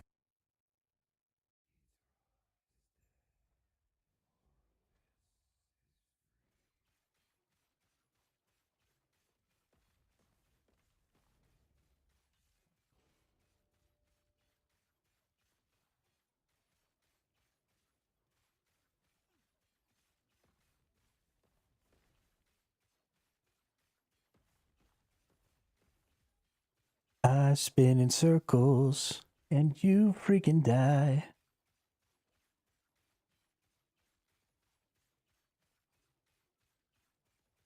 Spin in circle. Spin in circle.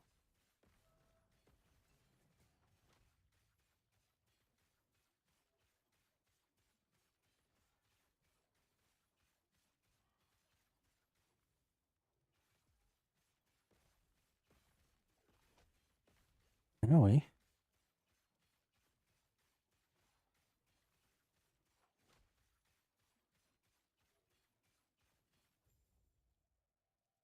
Bye, nerd.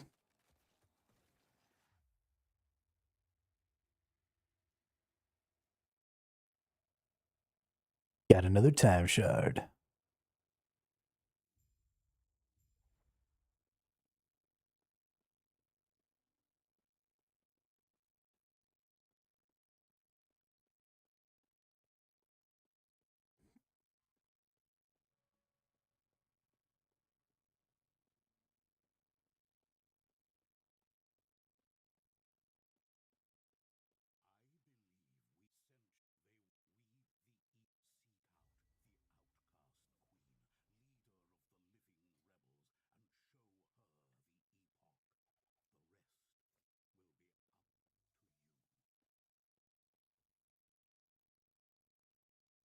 Everything is always up to me. Can't anybody else do anything? Ooh, level 70. Dang. They're fucking cruising, dude. I don't even think I'll be level 70 by the end of the day today. And I'm gonna play all day. Dude, we've already been playing for like 3 hours.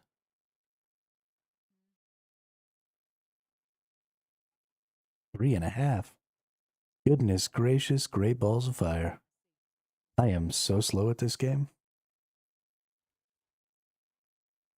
It is not even funny.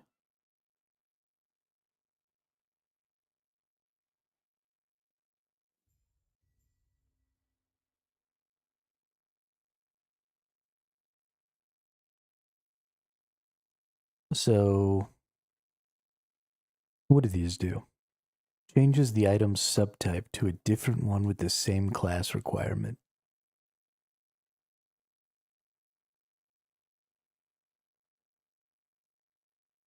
And then despair, chance to seal an affix. Okay. So potentially I could get a better sentinel helmet.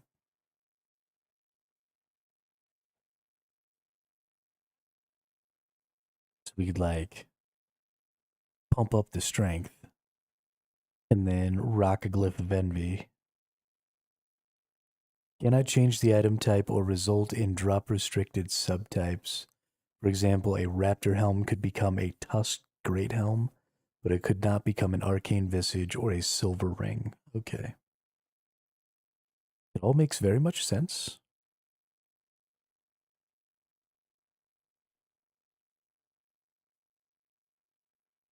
Ooh, I have a Rune of Ascendance already. That's cool.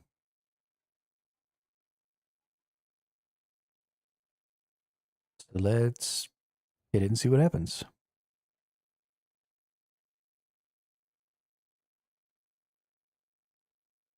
Okay, so it will seriously give you any type. That's kind of crazy. Now I have a level 60 helm that I can't use. All right. Note to self, maybe don't do that. But it was pretty entertaining to do. It's also going to mean that in the future, I could get really shitty versions of Sentinel helms. So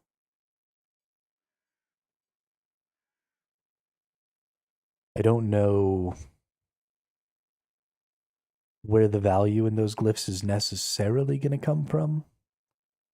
Um, because it changes it every time you're upgrading, you're going to end up getting a lot of bonus chances. But it does mean you're not going to be using glyphs of hope, which means you're going to have a pretty difficult time trying to get like a peak item out of something like that. There is a little bit of a chance that using that you'll be able to get like a really, really good item if you get lucky. But the more times you have to use one of those glyphs, the fewer times you're getting that 25% reduction to the cost, the forge cost, because you're not using the glyph of hope.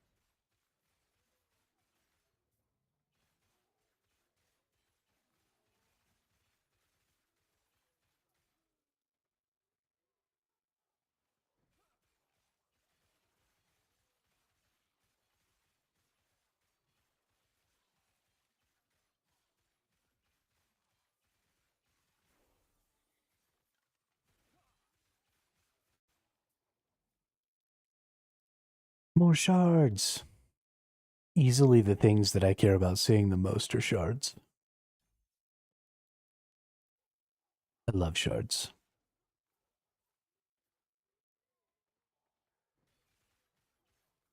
I just love crafting in this game. I'm never going to get over it. because this is an ARPG and because it's supposed to be quite a bit faster paced and a little less um, social centric than, like an MMO would be. I think that the crafting system is pretty good the way it is, not having any sort of gameplay elements or anything like that, right? These types of games are pretty different from your MMO, your survival games, your stuff like that. And so I don't necessarily need lots of different types of gameplay in these games like I do with an MMO. But this is a great, great template for how MMOs can go about creating a really good gathering system because it has tons of decision points. Every single time I use a shard, I'm deciding on what's going to happen to that item.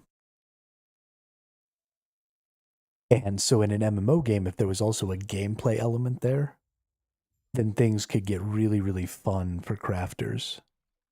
So in this game, there's no crafting professions, there's no crafting skills, there's no anything like that. And so it's all just kind of out in the open.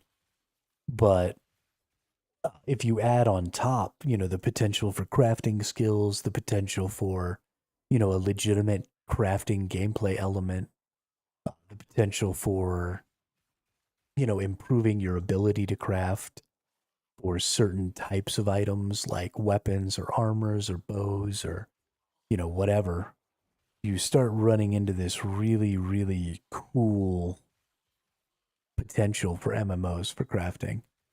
And it's all primarily about setting up a system that allows for you to make those decisions and have those small decision points. I want to kill this thing.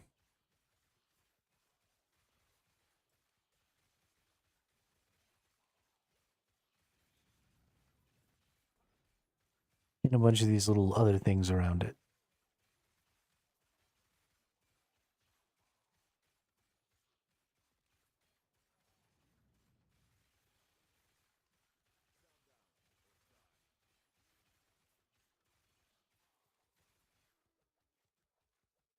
That's what I was hoping for.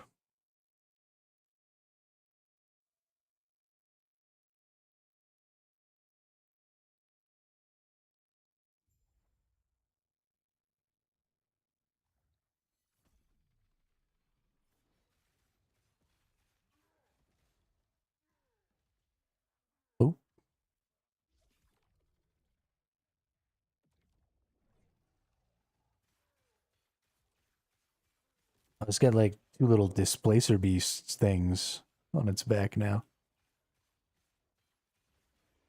Oh, wow.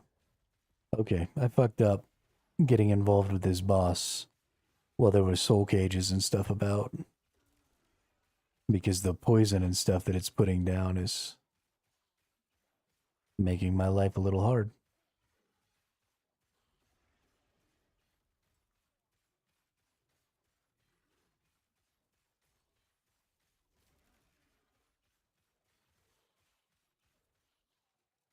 Yeah, between this poison and this ice, I don't really have a lot of places to go here.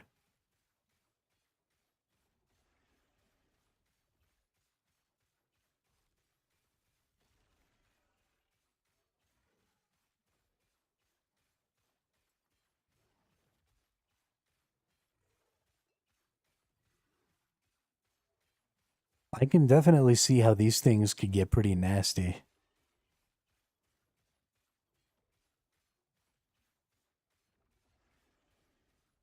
I mean, every time you add an evolution to it, you get a whole other piece. So you're multiplicatively adding to your resource gain. Summon Scorpion, a symbol abominable or a symbol abomination in 3 pieces. So now I'm getting fangs, feathers, and petals. So cool.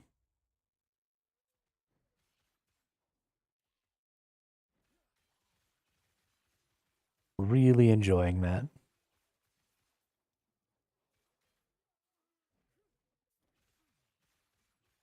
It's another thing that I love about Last Epoch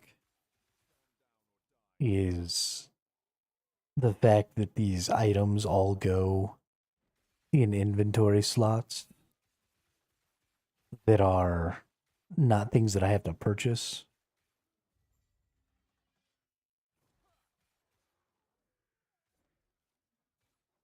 They're not selling me some garbage solution to a problem that they created themselves.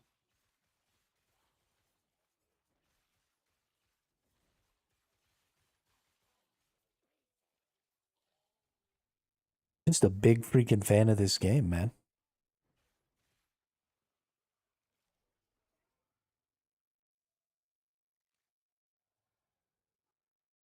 Now, obviously, I'm going to get to a point where I get bored with this league. Um, there's only so much. Oh shit, it's a nemesis. I get my item this time. Hell yeah. There's only so much that a game that's entire premise is just slaughter huge waves of enemies can give you, right? Eventually, you just kind of you've killed enough enemies, and so things get a little boring. But until that happens, I'm going to be quite happy to be playing this game for a while. A little while.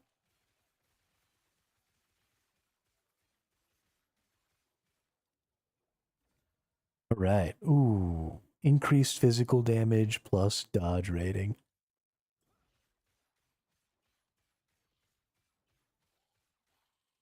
That base fizz damage is pretty nice, right? Plus 42 is, or sorry, plus 28% is a pretty good one.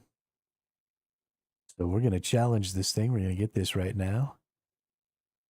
That's pretty useless.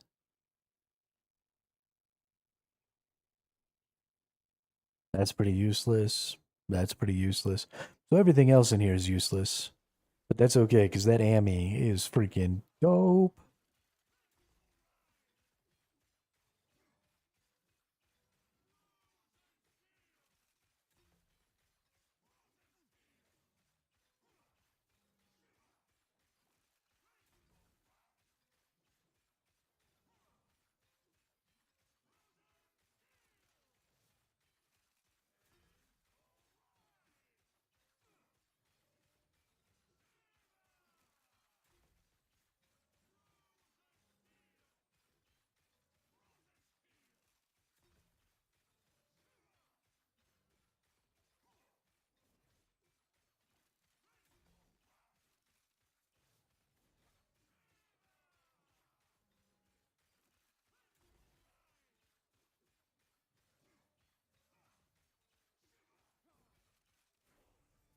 All right.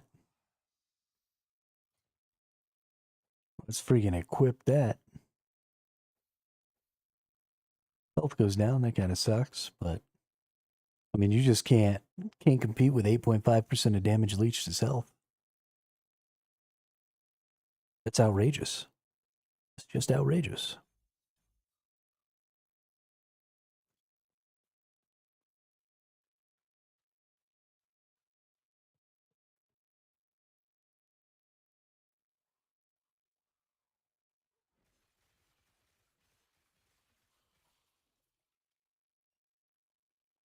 My build isn't going to benefit from it too much, but that bonus to physical damage percentage or percent bonus to physical damage would also be pretty huge on a lot of builds. And actually, builds that would benefit from that dodge rating would also benefit from that damage.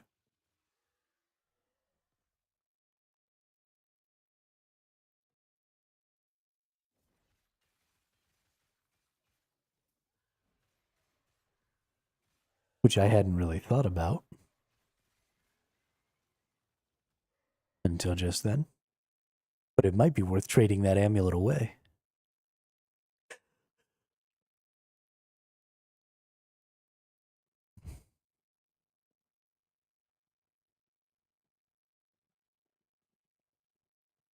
I can just skip and go this way, right? I think so. Hey, buddy, great stream. Would love to join your streaming and play together sometime. Add me on Discord.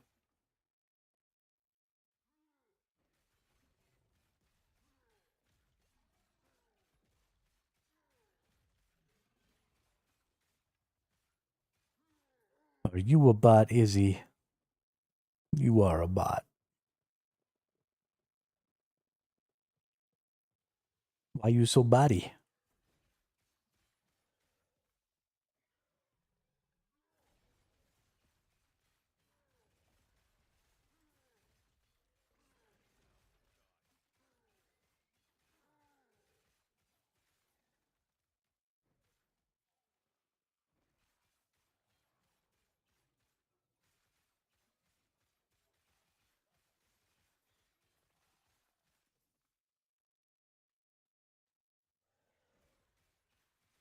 Yo, that Falconer got out in the lead and just started cruising, getting out ahead of those other people.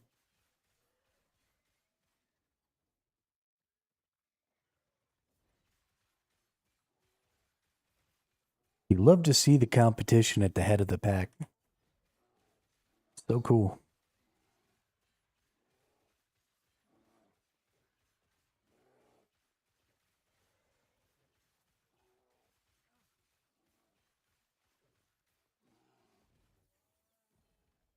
Ooh, already got a pair of those boots, but cool.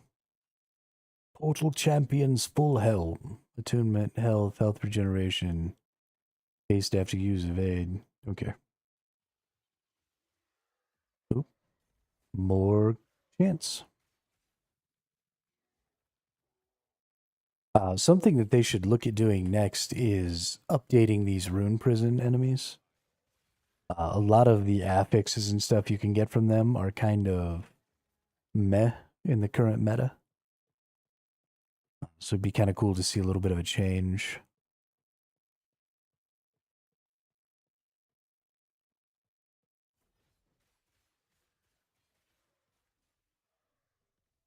Just get something a little more valuable, you know? Give me a good reason to kill those things because they're such a pain in the ass to kill. And then, except for a very small number of. A new nemesis. Except for a very small number of builds, they don't really have any affixes that do a lot of good. Ooh, that's new.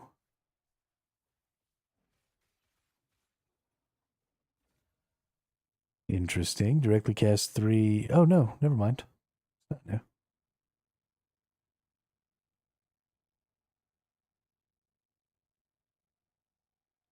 Let's see. Physical damage, some other stuff. I don't think I really want any of these.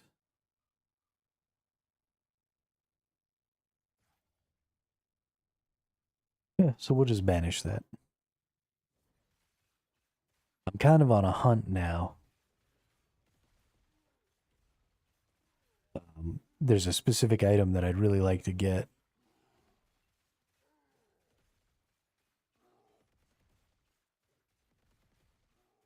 Which is the Firestarter's torch.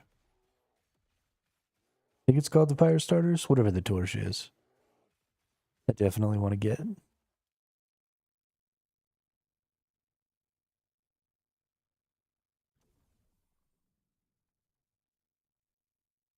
Ooh, nice. Another beast.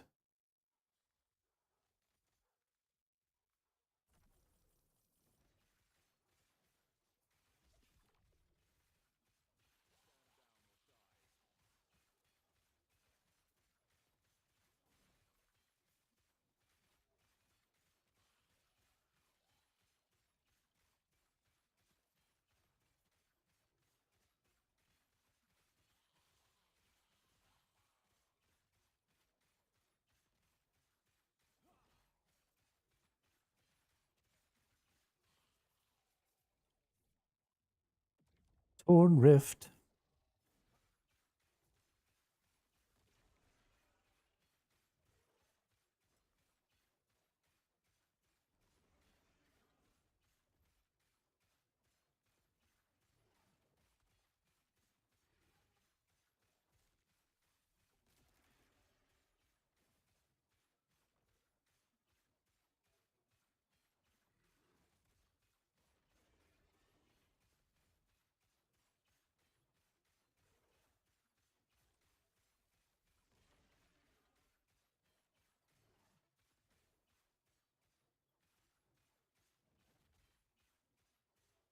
feel like I've gotten pretty lucky with this beast so far. Getting bonus shards plus bonus shards specifically to give bonuses to skills is pretty huge. It is giving me all of the different types of shards for all of the different skills available in the game, which does make it slightly less valuable because, there's only a couple of skills that I'm going to be using that I might want those bonuses for. Because I want to do some more crafting just sort of in general and make items for lots of different builds and then sell them on the Merchants Guild, I'm going to have a lot more use for a lot larger variety of them. But for most people, it would have ended up being kind of a waste because you're just not going to need more than a couple of skills in that way.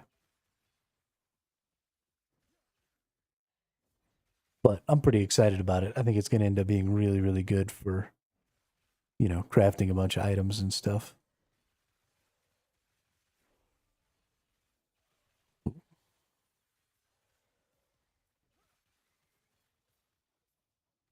Nice. A big reason to kill big enemies in this game. Anytime you see a rare enemy, a yellow enemy, or anytime you see any of those, um, any sub bosses or mini bosses or named enemies or the champions or anything like that, they're very valuable to kill because you get a lot of shards and stuff.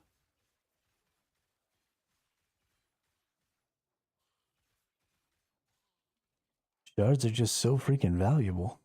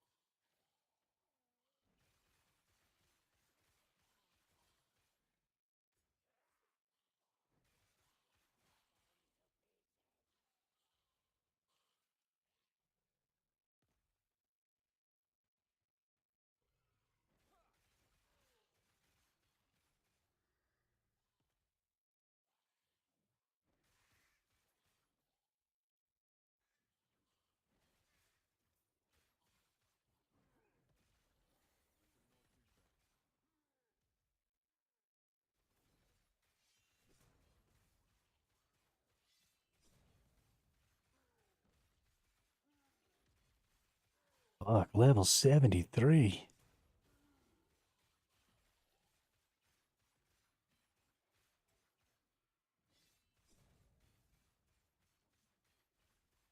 I feel like they're handing out these Glyph of Envies quite a bit more than they did before because they changed the mechanic for them so that they're not giving you the stuff that you used to get for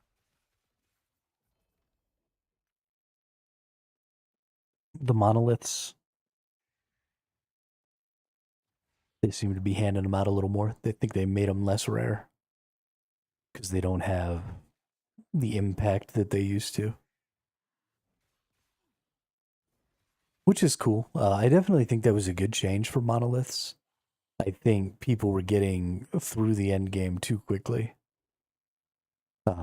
And a big part of that is it really hurts build diversity. If you allow people to skip through monoliths and stuff too much, then it creates a game where you have to have a build that can play really far outside of its personal level and that's extremely strong, extremely quickly, and with fairly limited investment. Which I understand that these games typically come with Um,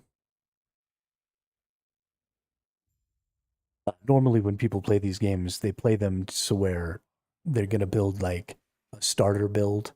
That's one of those super powerful early game builds that maybe falls off pretty quick, so that they can get through the early game, get to the end game, build up some currencies, build up the ability to do a little crafting, maybe find a build enabling unique for, their end game build.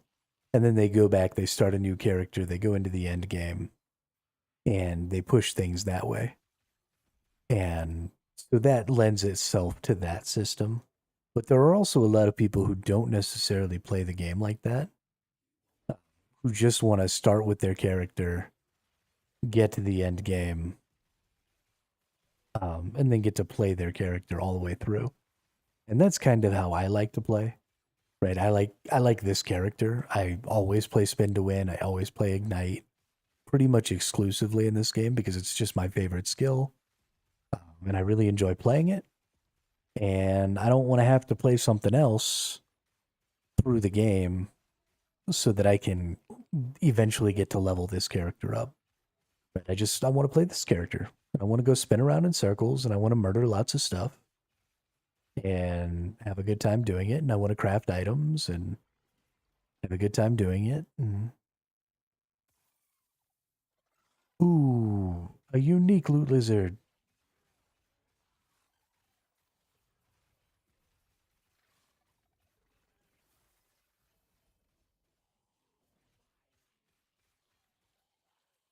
Get an amulet.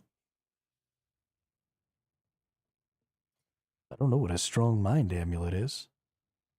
Lightning resist, spell lightning damage, mana. 200% of maximum mana added as stun avoidance. Cast a small lightning explosion when you are stunned. Interesting. Don't really think that has any value. Probably not going to keep it.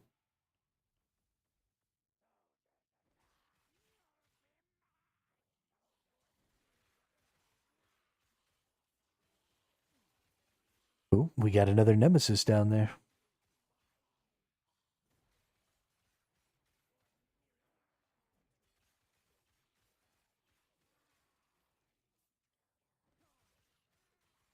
What does this one have?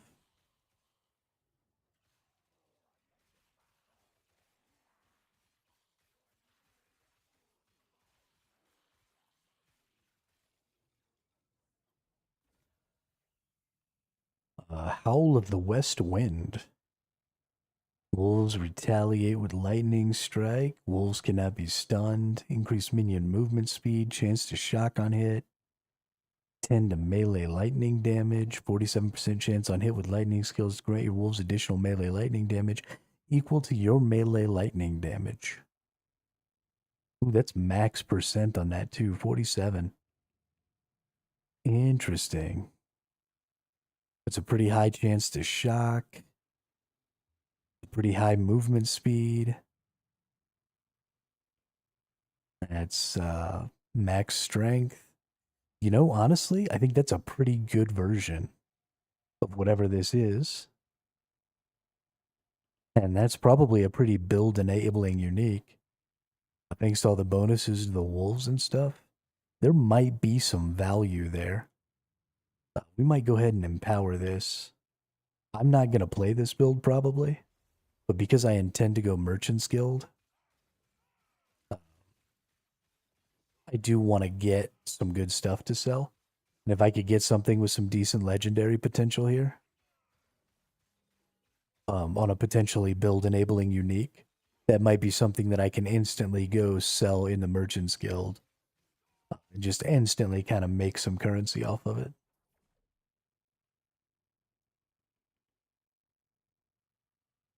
Let's see. Reduce your portion of lunges remaining cooldown and melee damage to high health. I don't need that doing more damage. Cooldown recovery and health regain. Final hit deals damage. Lunge now hits all enemies. I guess I could get up to some ignite stuff here and do some extra ignites with lunge.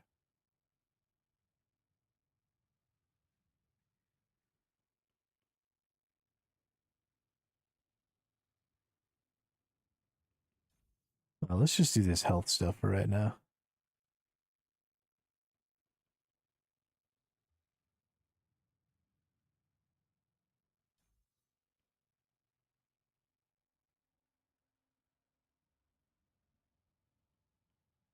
Strength, fire resistance, shred chance per 2 strength.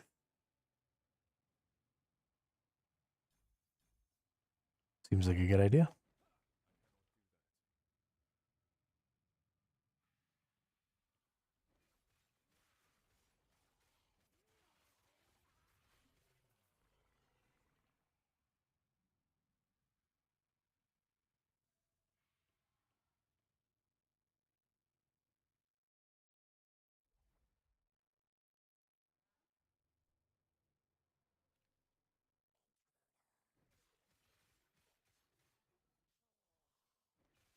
Tell you what, I'm gonna kill this boss dude real quick. And I'm gonna go get some food.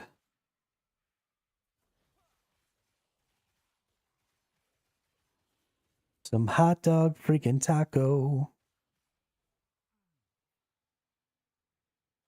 I need to be drinking some more water too. I haven't really drank any water while we've been playing.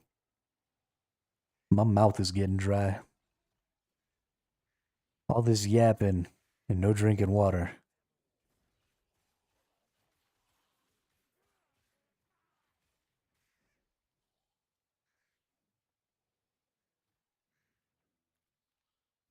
At least they're not 3 times my level anymore. No, your ship will be your tomb. The captain always goes down with the ship.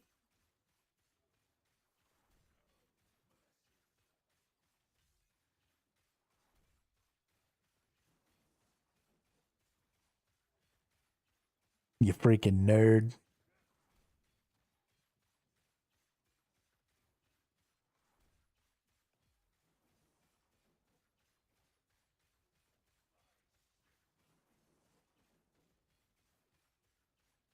You're a freaking nerd.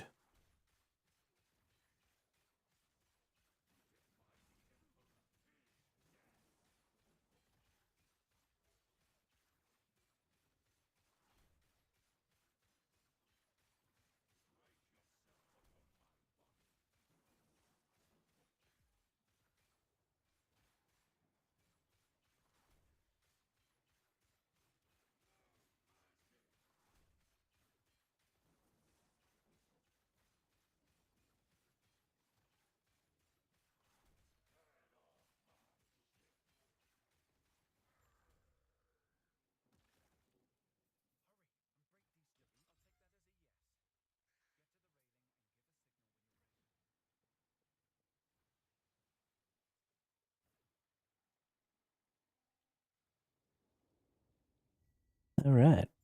Now we get deposited in hell.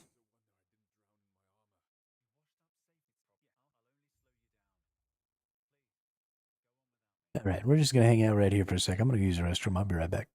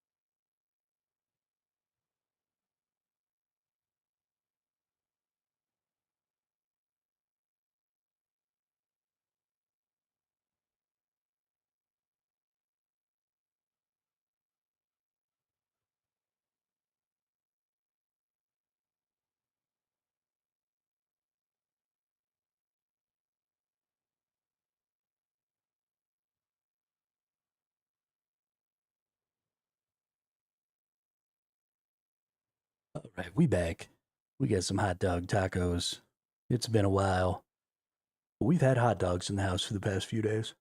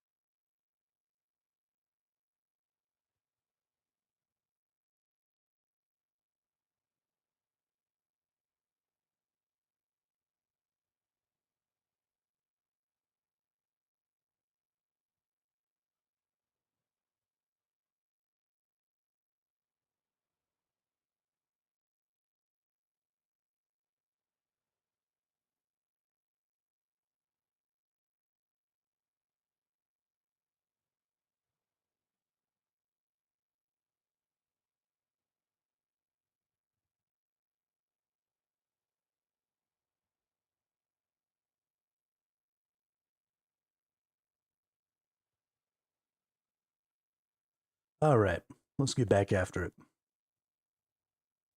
Um, we do have a small problem here.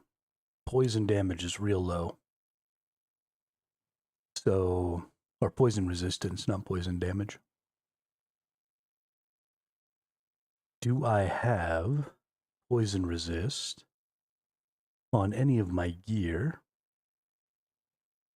And can I go ahead and up that resist?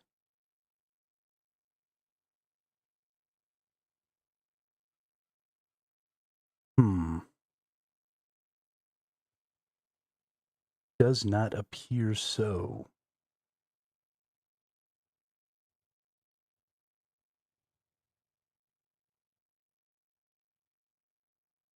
And it doesn't look like I have any empty affix slots. Any forging potential where I could throw some of that stuff on there.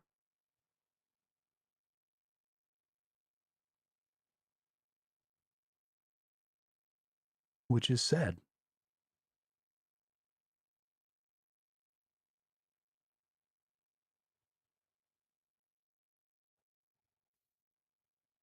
All right, well, in that case, we're just going to muscle our way through here and hope for the best.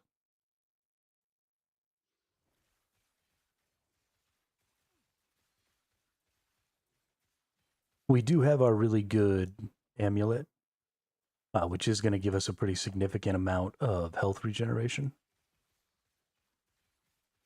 which should be good to resist the poison slash bleed combo of these enemies. So hopefully we won't have any issues.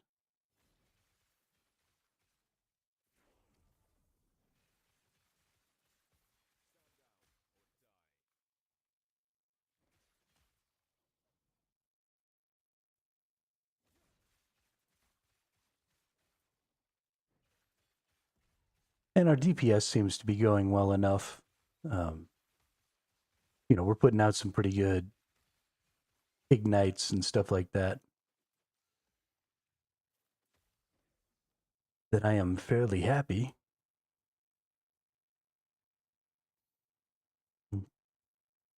with how quickly we'll be getting through here. This is not, again, it's not a super fast build. We're not breaking any records. The lead person's in level 75 and I'm in level 31. So, I'm still pretty far behind, but that's okay.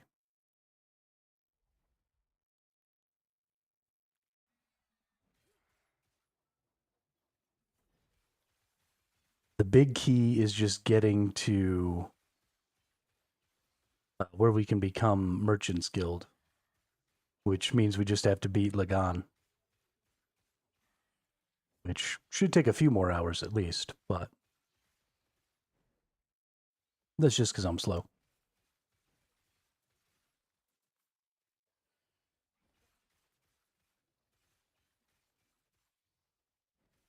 I think down this way. Maybe not. Yeah, the boss is not over here. It must be in the next zone.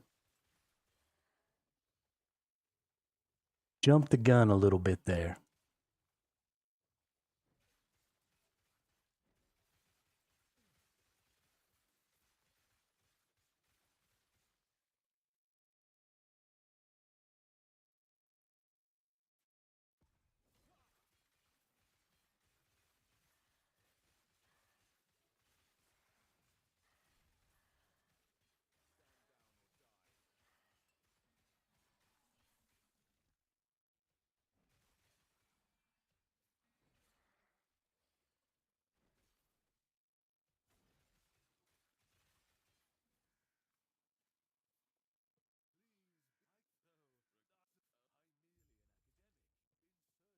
I don't actually think you have to talk to that person. I think you just kind of automatically get that quest, but I talk to him every time anyway. Not risking it.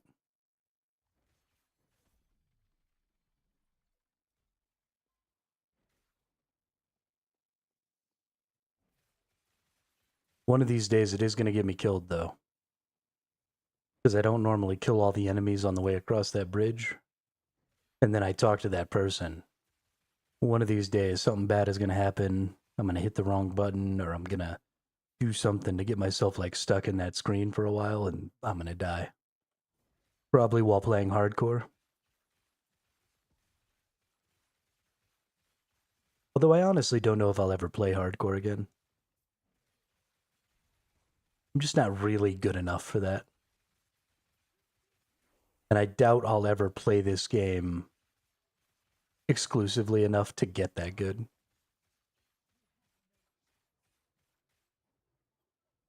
I'd have to put, you know, 3 or 4K hours in the course of a year into the game probably to get that good at it.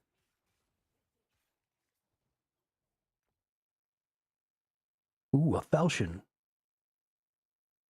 Melee damage leached his health. Chance to blind. Hmm.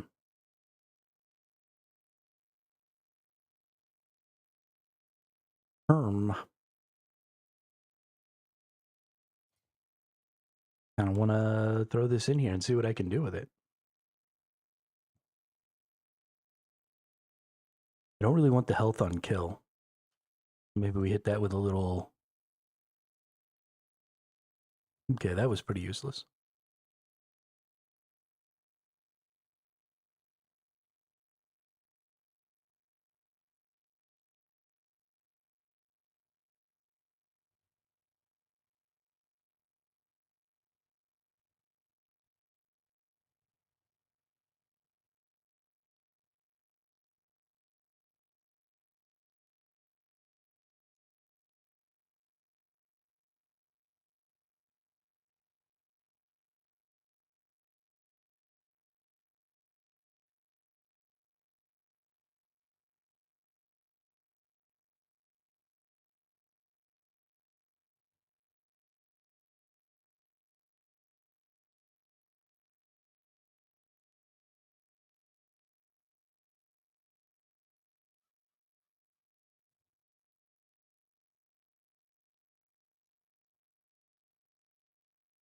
Wait, is this straight up telling me what's going to happen? Because I'm going to lose 1. Nope, I lost 11. Okay. Oh, that's telling me what the last results were. Got it. Got it.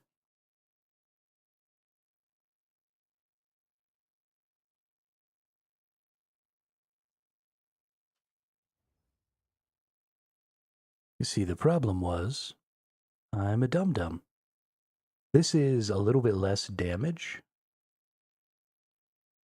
Um,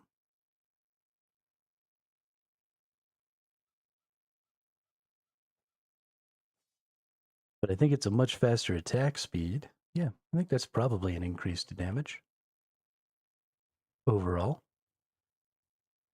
That crafting didn't really go quite how I wanted, but that's okay.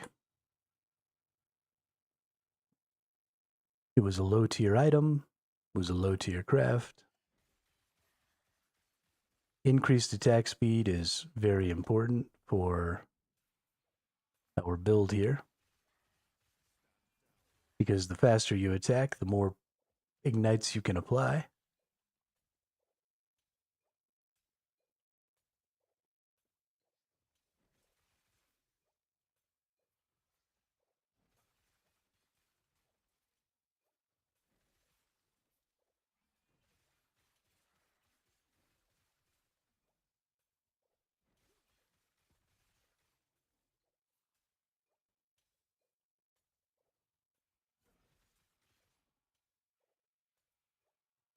Found our nemesis mob.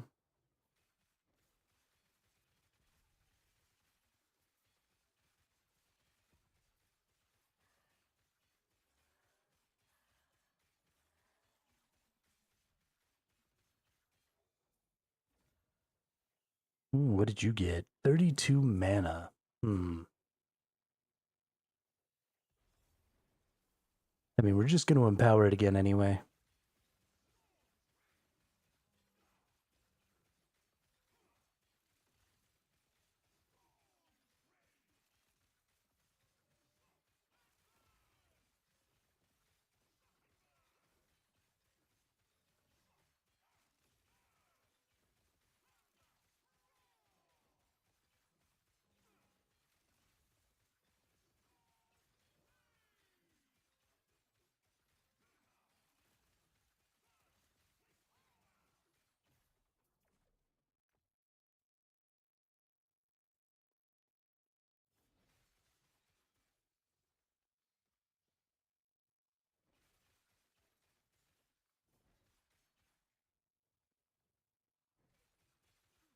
Was I in the wrong freaking zone again? Did I think I was in a different zone than I actually am? Did I go the wrong way? I mean, it's fine if I did, because it led me to the nemesis, but still.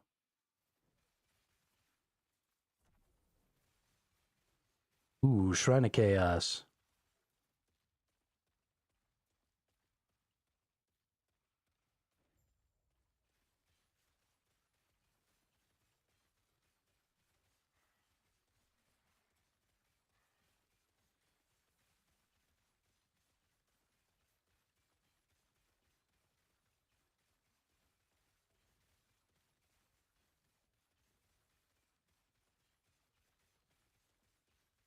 Argolos the Blessed.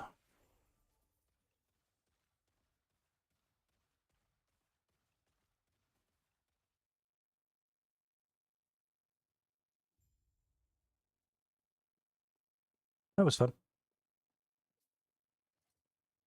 What do we got here? Mana, strength, health, necro resist.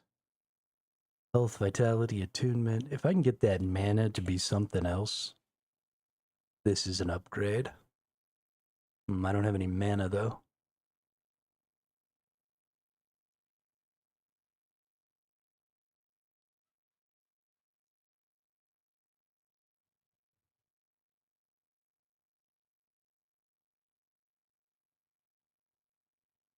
Okay, well, I guess there's something we could do here. We could use a rune of removal. Remove a random affix. The only one I don't want is the mana. So if we hit the mana, then I get to just add an affix to that. You know, I've got health, I've got necro resist, I've got strength. Could be good. Or I guess I could just add to these, right? Add strength, add necro resist. I lose my vitality and attunement for strength. I'm not gaining health. Hmm. Yeah, I think trying to go that far, because I've only got 20 forging potential, so there's just only so much that could actually get done. So it's probably not worth it.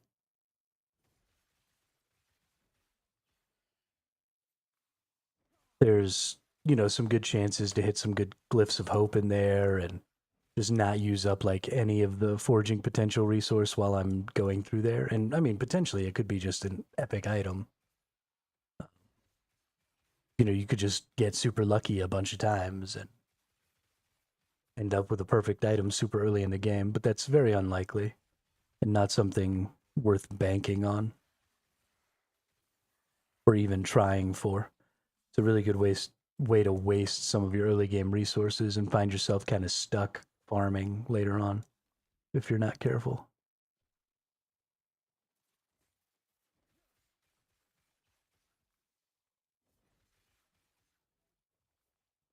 Although now with this new beast system, you probably wouldn't end up in that bad of a position just because you're going to be able to buy glyphs and shards and all of that stuff. So I'm going to be interested to see what comes in one of those pouches. Specifically of the glyphs, I want to see how many, you know, glyphs of hope and stuff like that. I might get that in the runes.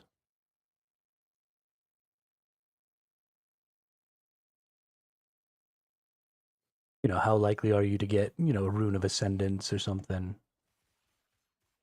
Let's kill these things real quick. And then let's go in here.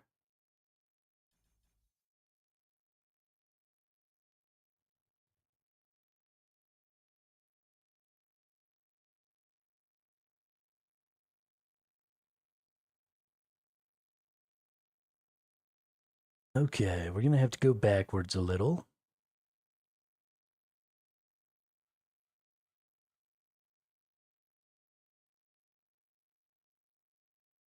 Maybe use 5 more points of this. That'll probably be good. Because none of these seem all that valuable to me.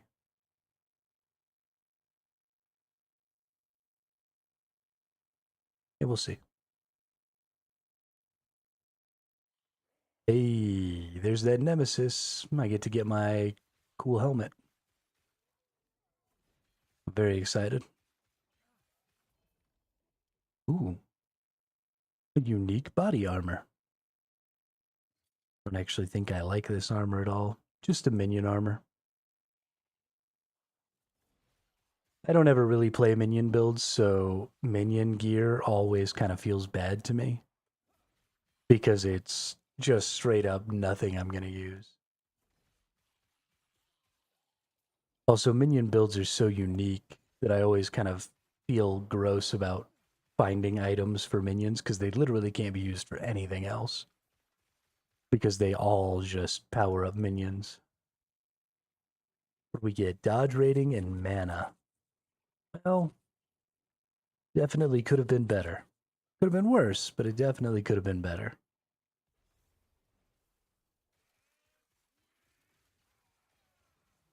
It still has some good base stat values, so I think it's still pretty good.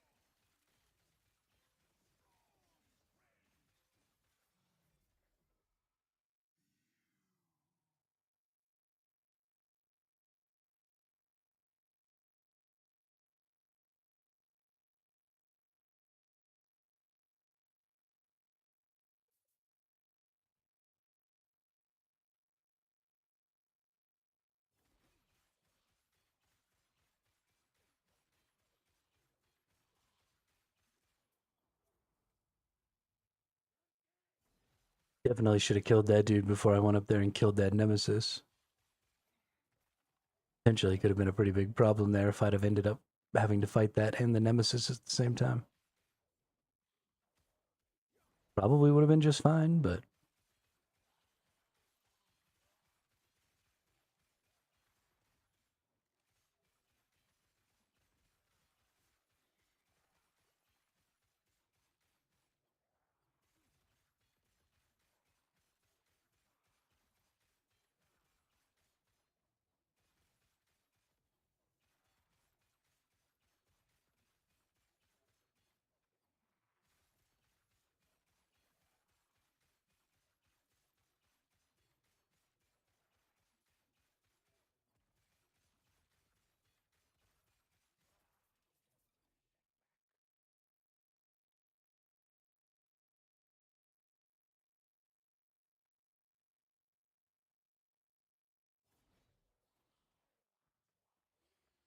oh, I didn't press something.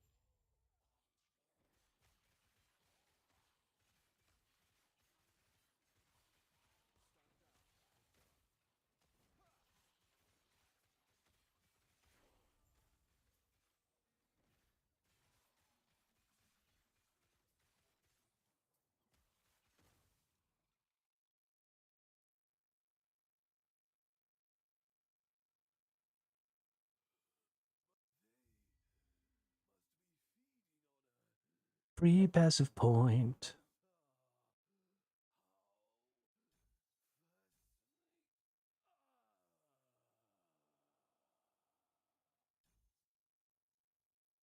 Homie's making some real weird noises.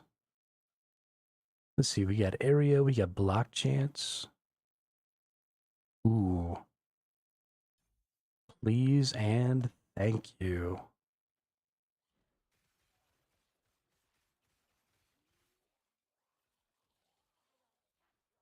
Ooh.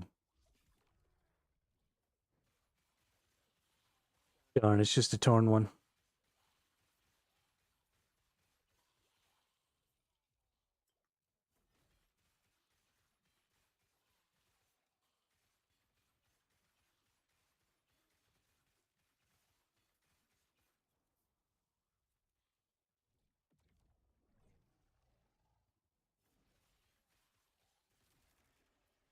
Yeah, why don't you come out here, bud?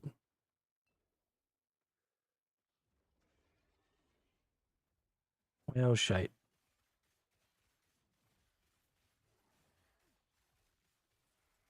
I might have fucked up. You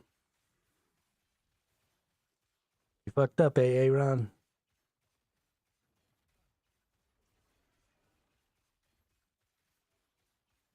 D nice. I just saw that again the other day. I do love me some Keel and Peele, or Key and Peele. They're pretty fucking funny. I really like their hat episode or short or whatever.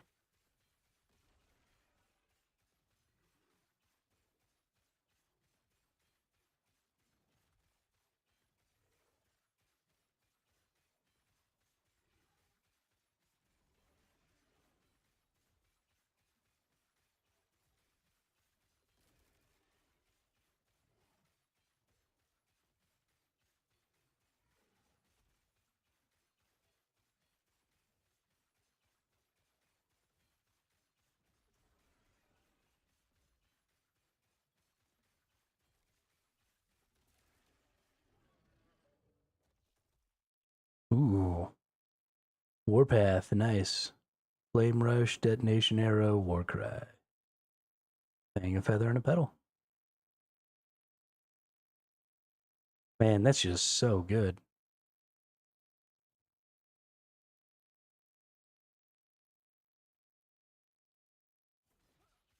So strong to be able to get those shards so early.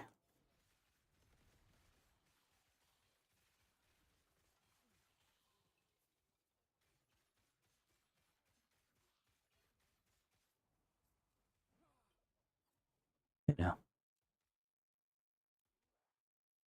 why are you trying to kill me?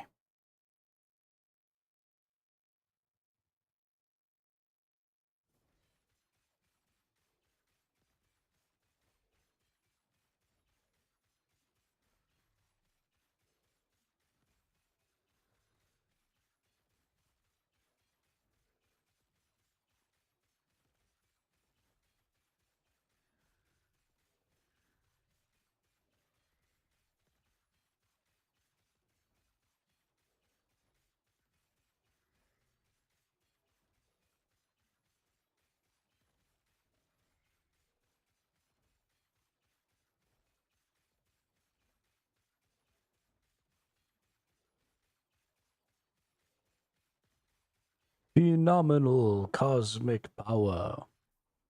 Itty bitty living space. Ooh, a tower shield. Not really a very good one. Not compared to the charge that I have right now with all of its buku health. Oh, forgot to press the thing. Every single time. Always forget to press the thing.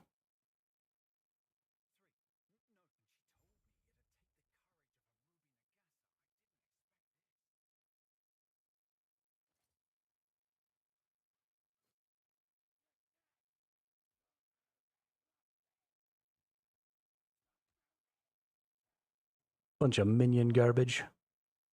Nobody needs none of that minion garbage.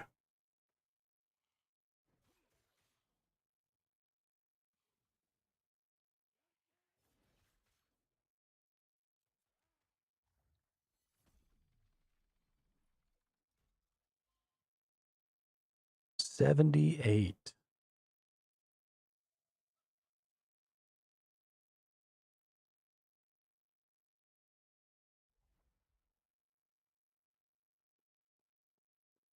Goodness gracious, they're killing it. I'm gonna beat the pinnacle boss today. I mean, that's not actually true, but they're gonna fucking try, aren't they? Dooby doo. Darn it. It's a torn rift again. When am I gonna get a mysterious rift?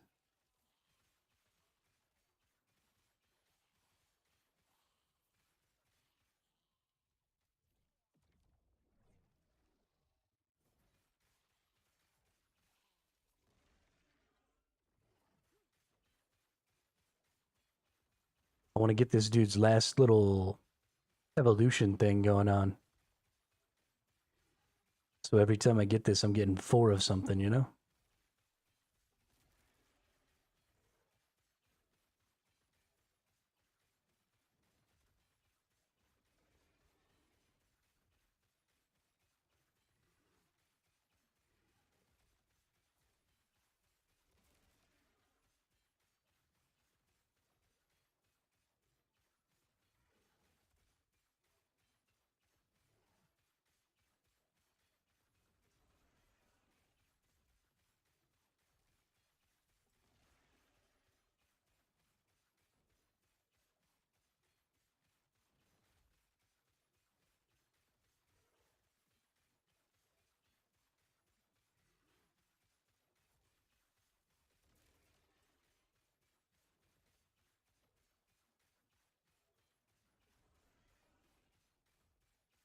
It's honestly going to be pretty hard to fight this Rift Beast if he gets another AoE attack.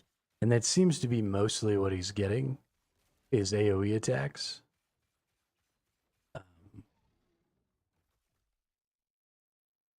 That could potentially be kind of a problem.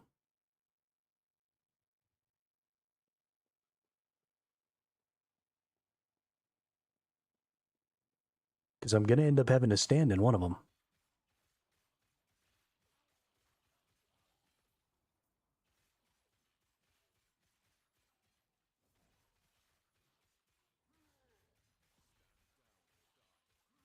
Well, that hurt. You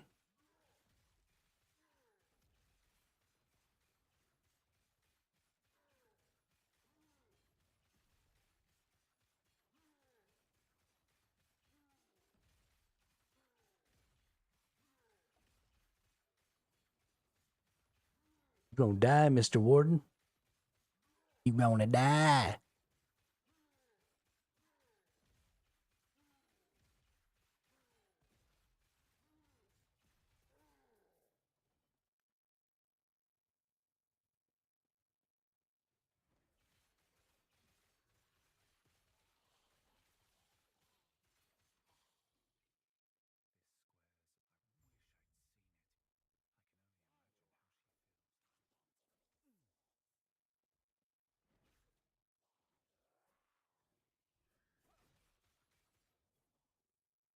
Teleporty ass nerds.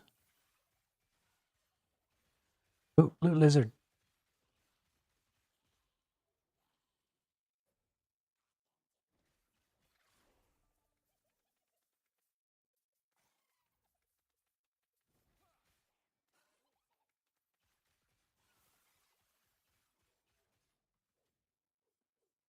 Nice.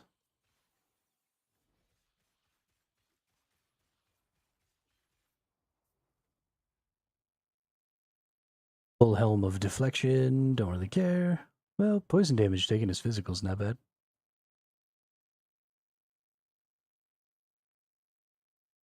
Let's see. Vitality, health regen, armor. Meh.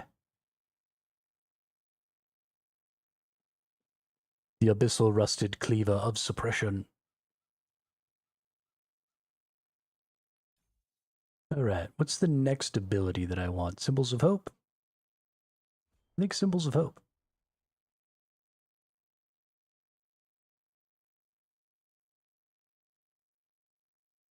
Because we can also get Ignite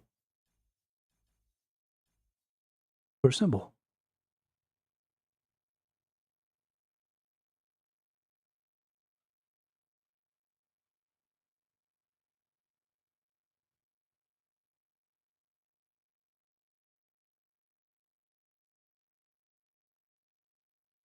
We can also get some healing and stuff. But every 2 seconds it should open up. So we need to go ahead and put the symbols right there. Yeah, and then I can use them up, right? Yeah. For like a little booster. Mostly I'm just going to run around with them on, though. Oh. We got another loot lizard. I think that's a unique loot lizard.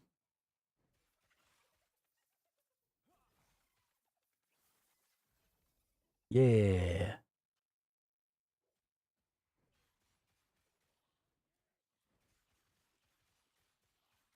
I love loot lizards.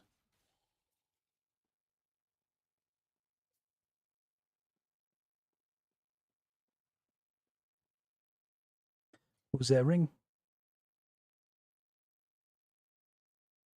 Carcinization of momentum. Evade is replaced by summon crab. You have swiftness, increased armor, increased minion armor, and 6 to all attributes. Wow, 6 to all attributes is pretty big. And swiftness. Let's see. We have, wow, 1,111 damage. With swiftness, we get 1,185. I think we want the swiftness. Also, summon crab. I don't know what summon crab does. Oh, evade is replaced with summon crab. I don't ever actually use my evade. So I probably won't actually do that, but it's fine. We're getting armor, we're getting stuff.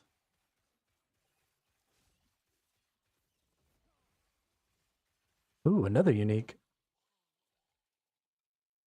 Critical strike chance, crit multi, 30% chance to gain 15 ward on crit up to 4 times per second. So many good early game uniques. It really makes getting stuff in the early game feel good.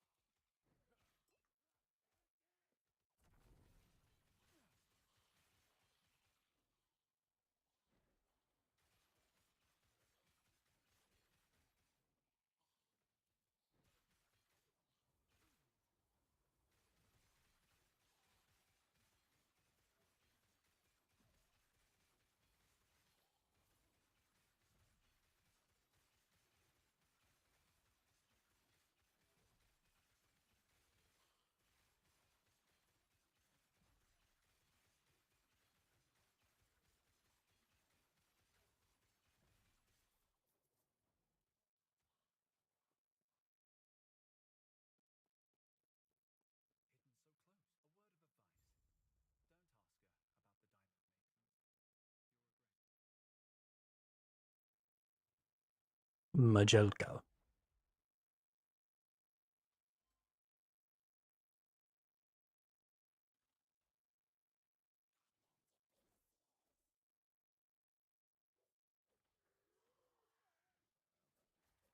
Fucking skeleton ninjas, dude. Teleporting around all over the place.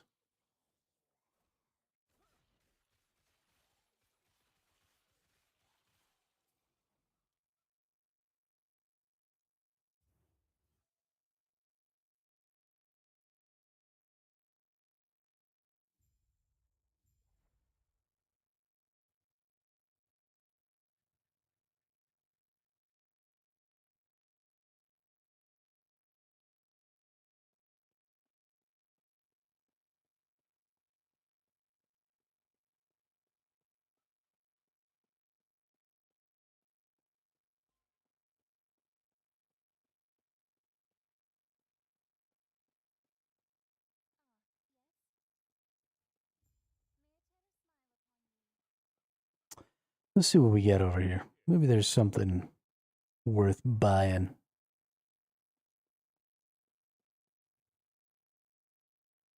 Broadswords have some decent base damage. Slightly slower attack speed, probably not worth.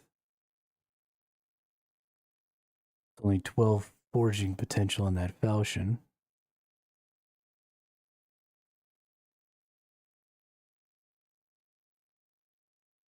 Okay, doesn't look like you have anything of actual value here.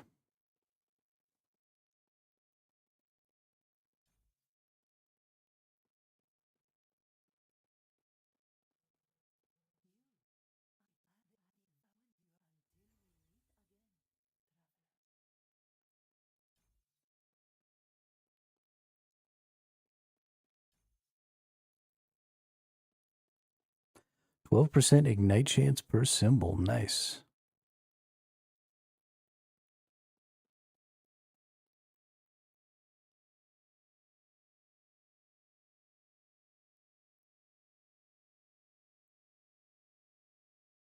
Let's see. Fire penetration is 12%. Fire damage is 24%. Ignite chance is 136%, with ignite damage is 62. So every time I hit, I get an ignite with a 1/3 chance to get a second. And that's, do I have symbols of hope already? Yes. Oh no, 151% and 91 damage. Ooh, 113 damage. Okay. I see you, game.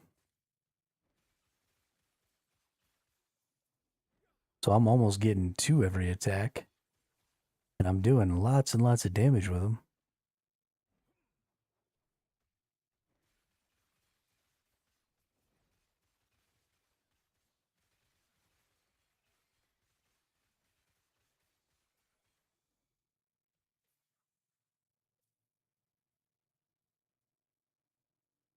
We're going all the way down there to get that beast thing. It's going to be out of the way, but it's worth it.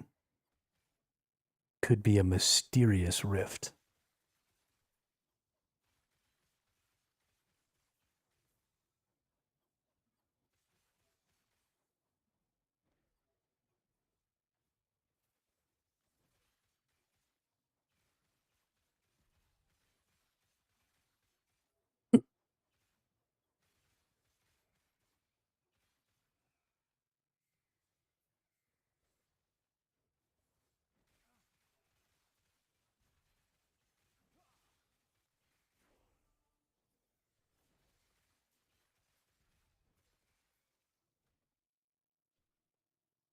Always got to pick up all them shards.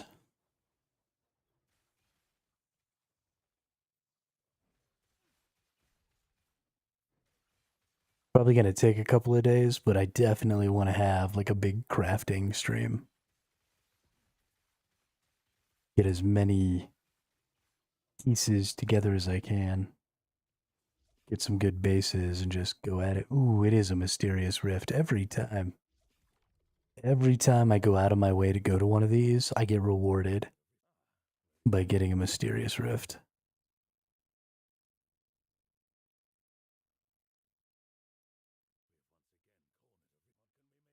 All right, what are we looking at here? I don't have enough petals. I don't have enough of those. I do have enough for the bag of glyphs.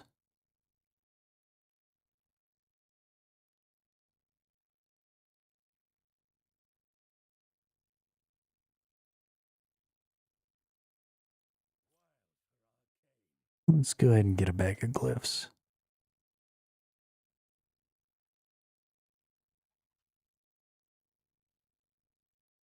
That's pretty good. 1, 2, 3, 4, 5, 6 chaos. And 1, 2, 3, 4, 5, 5 hope.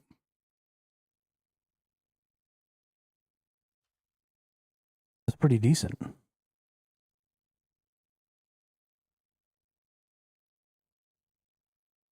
You pretty much can never have enough glyphs of hope and chaos. Oh, the crystallized hearts are really expensive. That's interesting. I wonder how you get the crystallized heart, because you need a crystallized heart for this. Hmm. And that may be what happens when you end the evolution. Did you get a crystallized heart?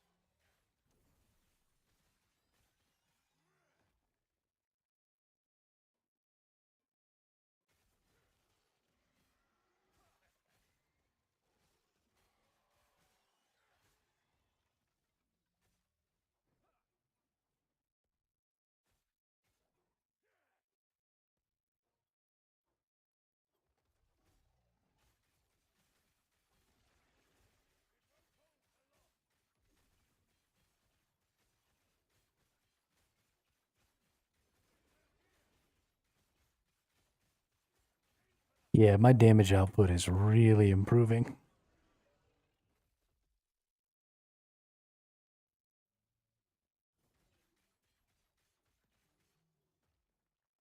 It's real nice.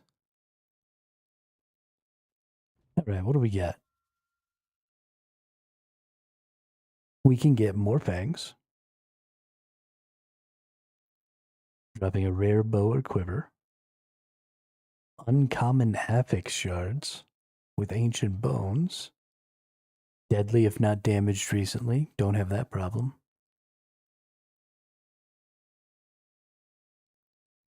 Or drops rare bow or quiver and primordial fang. We're definitely going to go for the uncommon affix shards. I'm honestly really getting myself set up well here. Getting the affix shards, the uncommon affix shards, plus one that drops affix shards, plus one that drops the level to skills affix shards. I've gotten some really positive bonuses. I'm a little sad that I'm not getting the other that I'm not getting the horn. I just have these three. But that means that I'm not going to be able to get the runes because I don't have the horns. Unless I want to trade 2 to 1. I guess if I'm going to be getting extra primordial bones or ancient bones, then I could just use this to get the extra materials.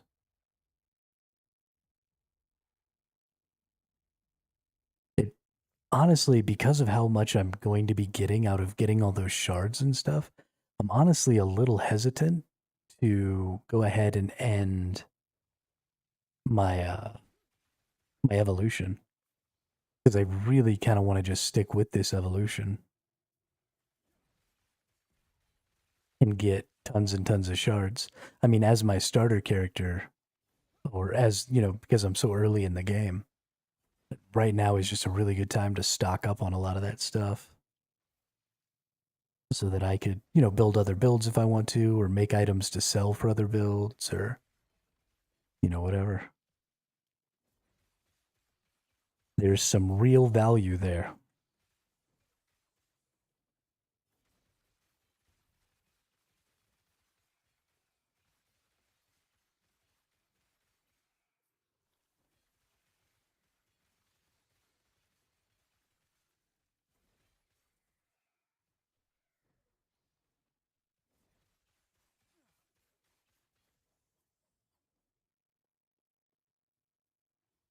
I wonder, is there like an auto shard pickup? I know that when you pick those up, you get all of them around. But I wonder if there's something that'll just pick them up no matter what if they drop. I almost feel like there is.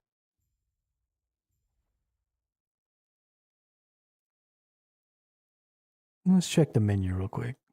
Go to settings, gameplay.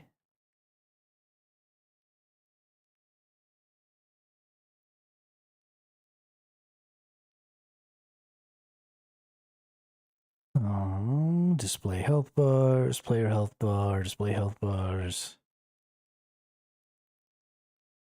Endurance threshold, language, UI. Fluid filter, I don't have any.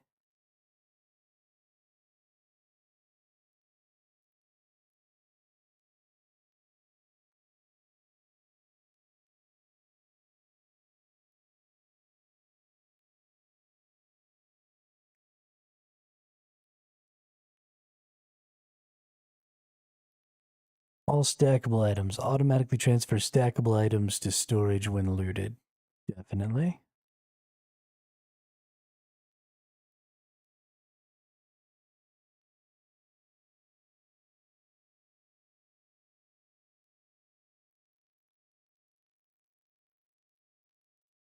Actually, let's go turn off. Oh, I have enemies flash on hit off. Let's turn it on. Let's go see what happens. I'm pretty sure I turned it off because I was afraid people were going to have a seizure. It's not a problem for me, but it could, potentially be a problem for somebody else. It's not really that big of a deal. But with lots and lots of stuff, that might potentially create a problem.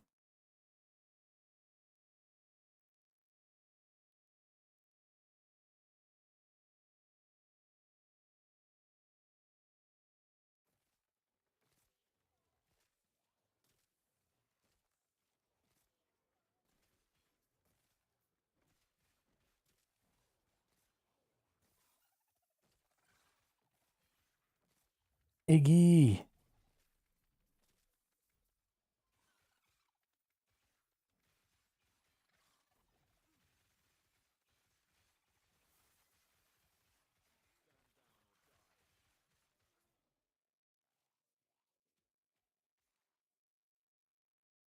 Ooh, nice. Another beast. Ooh. And one of these champions.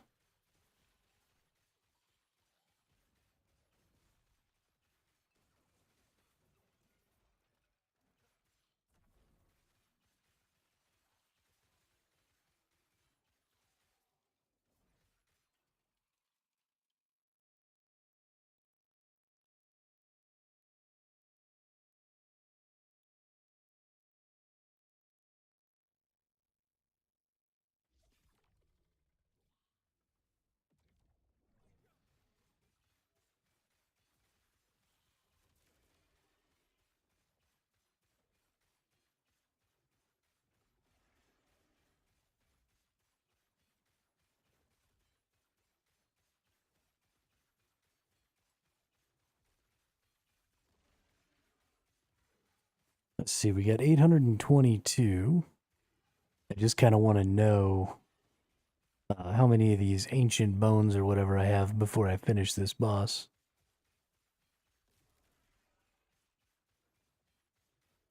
So we can take a look at maybe how many I get.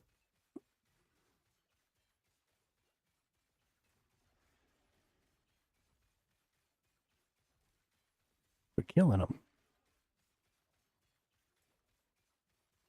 Please, please get out of there. Please stop being stuck. Okay, thank you. That was super fun. This is why we don't play hardcore. Get stuck on something, can't move, die to the boss.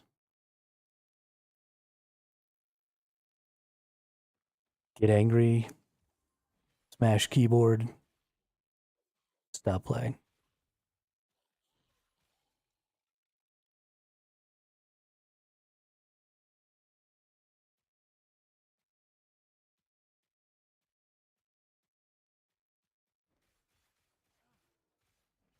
And we don't want that.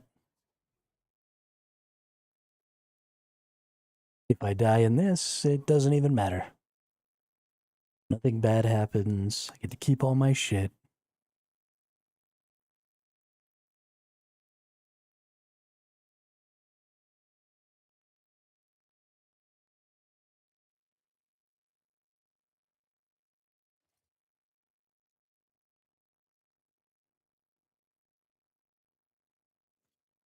We got 10 primordial feathers now.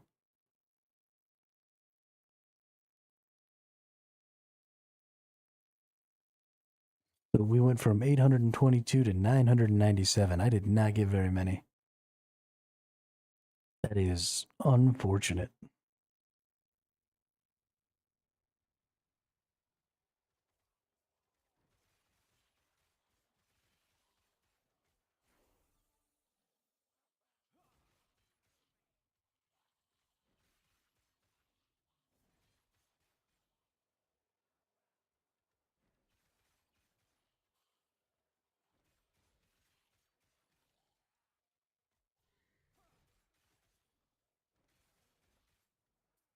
Chance to cast Fire Aura on fire skills. All of my skills are fire skills. What's up? I want some Fire Aura. Give me some of that.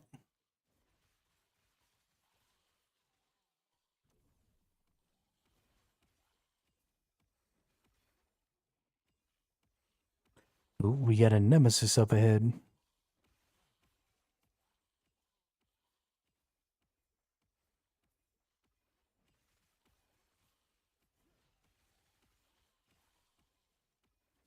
What do you have for us? I don't really need the Tome of Elements. I don't really need any of that. Banish that.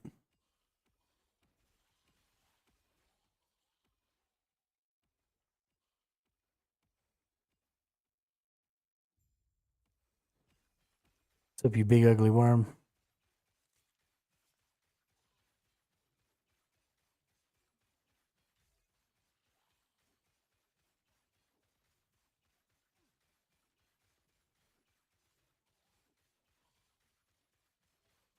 Take them ignites. Take them right in your face.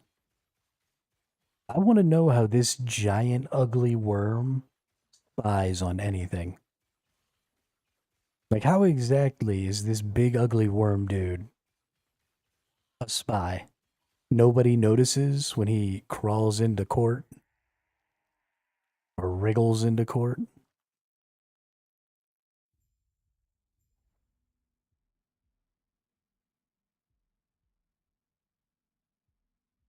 He's just over here spying on peeps. Everybody's just letting that happen.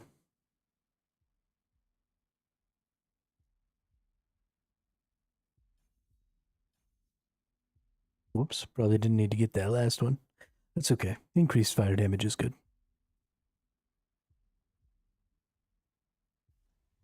Now we're over 100 damage on our ignites.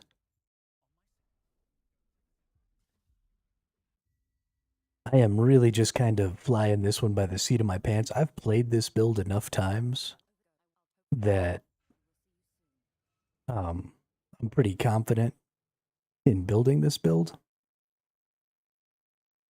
But they have changed some stuff. And I don't play this game consistently enough to always remember exactly what I'm supposed to do. So I am kind of just remaking things up as I go along.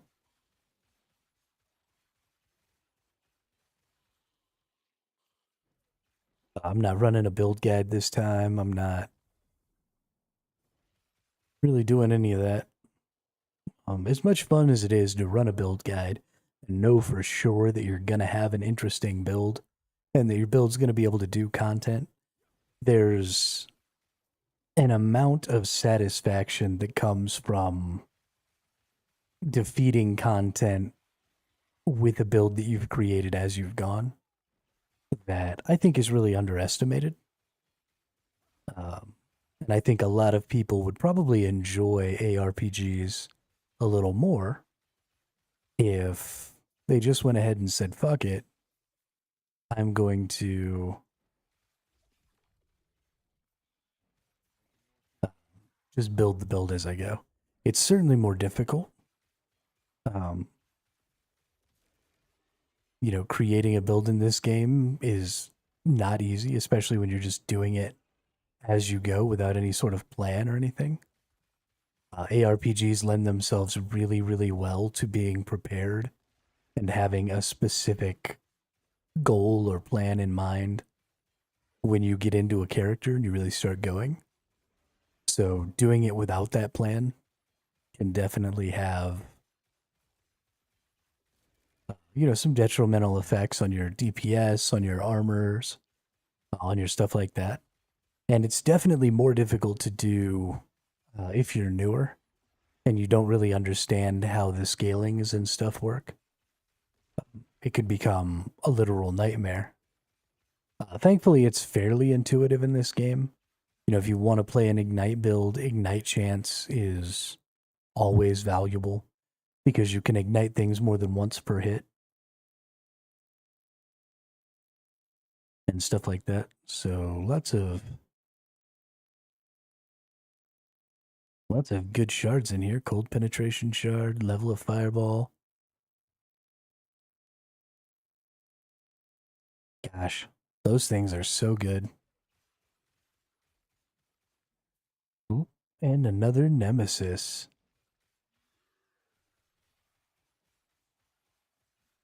Yeah, I'm really enjoying this season.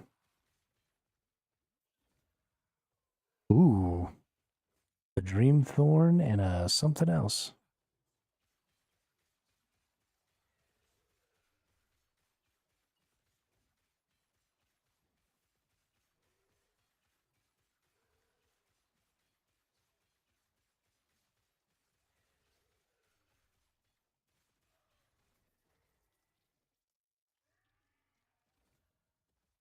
Some boots, a scepter.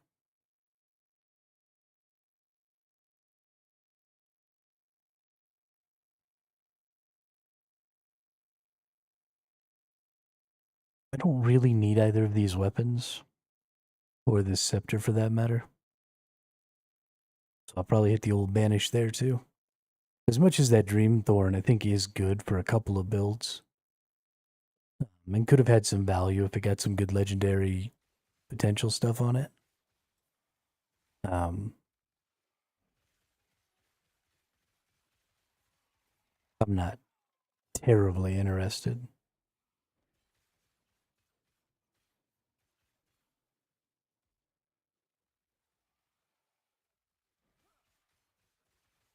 Honestly, the big thing for me right now is just getting my fire starter scepter.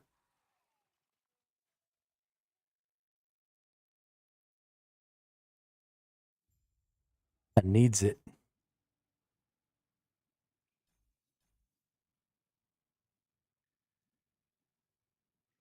All right, what do we got here? Armor with a shield, increased armor, health regen per attunement, attunement mana. Let's do armor.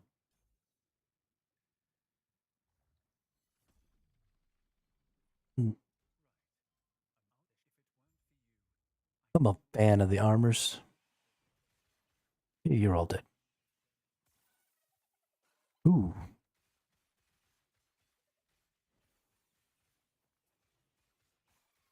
Loot lizard. Unique helmet. Calamity. Fire damage. Ignite chance. When you kill an enemy with a fire skill, you take 4 damage over time in the next 2 seconds. Increase. I think we're going to put that on.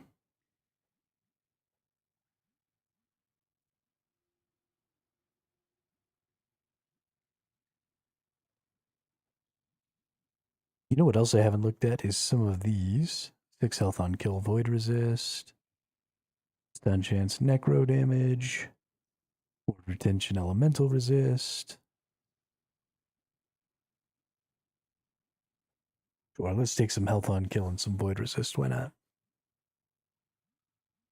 Ooh.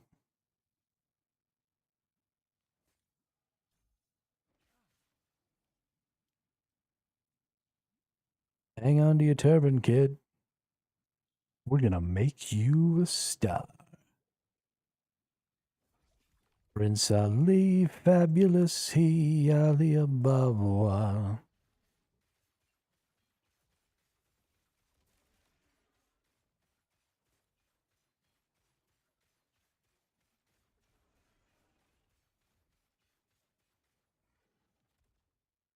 Come on out here where we can have a proper fight.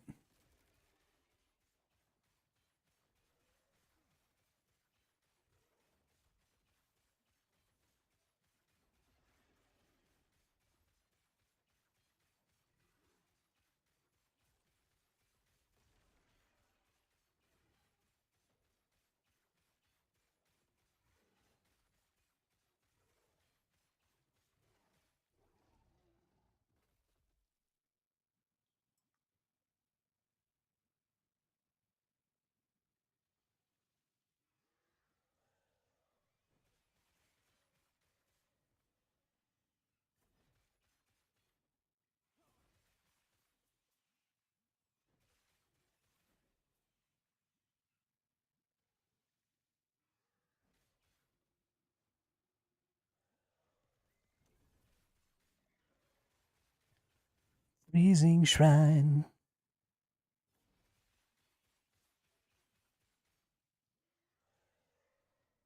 None of you can do shit because you're frozen. A freezing shrine and a pyromancer shrine. Now that is hilarious.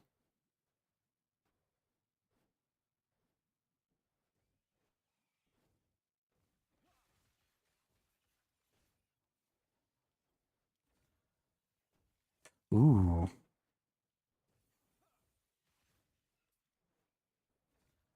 I love the Weaver's uniques. Let's see. Chance to ignite, poison resist, necro resist, cast speed, void damage. Those 2 prefixes suck, but everything else is okay about that item.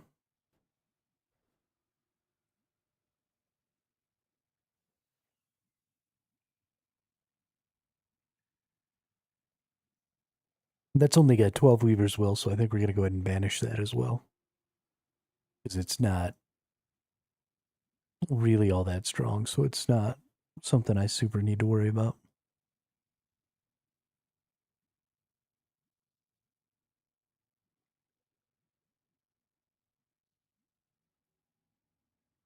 Oh yadi, oh yada, life goes on.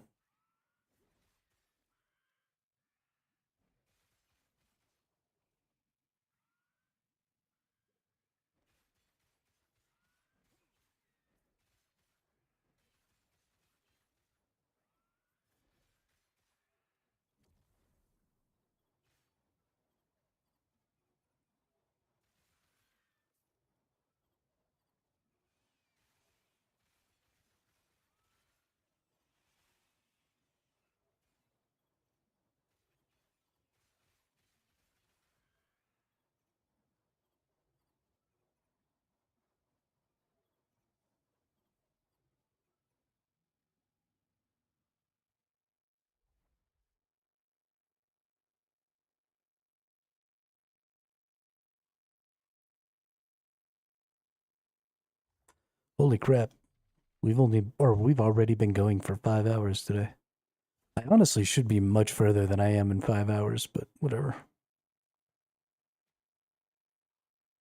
I don't mind it.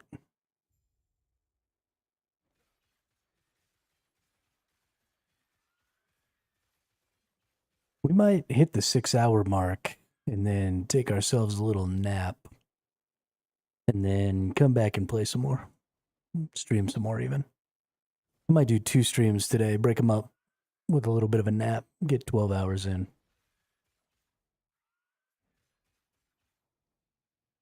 Get a nice, good, long stream session.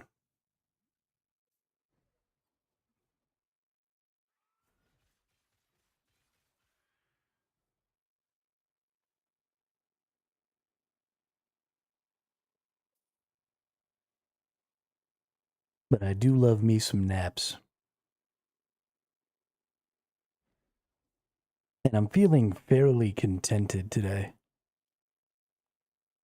Like, a good couple hour nap is going to really do me some good. Like, I'm really going to enjoy it. A lot of times I don't like going to sleep because I feel like it's such a waste of time. But when I'm feeling in like a nice, good, content mood, I really like sleep. What's this? This one's just a torn rift again. A day? Okay, come out here. I'm not gonna fight you over there, buttface.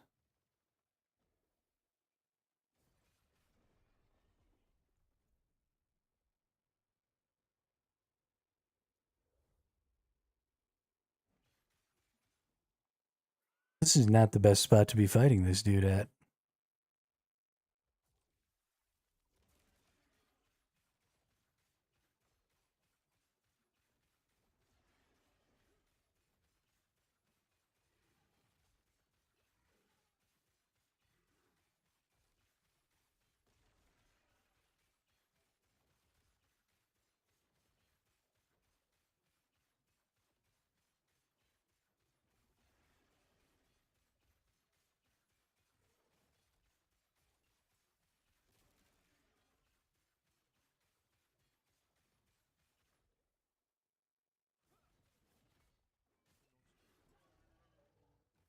These things are glitchy as fuck. I just keep getting stuck on them.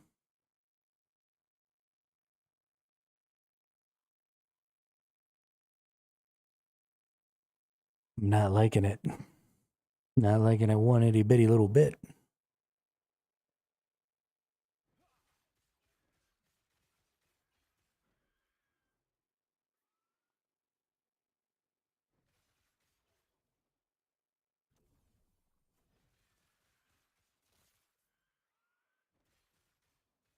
Whirlpool Shrine. Help. I need somebody. Help. Not just anybody.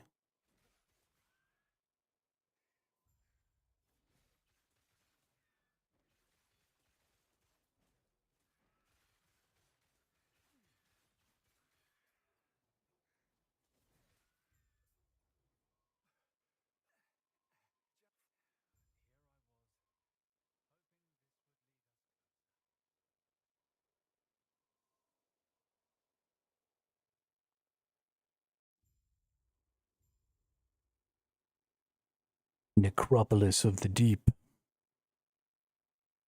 There's a nemesis.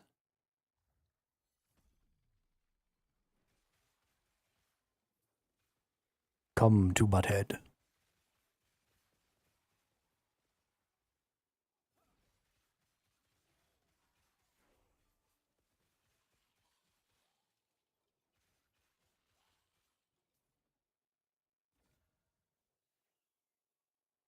Storm Tides.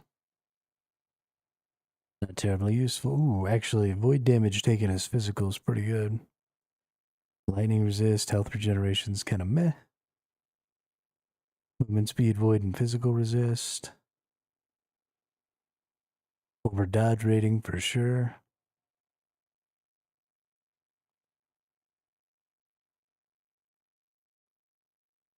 Yeah, whatever. Doesn't have the unique I want, so.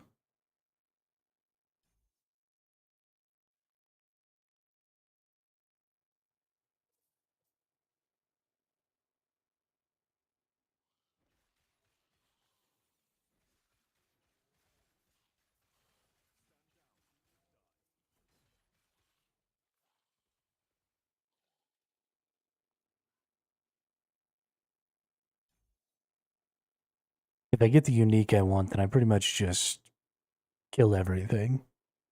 And it'll carry me all the way through all of the mid game, all the way into the late game before I really need to worry about getting anything else. Heck, I might be able to just use it permanently. I don't really know.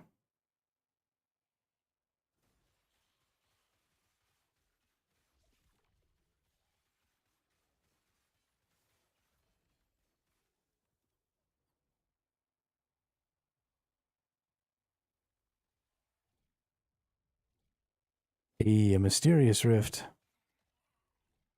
All right. It's not what I want to do, but I think we're going to end the bloodline here.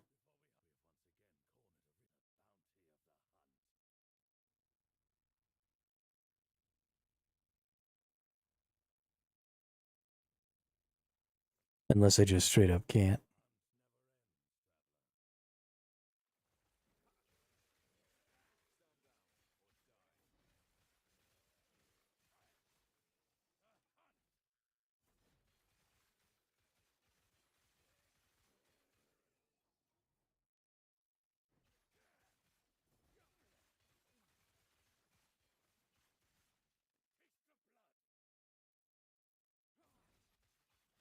But I want to find out what happens.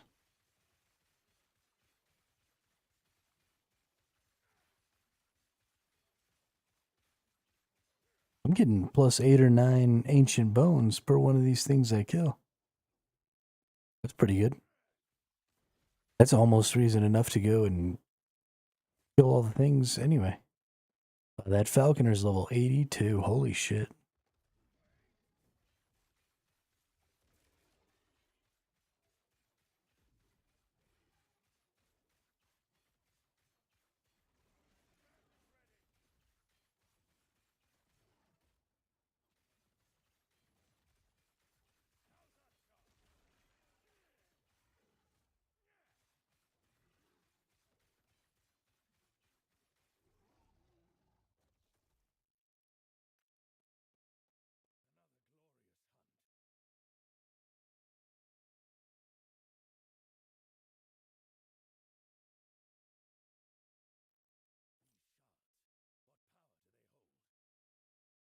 Yeah, nice.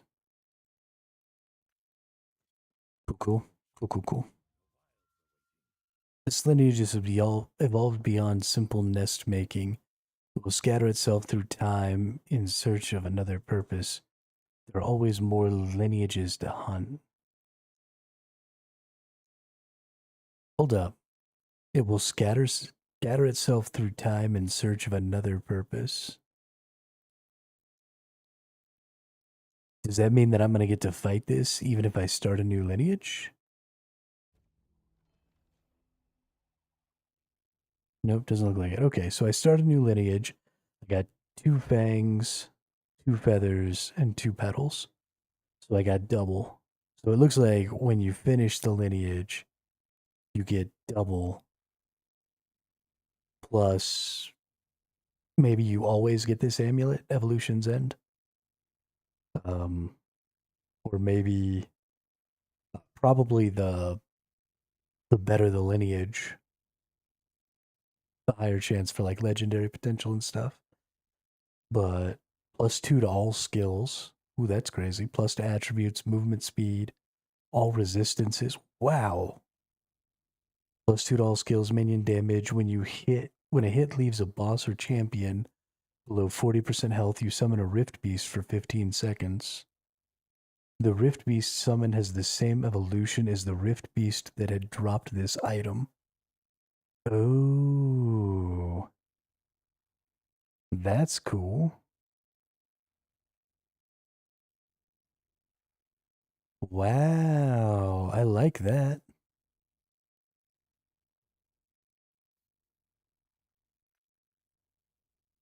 So yeah, you get like a double dose.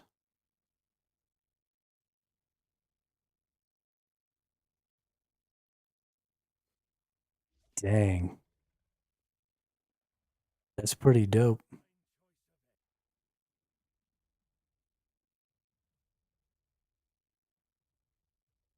kind of want to use this over my other. Like, it's so cool. +2 to all skills, +6 to all attributes, possibly. +10 to movement speed, plus up to 15 to resistances. This is actually a pretty good version of this. I'm only missing 1 resistance and 2 to attributes. Everything else is peaked out.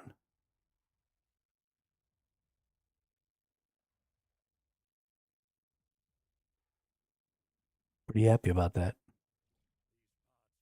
Pretty cool.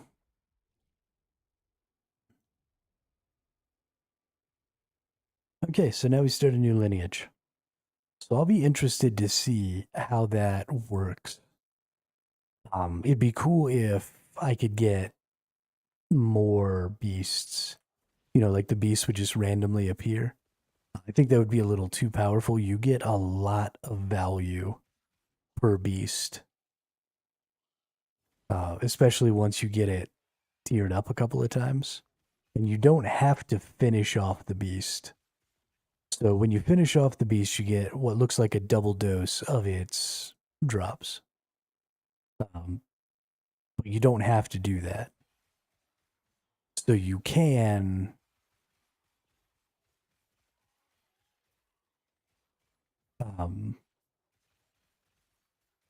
just go ahead and keep farming that one specific beast. And based on the fact that you do have to find the specific mysterious rift 4 times in order to get a beast all the way up to maximum, I definitely think there is going to be some value in um,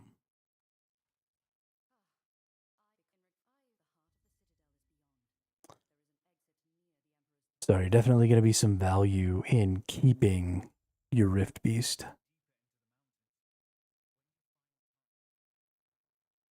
Just because of the potential of just finding the torn rifts or whatever instead of the mysterious rifts. Because you don't want to, you don't want to run into like 4 or 5 torn rifts in a row and have only a 1 evolution beast. So, depending, I mean, if you're going for the amulet, then you definitely want to identify, what the best possible skills are, and then just try and get those skills over and over and over and over and over again for your Rift Beast. I think I had some pretty decent ones right there. I like all the AoE stuff. If you can keep the enemy in front of the Rift Beast, keep the Rift Beast AoEing them, I think that'd be pretty solid. But I'm not 100% how their AI works and stuff, so.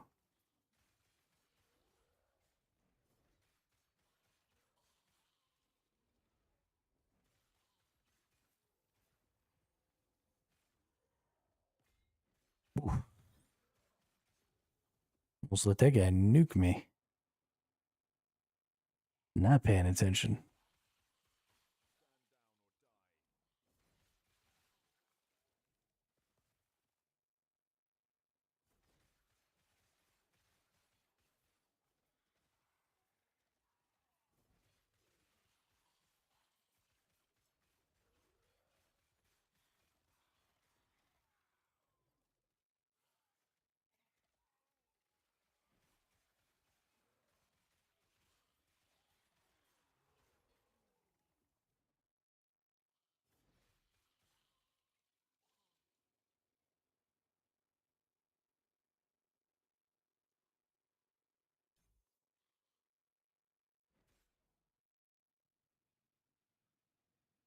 "30 more minutes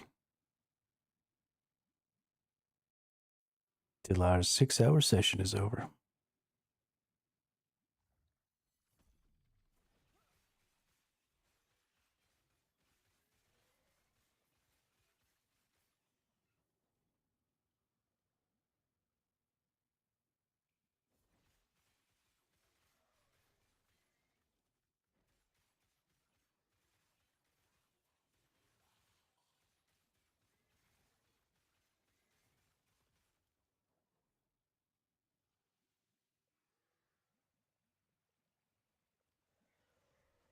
I went down the wrong path. Whoopsie.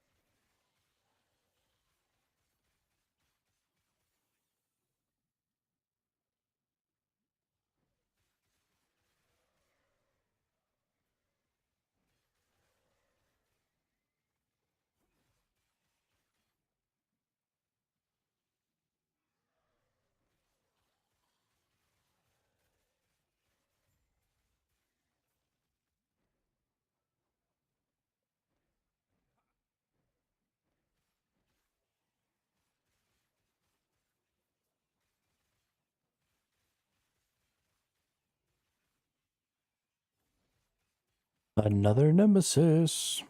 Nemesis.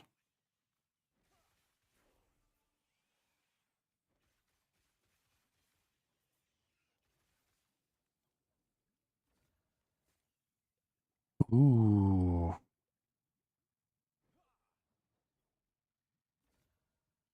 What's this one looking like? 7.4 leech. Minus 29 health regen, but much more attack speed.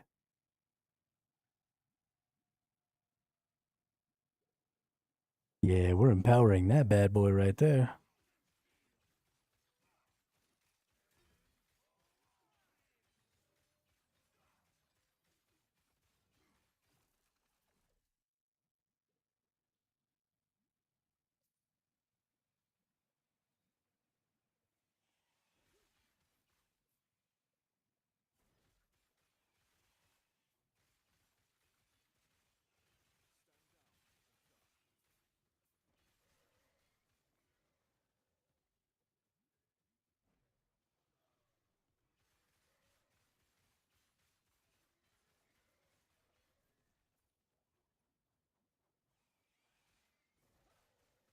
Where am I going?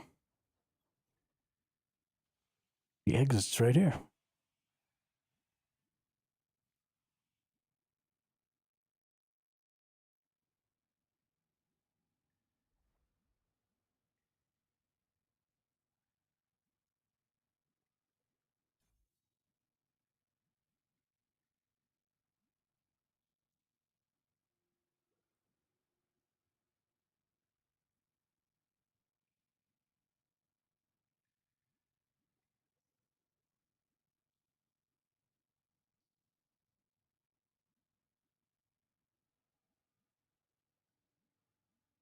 Let's see, that's 1, 2, 3, 4, 5 to get to that symbol. Or 1, 2, 3, 4, 5, 6 to get to this one. This one's going to give me mana efficiency, increased healing per symbol. So that doesn't heal me, it just increases healing.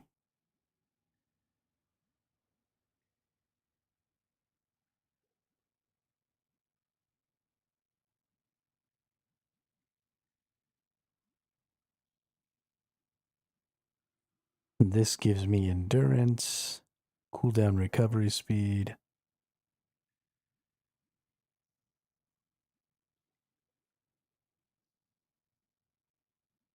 Block chance per symbol. Yeah, I think we'll come this way.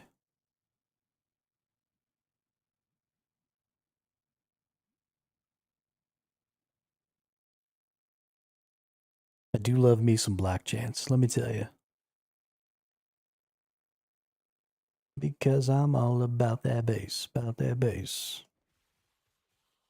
No treble.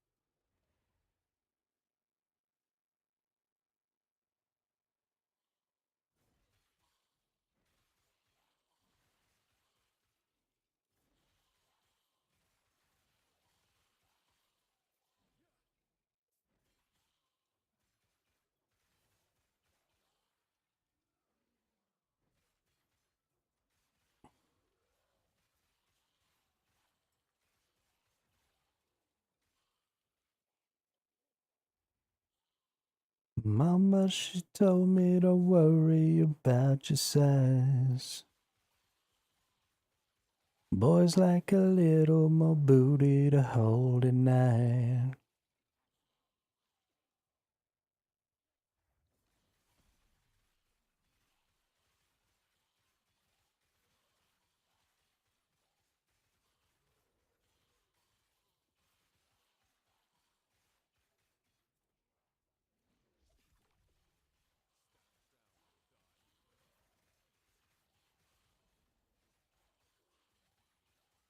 I wonder if the next one has to be mysterious. If I haven't developed an evolution yet.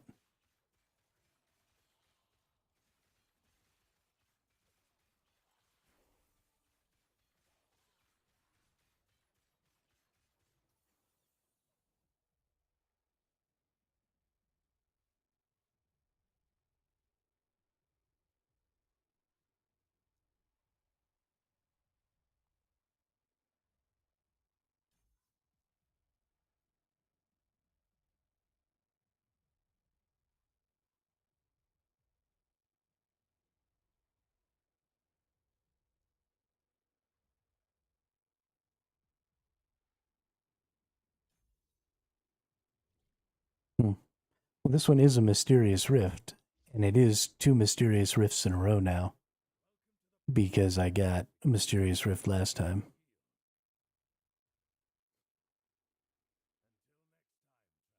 So that's at least an interesting thought.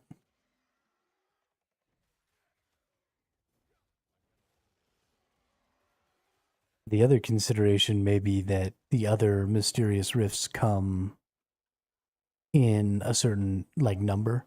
Like you get a mysterious rift and then you have to hunt it so many times.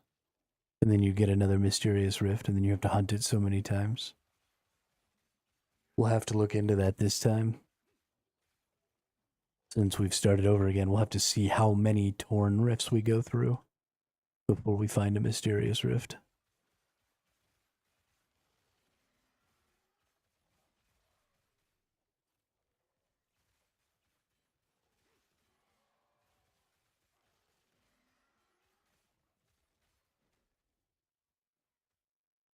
See if it's a consistent number or.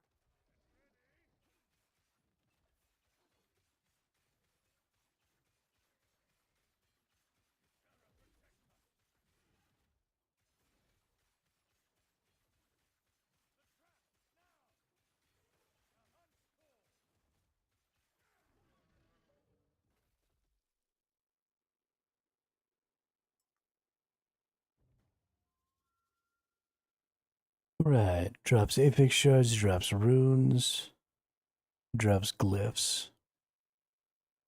I think we're going to go with runes because I want the primordial feather because I want a bunch of them.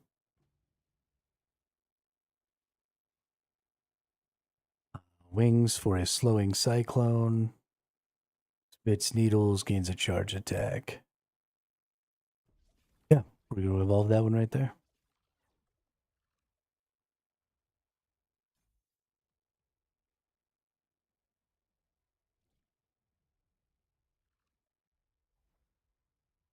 Nice. Now we see how many torn rifts we go through before.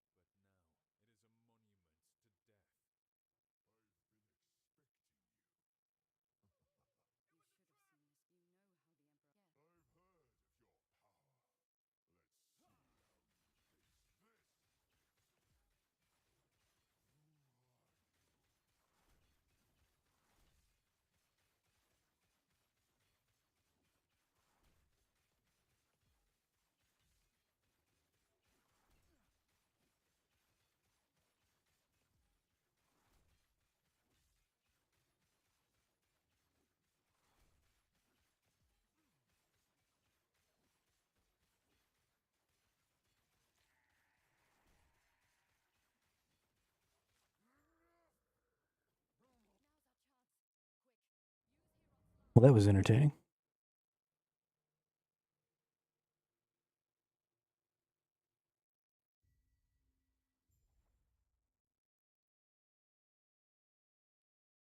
All right, I think we have enough time to get to the next city.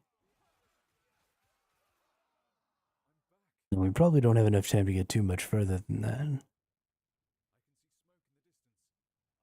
The level of this area is 44. I'm only in level 42, but that's okay.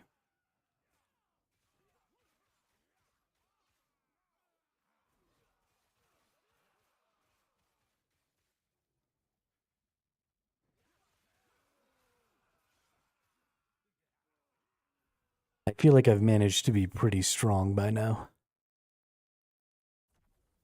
Ooh, an XP shrine. Nice.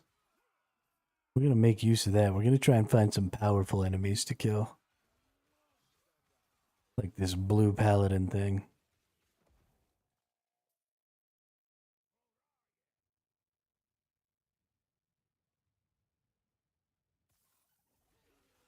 Ooh, loot lizard.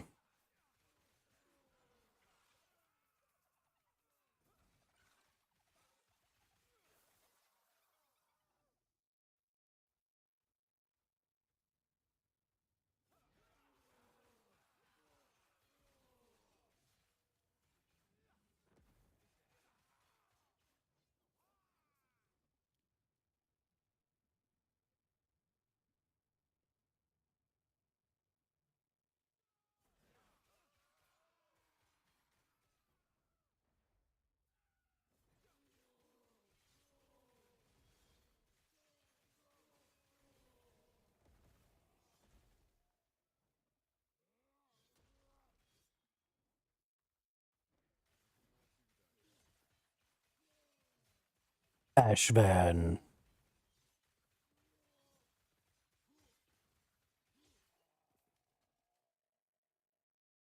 Goodbye, Ashvan.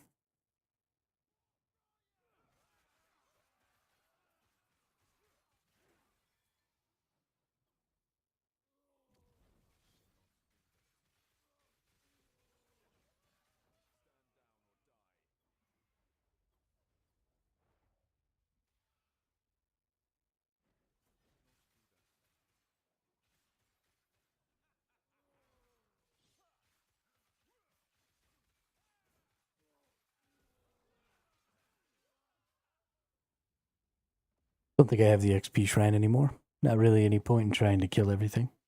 Although it is pretty fun.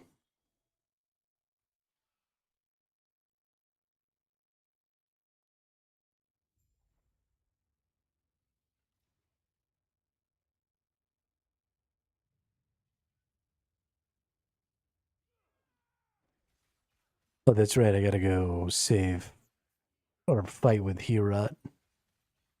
Watch him die. Okay, so this one is going in this direction and it's green. And it's the Torn Rift. And the other one, I think, goes in the other direction and is yellow. And that's how you know it's the mysterious rift on the map. So this is Torn Rift number 1.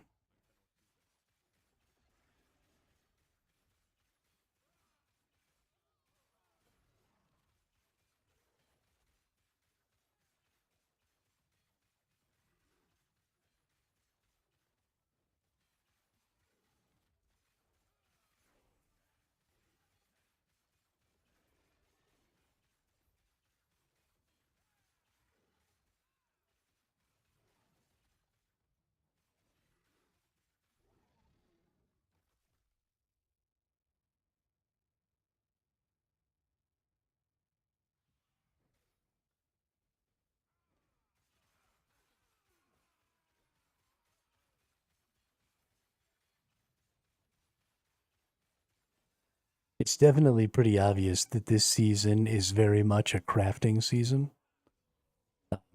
So many of the things that I've gotten from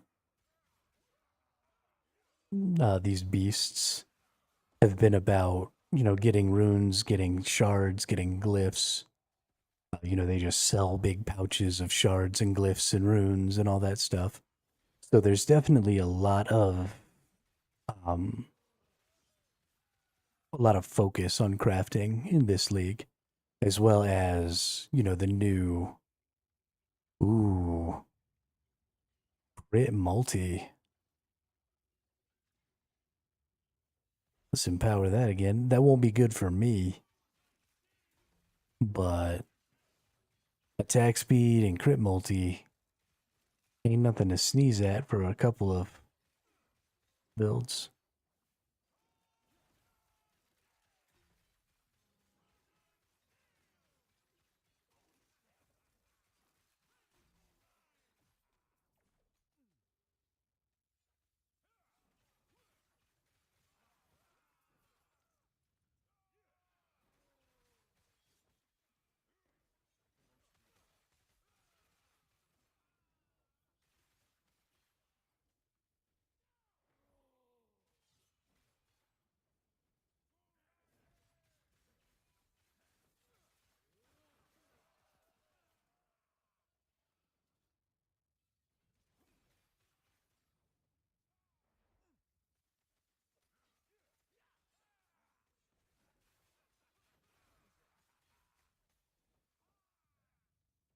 The Scorched Grove.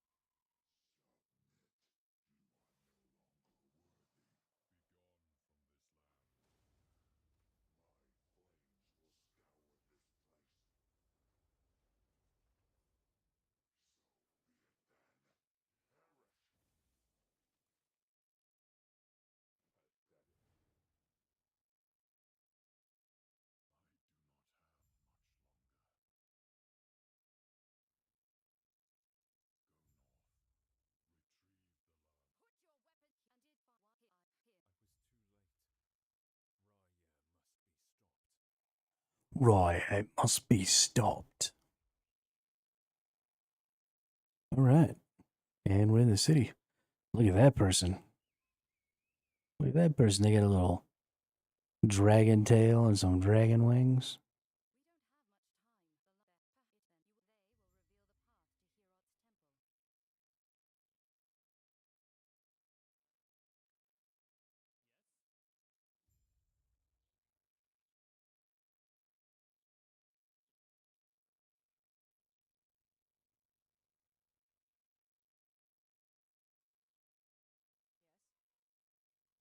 What do you got?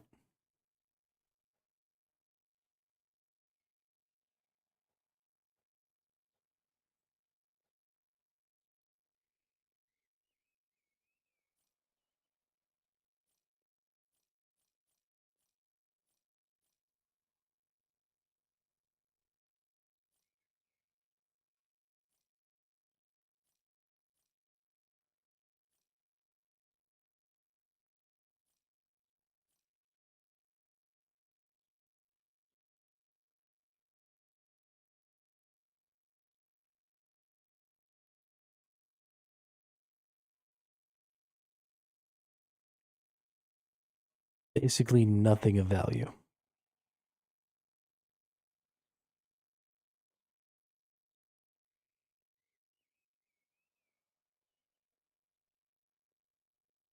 Cool, cool.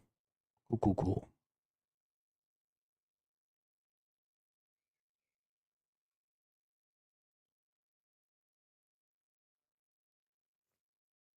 All right. Well, I think we're going to call that for a little while here. We're coming up on our 6 hour mark. And I've been kind of dozing off over here as I was playing. So I'm going to go ahead and catch me a little bit of nap here. And then in a few hours, I'll be back and we'll do some more. And we'll see if we can't get all the way to the end game. We're getting pretty close. I think level 62 is now the beginning of maps. I think they changed some of the levels because there's now another act that's been added onto the game.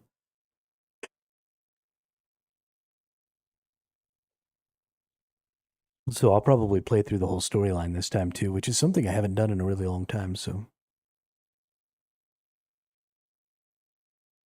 we'll do all that. We'll get into maps. We'll push maps. We'll get into empowered maps. And then we'll have some fun. We'll push for some pinnacle bosses and do some stuff like that this time. Instead of wasting all of our time trying to do hardcore like we did last time, we'll be able to just go ahead and clear all the content and do all the stuff and have a good time. But yeah, thanks for stopping by, everybody. We had a lot of folks we haven't seen in a while dropping by, so that was cool. So I'll be back in a few hours. I hope everybody has a good afternoon, and I will see you all on the next one.